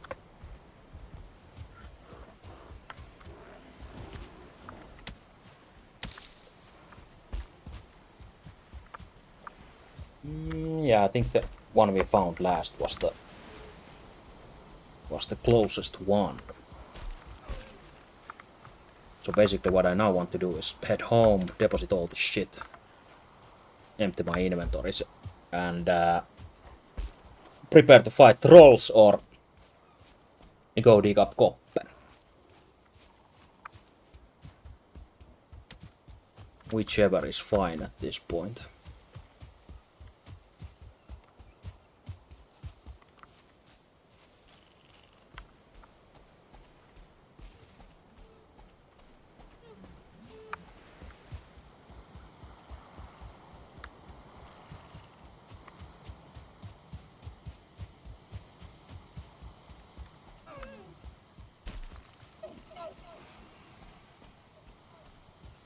Meanwhile, the pigs and deer take over my home.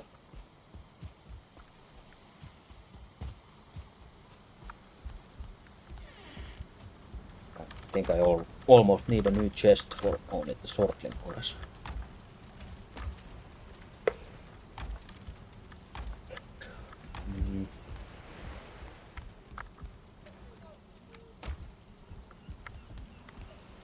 No, I'm too tired to go up my stairs. Fuck.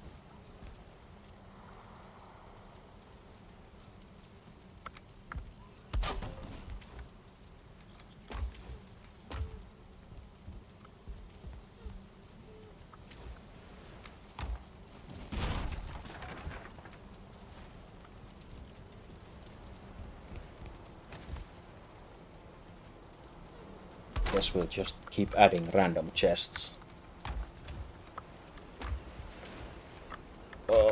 There's too much loot already.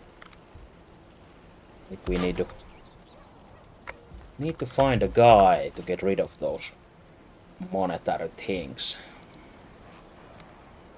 and buy some fancy stuff from him. Oops.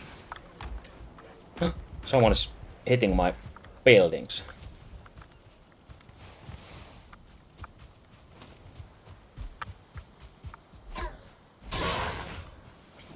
Yeah, if you don't build any fences or something, then your structures are free reign for those assholes. They don't give a shit about your fuck.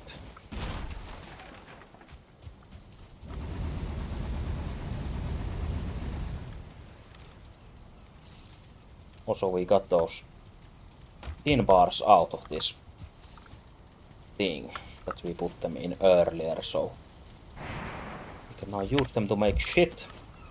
But there's not much that you can do with only tin. You really want that bronze goodness, so we need that copper as well. Just gonna make an ugly chest right there. Oh, I still need the wood to make the new beehives. Just go cut some more trees.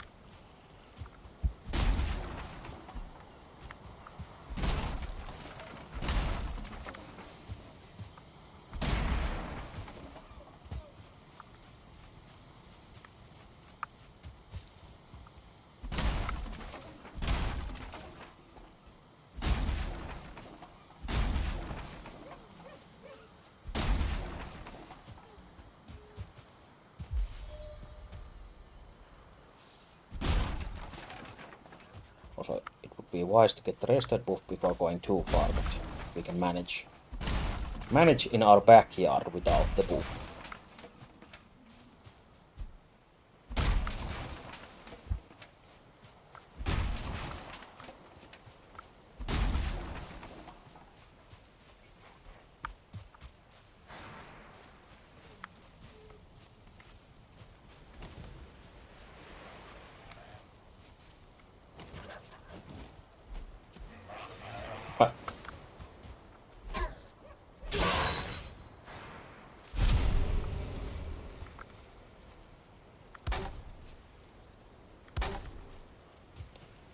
Also, we'll just make a silly row of beehives here. Figure out something better for later.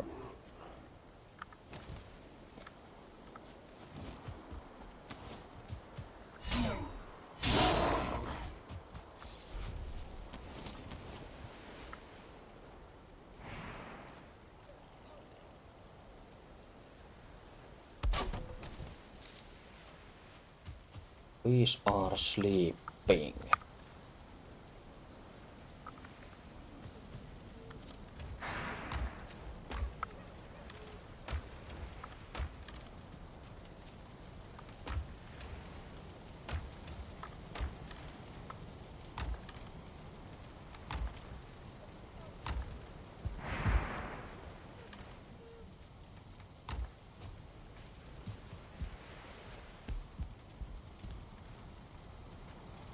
Oh yeah, I need to make a new hole. What else did I? Oh, I threw the club away, which I don't really need.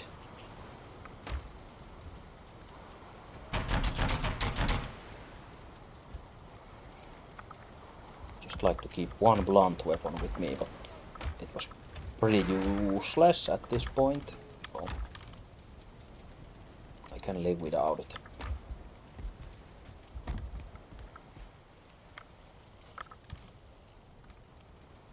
I really like to keep that hoe around if you need to do some landscaping while on the run, but actually I don't remember many times that I really needed this apart from maybe at swamp. So maybe I should drop the habit of keeping it with me, since it's so easy to make a new one anyway, so probably not worth the inventory slot even while traveling. So we make an upgrade it and stash it at home if we need it here. It's new time for me to learn something new and useful at this point, instead of relying on the old ways.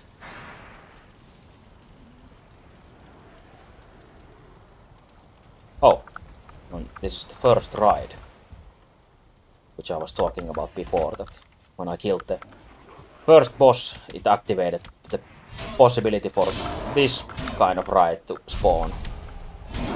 Which is basically the minions of the second boss. Ooh, shit.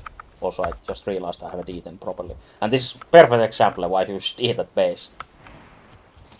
So you're gonna get fucked up without the food. So, tactical retreat inside for a moment. You eat the stuff. Let your bees defend you meanwhile.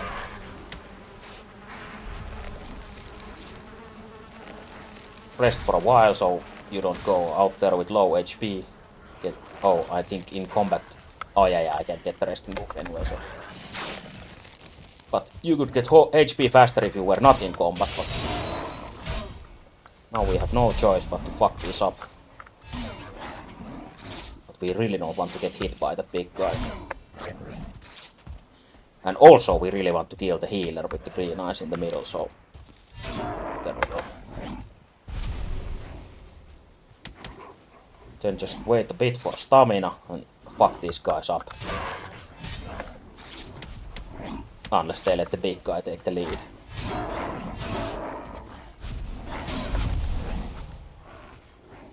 Another healer incoming.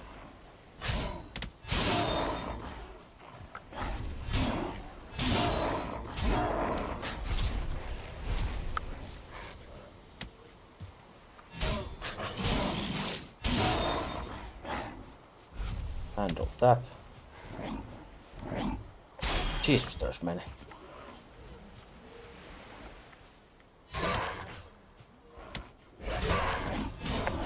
The forest rests again. Really doesn't seem like it.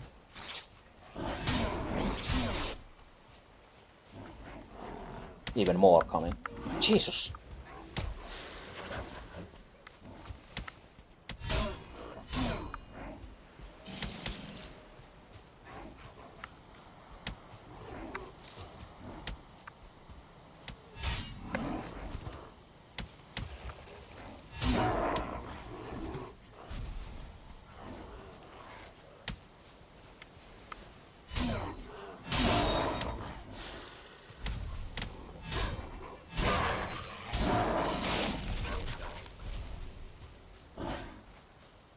Maybe I should use my beehives as tactical support. Since they keep poisoning them.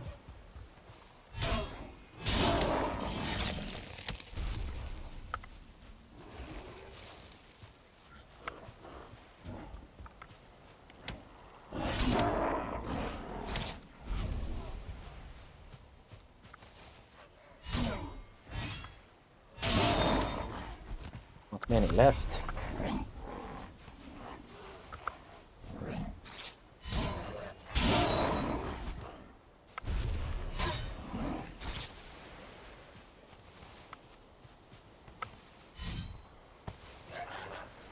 I wondered what the fuck happened, but I think the season changed with the mod. I'm so glad the summer came. Okay, now we handle the big guy. Which I should have done earlier, to be honest, since I could just parry him and fuck him up, so... Maybe it was a shitty idea to just keep running around and thinning the herd. Since the others doesn't do nearly as much damage as him, so should have probably handled him first like that.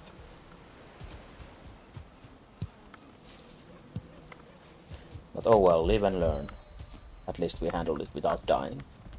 Even if the start was chaotic. So get fucked, idiots. Until next time.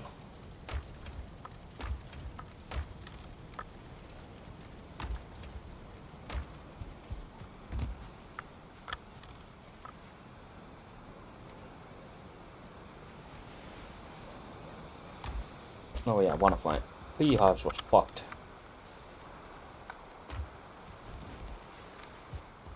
Since I have a random bee in my pocket.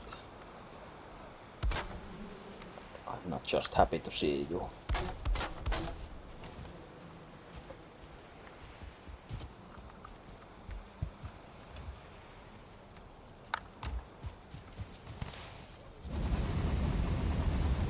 Get more coal.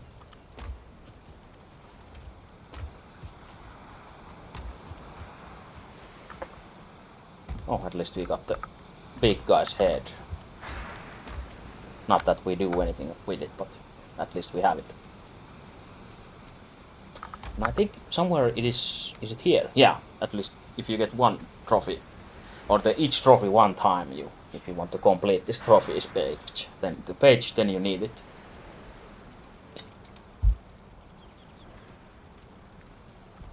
But at least in vanilla game it isn't used for anything else. Count this resin here. Still have these. Oh yeah, here's the berries. Then I want some food with me again.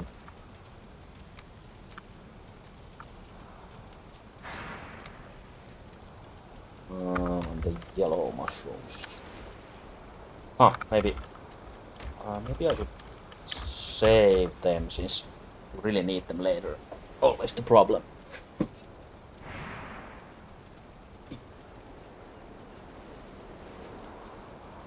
Yeah, I'll just keep them there and loot them again when I get the chance.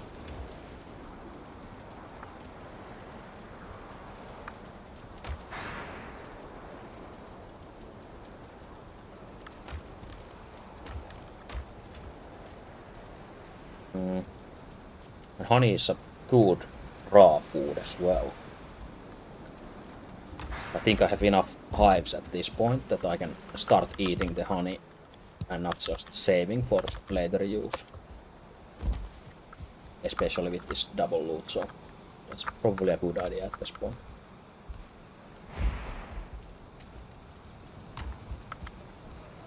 Oh yeah, randomly remember that I should set my spawn point here, like if I had died just now, it would have been miserable since I would have spawned all the way into the Black Forest.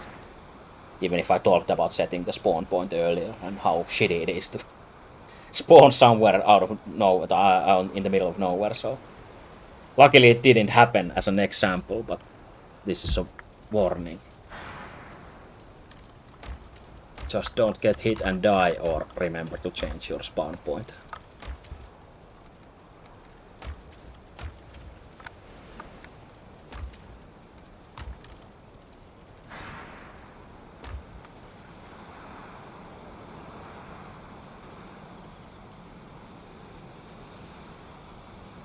Yeah, now it should be troll time or copper time. Troll would be, of course, more exciting.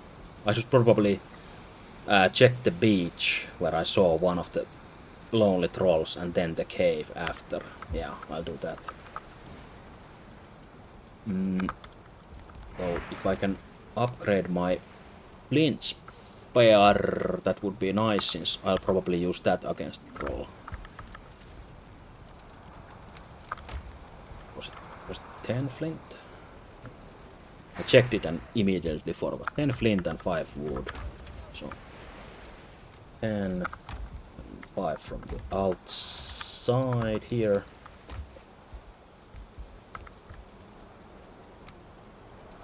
Or was there something else? Oh, 6 wood.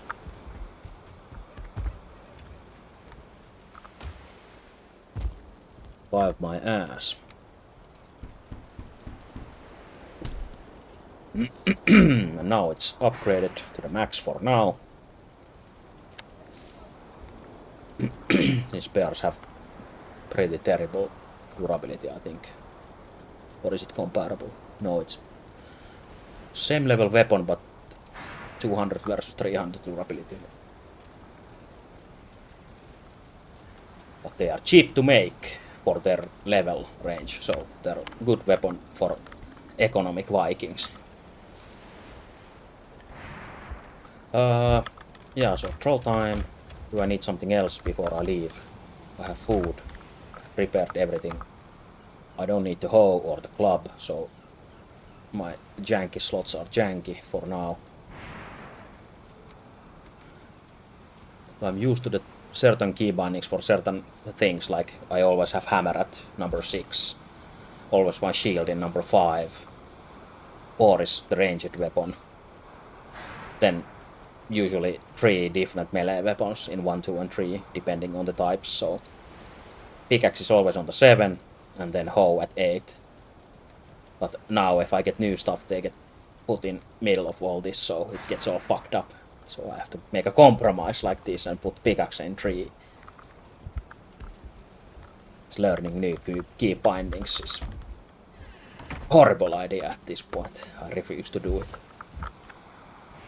Rather fumble around and die.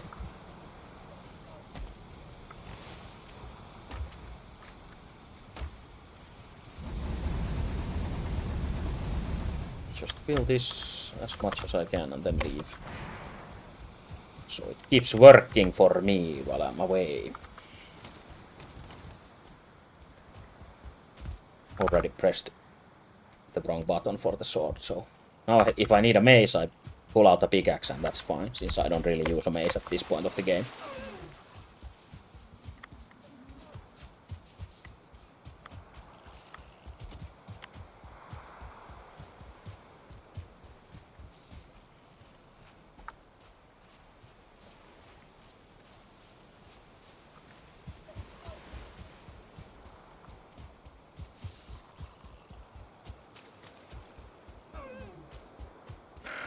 Loads of animals in here.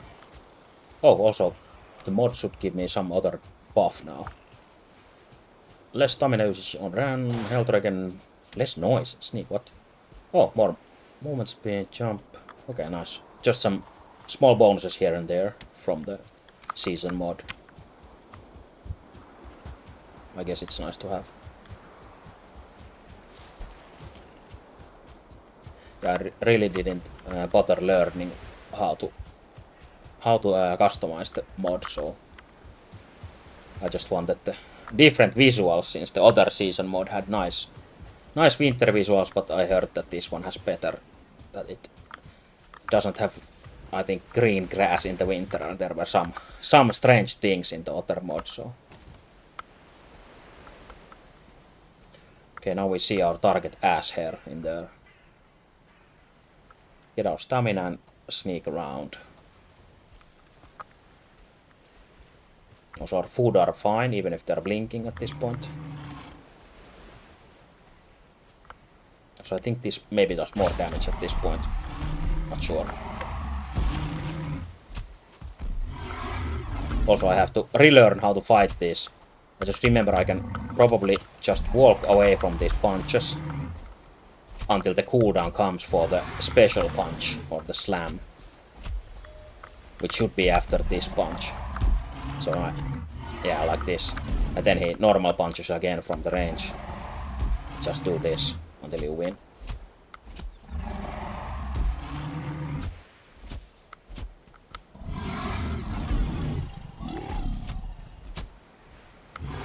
Could be after this, so be prepared.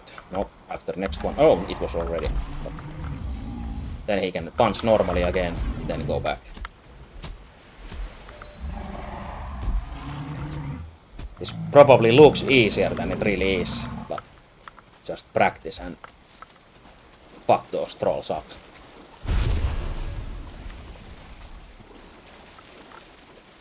Means I can tell that my first or even 10th or 20th troll fight wasn't like that.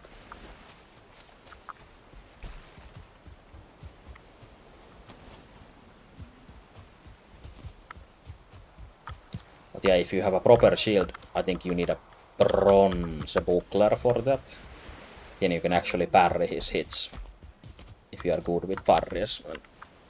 Manage like that, but I think for stamina conservation, that is maybe better. I'm not sure. But yeah, as long as you kill it and you don't die yourself, then that's a valid tactic, whatever you do. I think some people just kite them with the bows.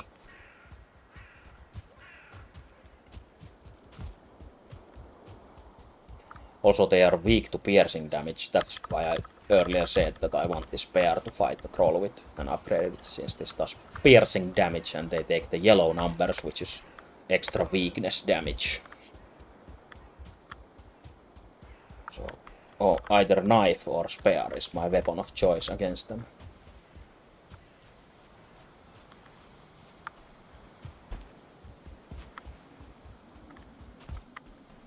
That copper was marked. Oh, 2-star Grey Wolf. Yeah, this is the blue Smurfy guy. Real smurfed up. You might take these bones. Oh, also you want to enter the caves already crouched, which I didn't do since I forgot.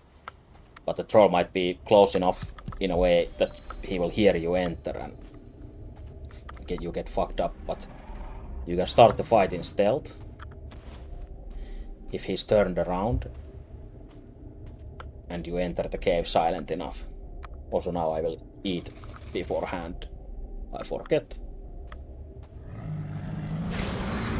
And you hear that swing sound, that was the backstab damage.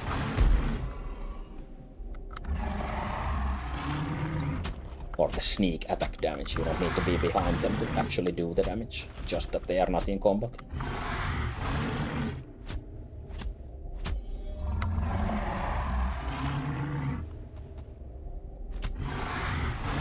Oof.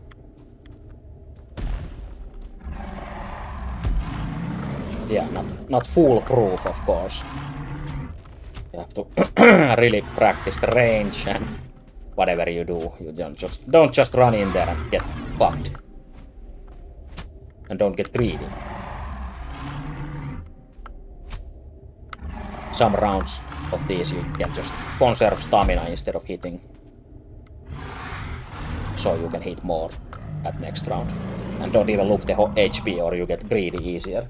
Just keep hitting in a rhythm like that without caring about the HP. It will die without looking at the HP and getting greedy.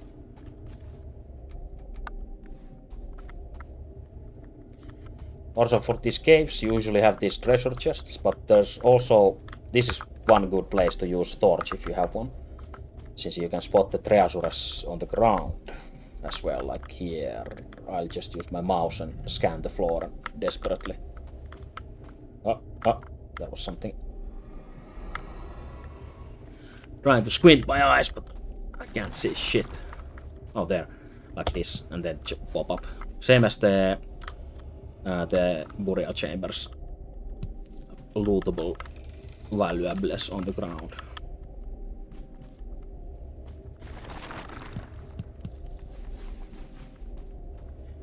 Also, these troll caves have the same yellow mushroom respawns as those burial chambers, if you need the yellow mushrooms. But yeah, basically the troll fight, as you saw, is just wait for the normal punch, run out of range. Then it has a cooldown on the double-handed smash. If it's a troll without a log in its hand, it needs to be a bare-fisted troll without weapons. And then after the smash, double-handed cooldown smash, it can punch again normally right away. So don't go hitting after that. Just hit between normal punches. You usually get, I think, 3 or 4 normal punches before the cooldown for the smash comes up. The basic gist of it.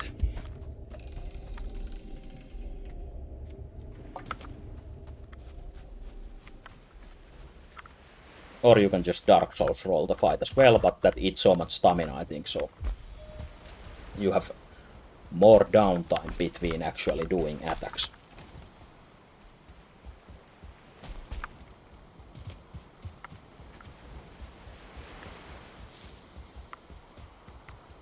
But yeah, nice, we killed 2 trolls and with double loot we get 20 skins. Or 20 leather troll hides, which we can use to make troll armor. And that is the armor I usually get first while skipping this leather armor that I have on. So I don't have to hunt so many deer. Since I feel that most enemies at this point of the game don't do enough damage that you really need the armor. Unless you eat every hit. But of course it gives you more more freedom to take the hits. If you have armor, so depending on how you want to play or how skilled you are, you might not need armor at all, or you better get some. But yeah, it's not that too difficult to hunt the deer for the armor, so might as well get it. Since it might take a while to get your first full troll armor set, or even the first piece, since you might just wipe on the trolls. Or not even see one instantly, like now I had to run around the whole island, only saw that one cave, which it doesn't guarantee a troll inside the cave. And one random outside spawn, so pretty, I think pretty bad luck, since usually I see more.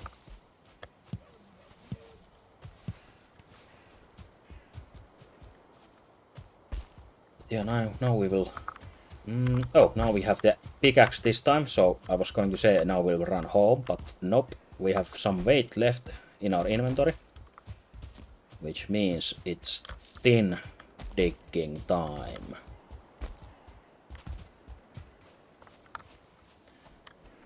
So usually I like to systematically go from my home side towards the Black Forest from the waterfront, so I know like which tin I have digged up about, approximately. Since it doesn't respawn, and you only find it near water sources, either the full huge ocean or whatever lake, or in the inland if there are small like water streams.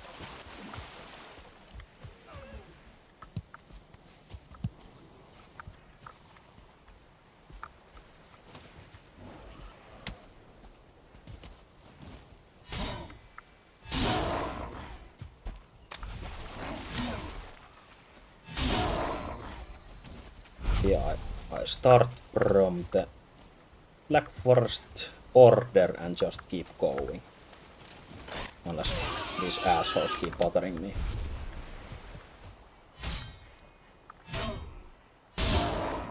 It's not even night and there are so many. Where they go? This is the first tin deposit.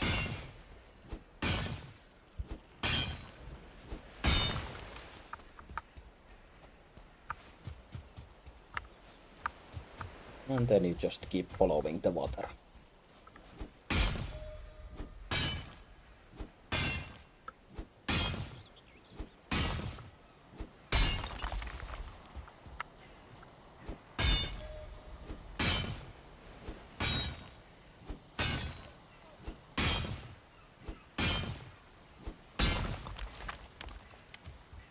like this. Oh, is there? Yeah, there's one hidden here in the grass.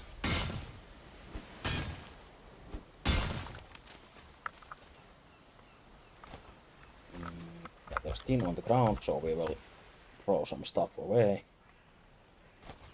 All those shitty bones.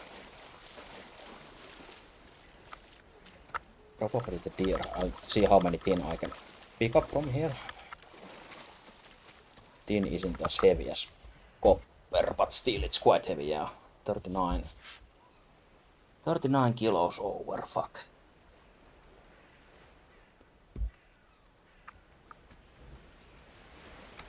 How many is this? 100.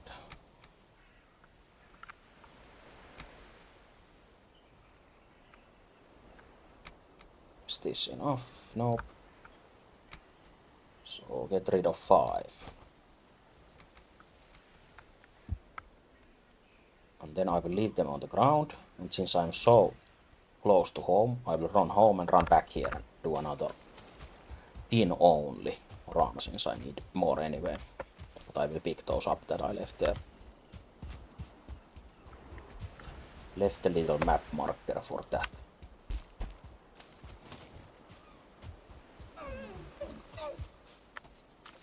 Also, since I'm doing some long distance running right now, I activate the buff. It's worth it now instead of when I'm mining and stopping for mining, since you don't get universal stamina reduction from it, like some people might think. Only for running and jumping, as it says. So no use in mining.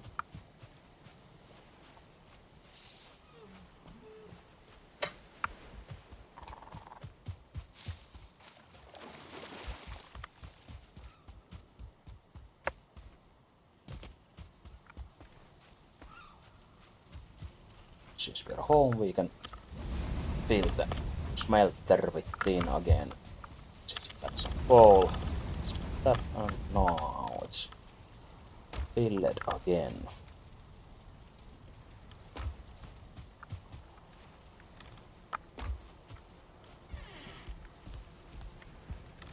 Don't stash the cooked food again. Nice, avoided it this time. Remember my pickaxe. Deposit mushrooms. Valuables. What else? You have 50. Oh yeah, there's 50 skin here, so get rid of that. More skin in there. That goes there. There's plant type things. Then I want Trullen armor. Yeah.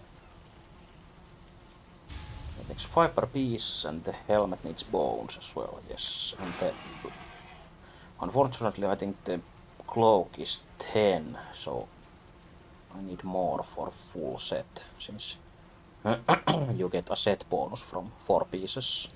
And for the troll letter set, it is like sneak bonus, so plus 15 to your sneak ability. I think there was a pig attacking our beehive, so just heard the sounds. Also, repairing stuff with the hammer is free, so you can do that. Do that anytime you want without any cost, so don't let your bees die.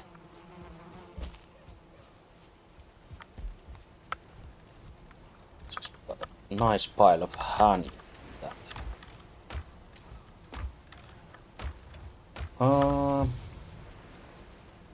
Probably stash it in here. Yeah, but then the troll armor. Since this first level troll letter tunic is already 6 armor, and my level 2 letter armor is only 4 armor.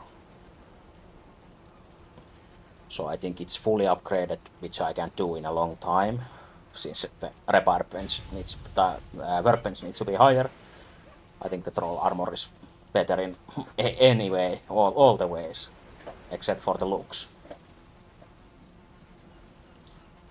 So you don't really need the leather armor.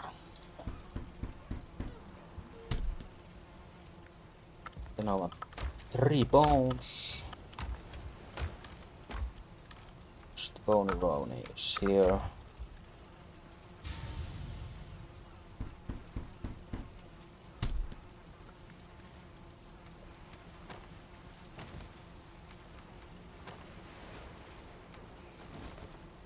Everything on. Maybe if you want, you can of course stash your old armor for mannequins or armor stands if you want to collect all the armor sets, for example. So I'll hold on to it for now.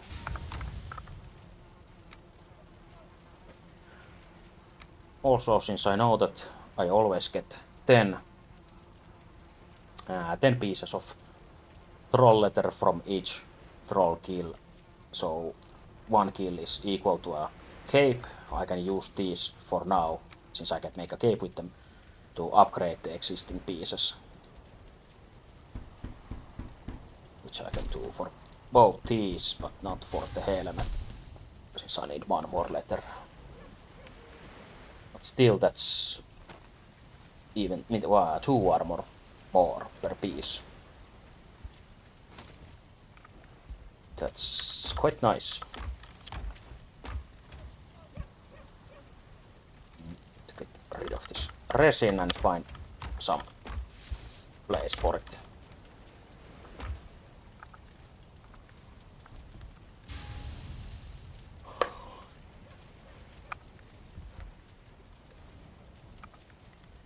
But yeah, unfortunately now I have an unmatching set since I'm blue as a Smurf in my Smurf suit.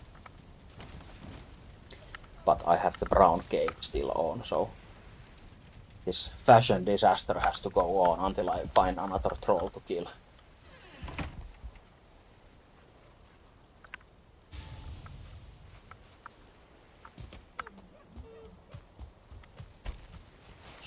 Tin is done. Which means we put more. More tin there, then take the coal. Go.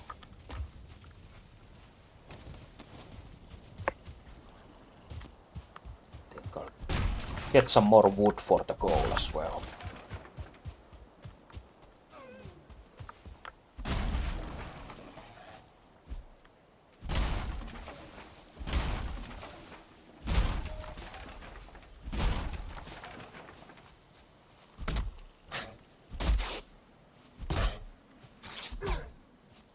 This asshole at the same time.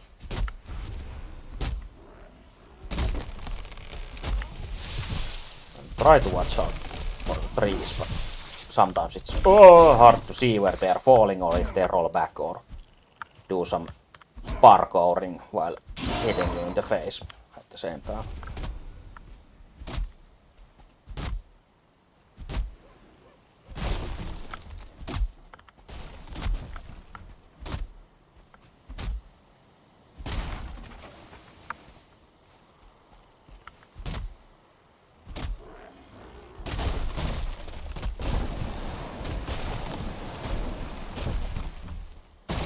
Also, if you want those early fine woods, which was from the birch trees, for example, you can do some stupid tricks with like building a door, and while using that door as a lever, you swing this kind of tree trunk against the birch tree and break it with that.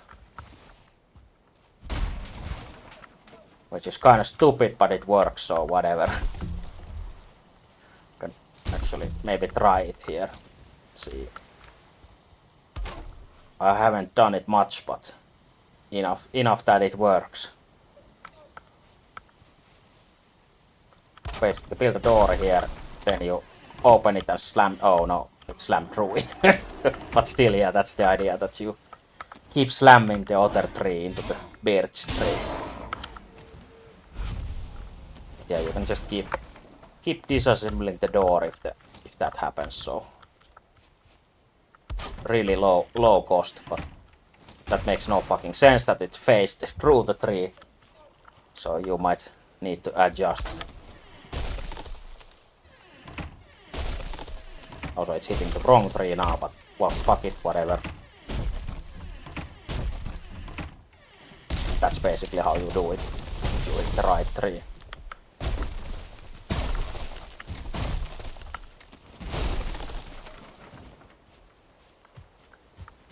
Then you can try and reposit on the tree with your body.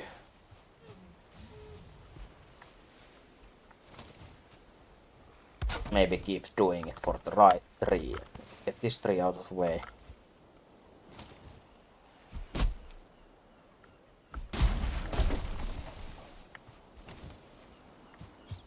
There we go.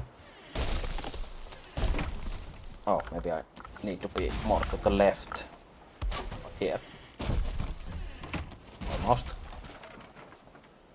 Like this. Let go. Let it swing back, then bring it forward again. But for some reason it's facing through that. So we pick some kind of stupid ghost tree or something.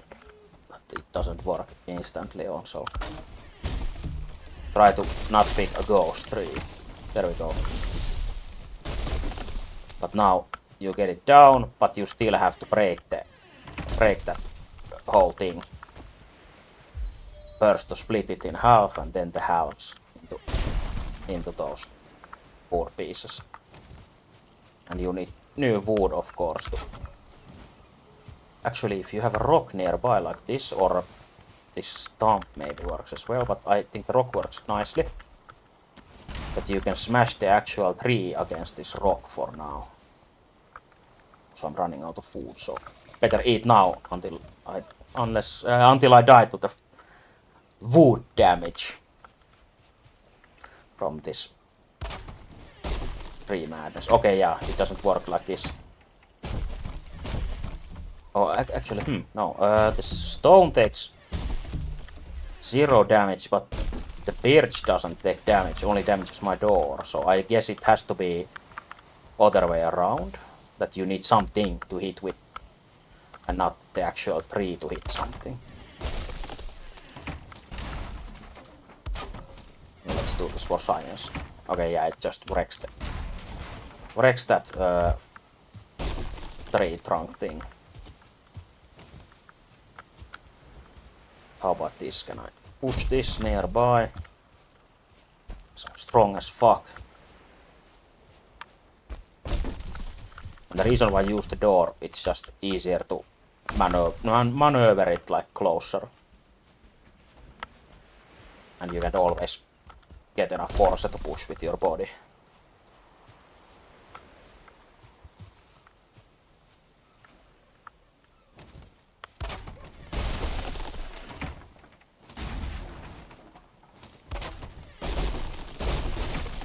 Oh, that was violent.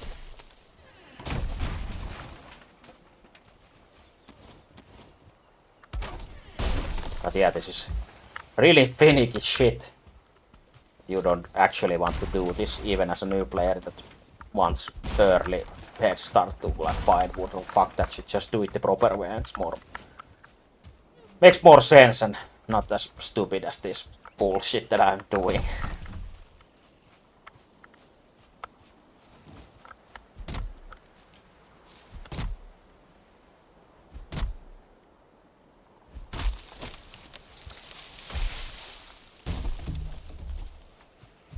And if you get lucky with a troll spawn, you can run a troll to meadows if he spawns nearby the border and just let the troll handle these birch trees. That's much faster and easier, but you need the lucky troll spawn for that, so.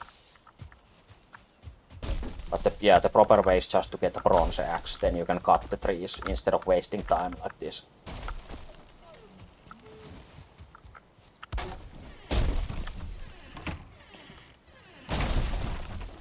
Hey, now it's half. Well, I don't think I can get rid of this stump, since isn't this the birch tree stump? Yeah, it's just too hard if you hit with a shitty axe.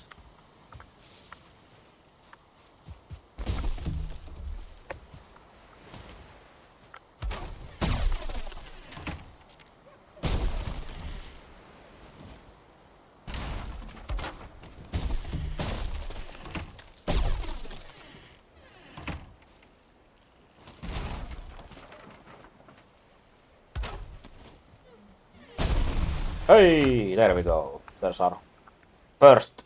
It gives wood and fine wood. Let's go deposit our extra wood. And then collect our victory spoils from that.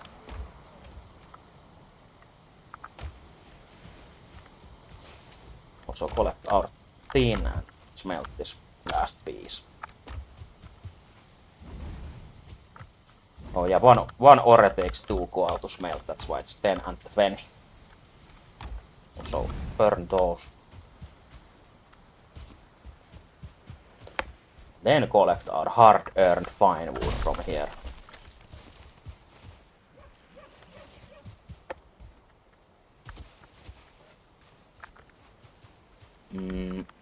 Then still have to break the other one.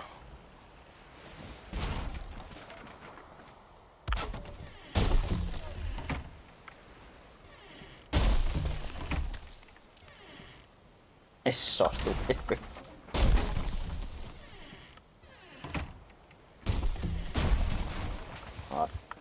Our battery gram broke, so let's get a new one. Oh yeah, this we can get rid of. Which is on the way. Oops, wrong tool.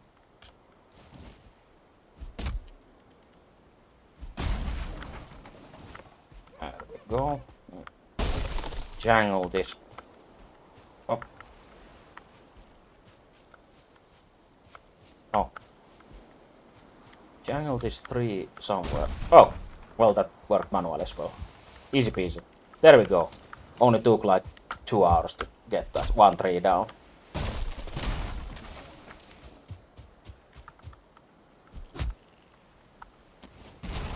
But yeah, if you really want to get the fine wood early, that's the most safest and I guess resourceless, least resource intensive way to do it. But also the most stupid way to do it.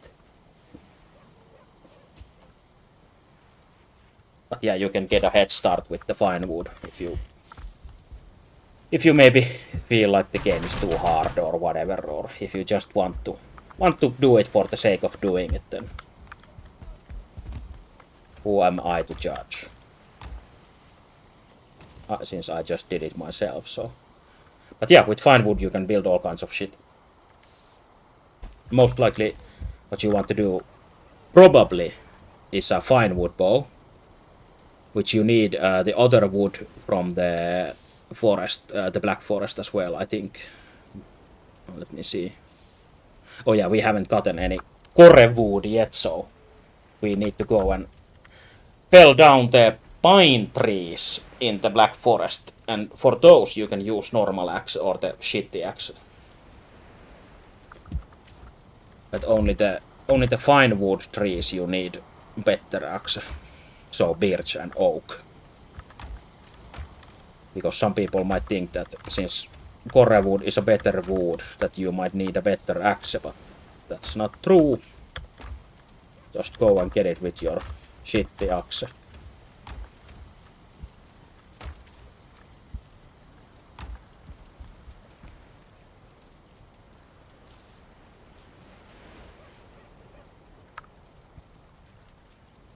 Let's see one thing.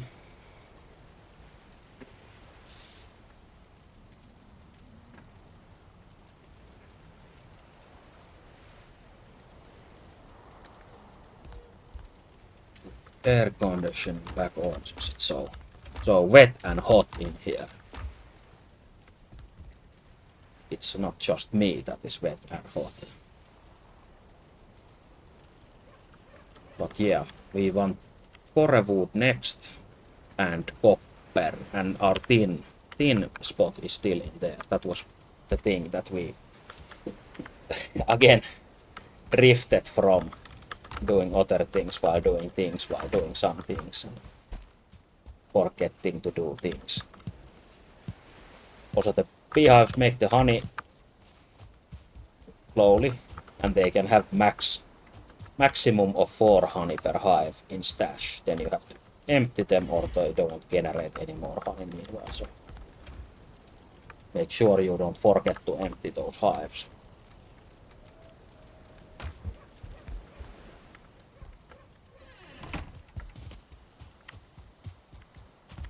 Yeah, let's go back to the Black Forest.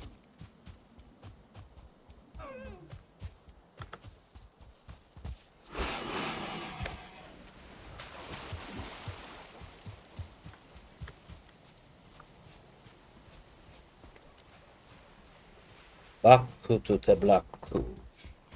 Back in black.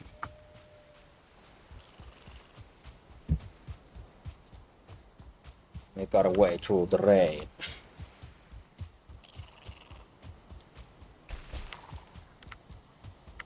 These näkki-infested woods.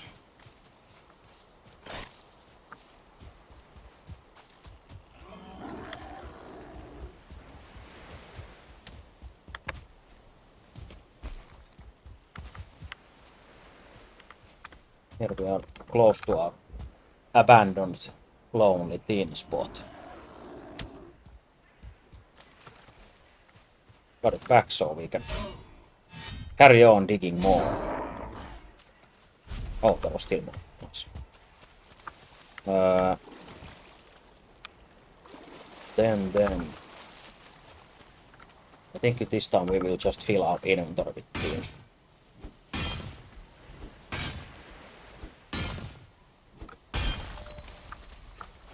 So I think it's a good idea to get as much as you can. Then you don't have to think about it for a long time. Since you don't really need shitloads of tin. The problem is the copper that you need shitloads of. And it's a lot harder to get than tin, so that's a thing as well.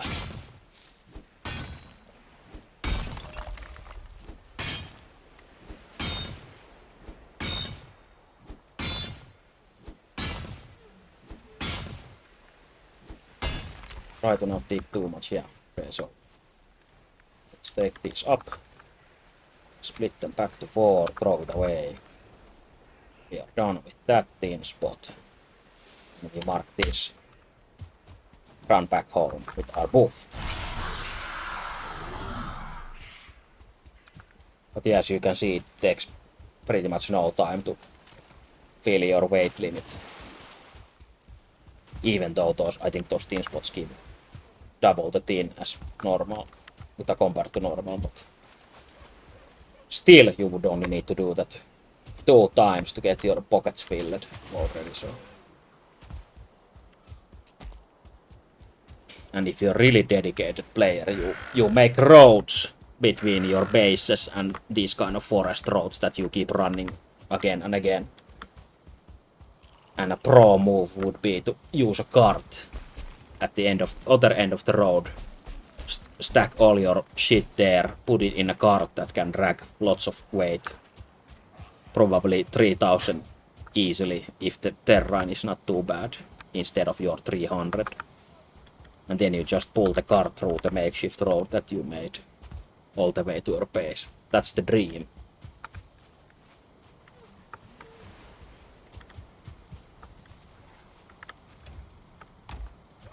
But yeah, then just do the same again, just fill this shit. Take the coal.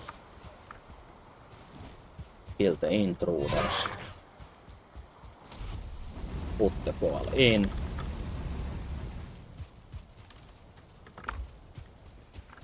Did I have? Oh yeah, I did have more.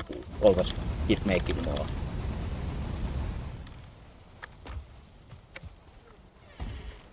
To stash all my random shit I got on the way. Don't forget your pickaxe. Even don't forget to repair it, just in case. Close the door behind you. Eat your food. And go back. And you still have your Eiktur buff to run longer without losing stamina all the way.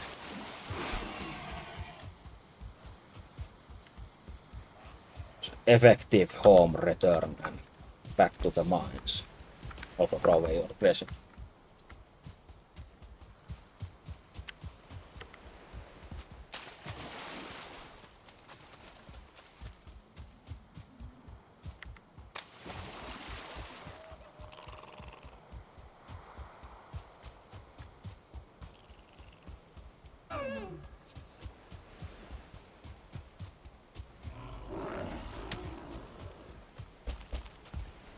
Run past everything as usual. I think I'll do this one more tin run, then no more tin for a while. Then we need to prepare for the copper operation, which needs a lot of preparing and doing over this simple dig and run.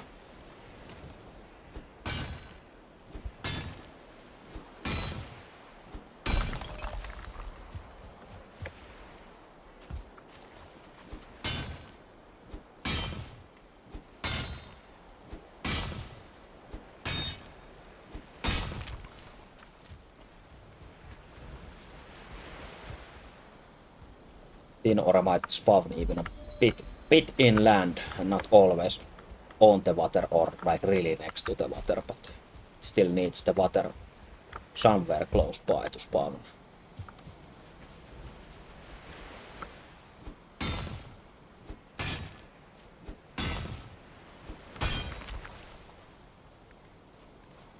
Yeah, one more vein and then we forget. Did we remove the circle? Yeah.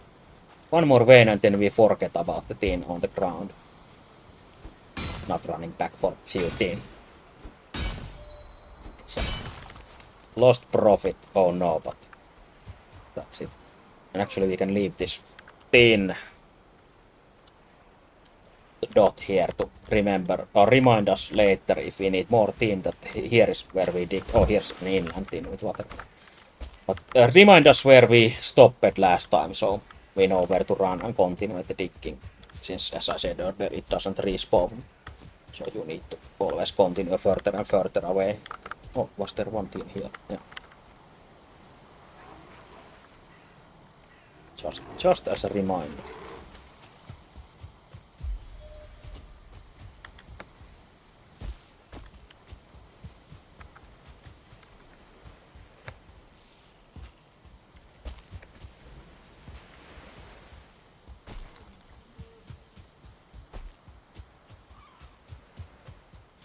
But at least with all this running around, you keep getting the run skill up, which makes you faster and faster. So everything takes less time to get to the further you go.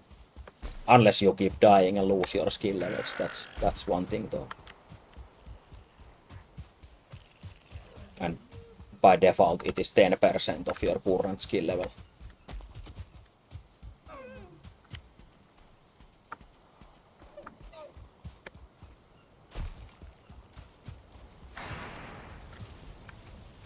I think the current setting that I am using is, I think, 1% of your skill level. But much more manageable and doesn't piss you off. At least not too much. Still sucks to die, but not as much.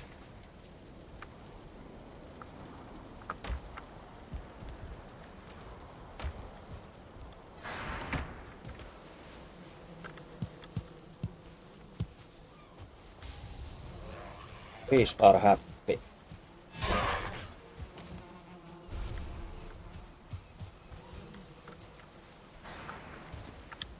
Yeah. Then.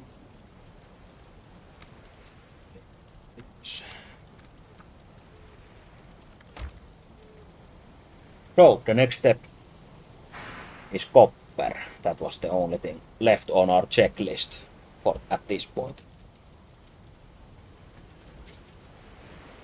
And I think I'll end the stream at this point as well, so we can next time continue digging up copper or setting up a copper camp, since there were pretty close by nodes here, all the sea letters. So if I build a copper camp on the nearest one to our base, which basically means just a bed and some chests and an inside house thing, not much else. Then we can dig this one up, which gives us a shit ton of copper. I think one copper vein is 120 copper if you manage to dig it all up, which is sometimes almost impossible, since they click to the earth strongly, to the earth mass, and you can always you can't pick it all up or dig it all up. So, but you usually get at least 90 to 120 if you know what you are doing. So I think we get double of that from 1. So those 3 copper veins should give us shit tons for now. So if we make that 1 camp here, we can dig these 2 up as well and bring all it here to the camp, and maybe even try and cart it here. We need first the first bronze bar from copper and tin to make bronze nails for the cart, but anyway we can run the first. We have to run the first batch anyway, so we can try and cart it back home and see how it goes, or if it doesn't go, since cart tends to get stuck everywhere. Also, the cart, the heavier it gets, the harder it is to run with the cart, and at some point it is impossible. So basically you usually want like 2,000 to 3,000 kilos in it at most to move it effectively, and sometimes even less if the terrain is shitty.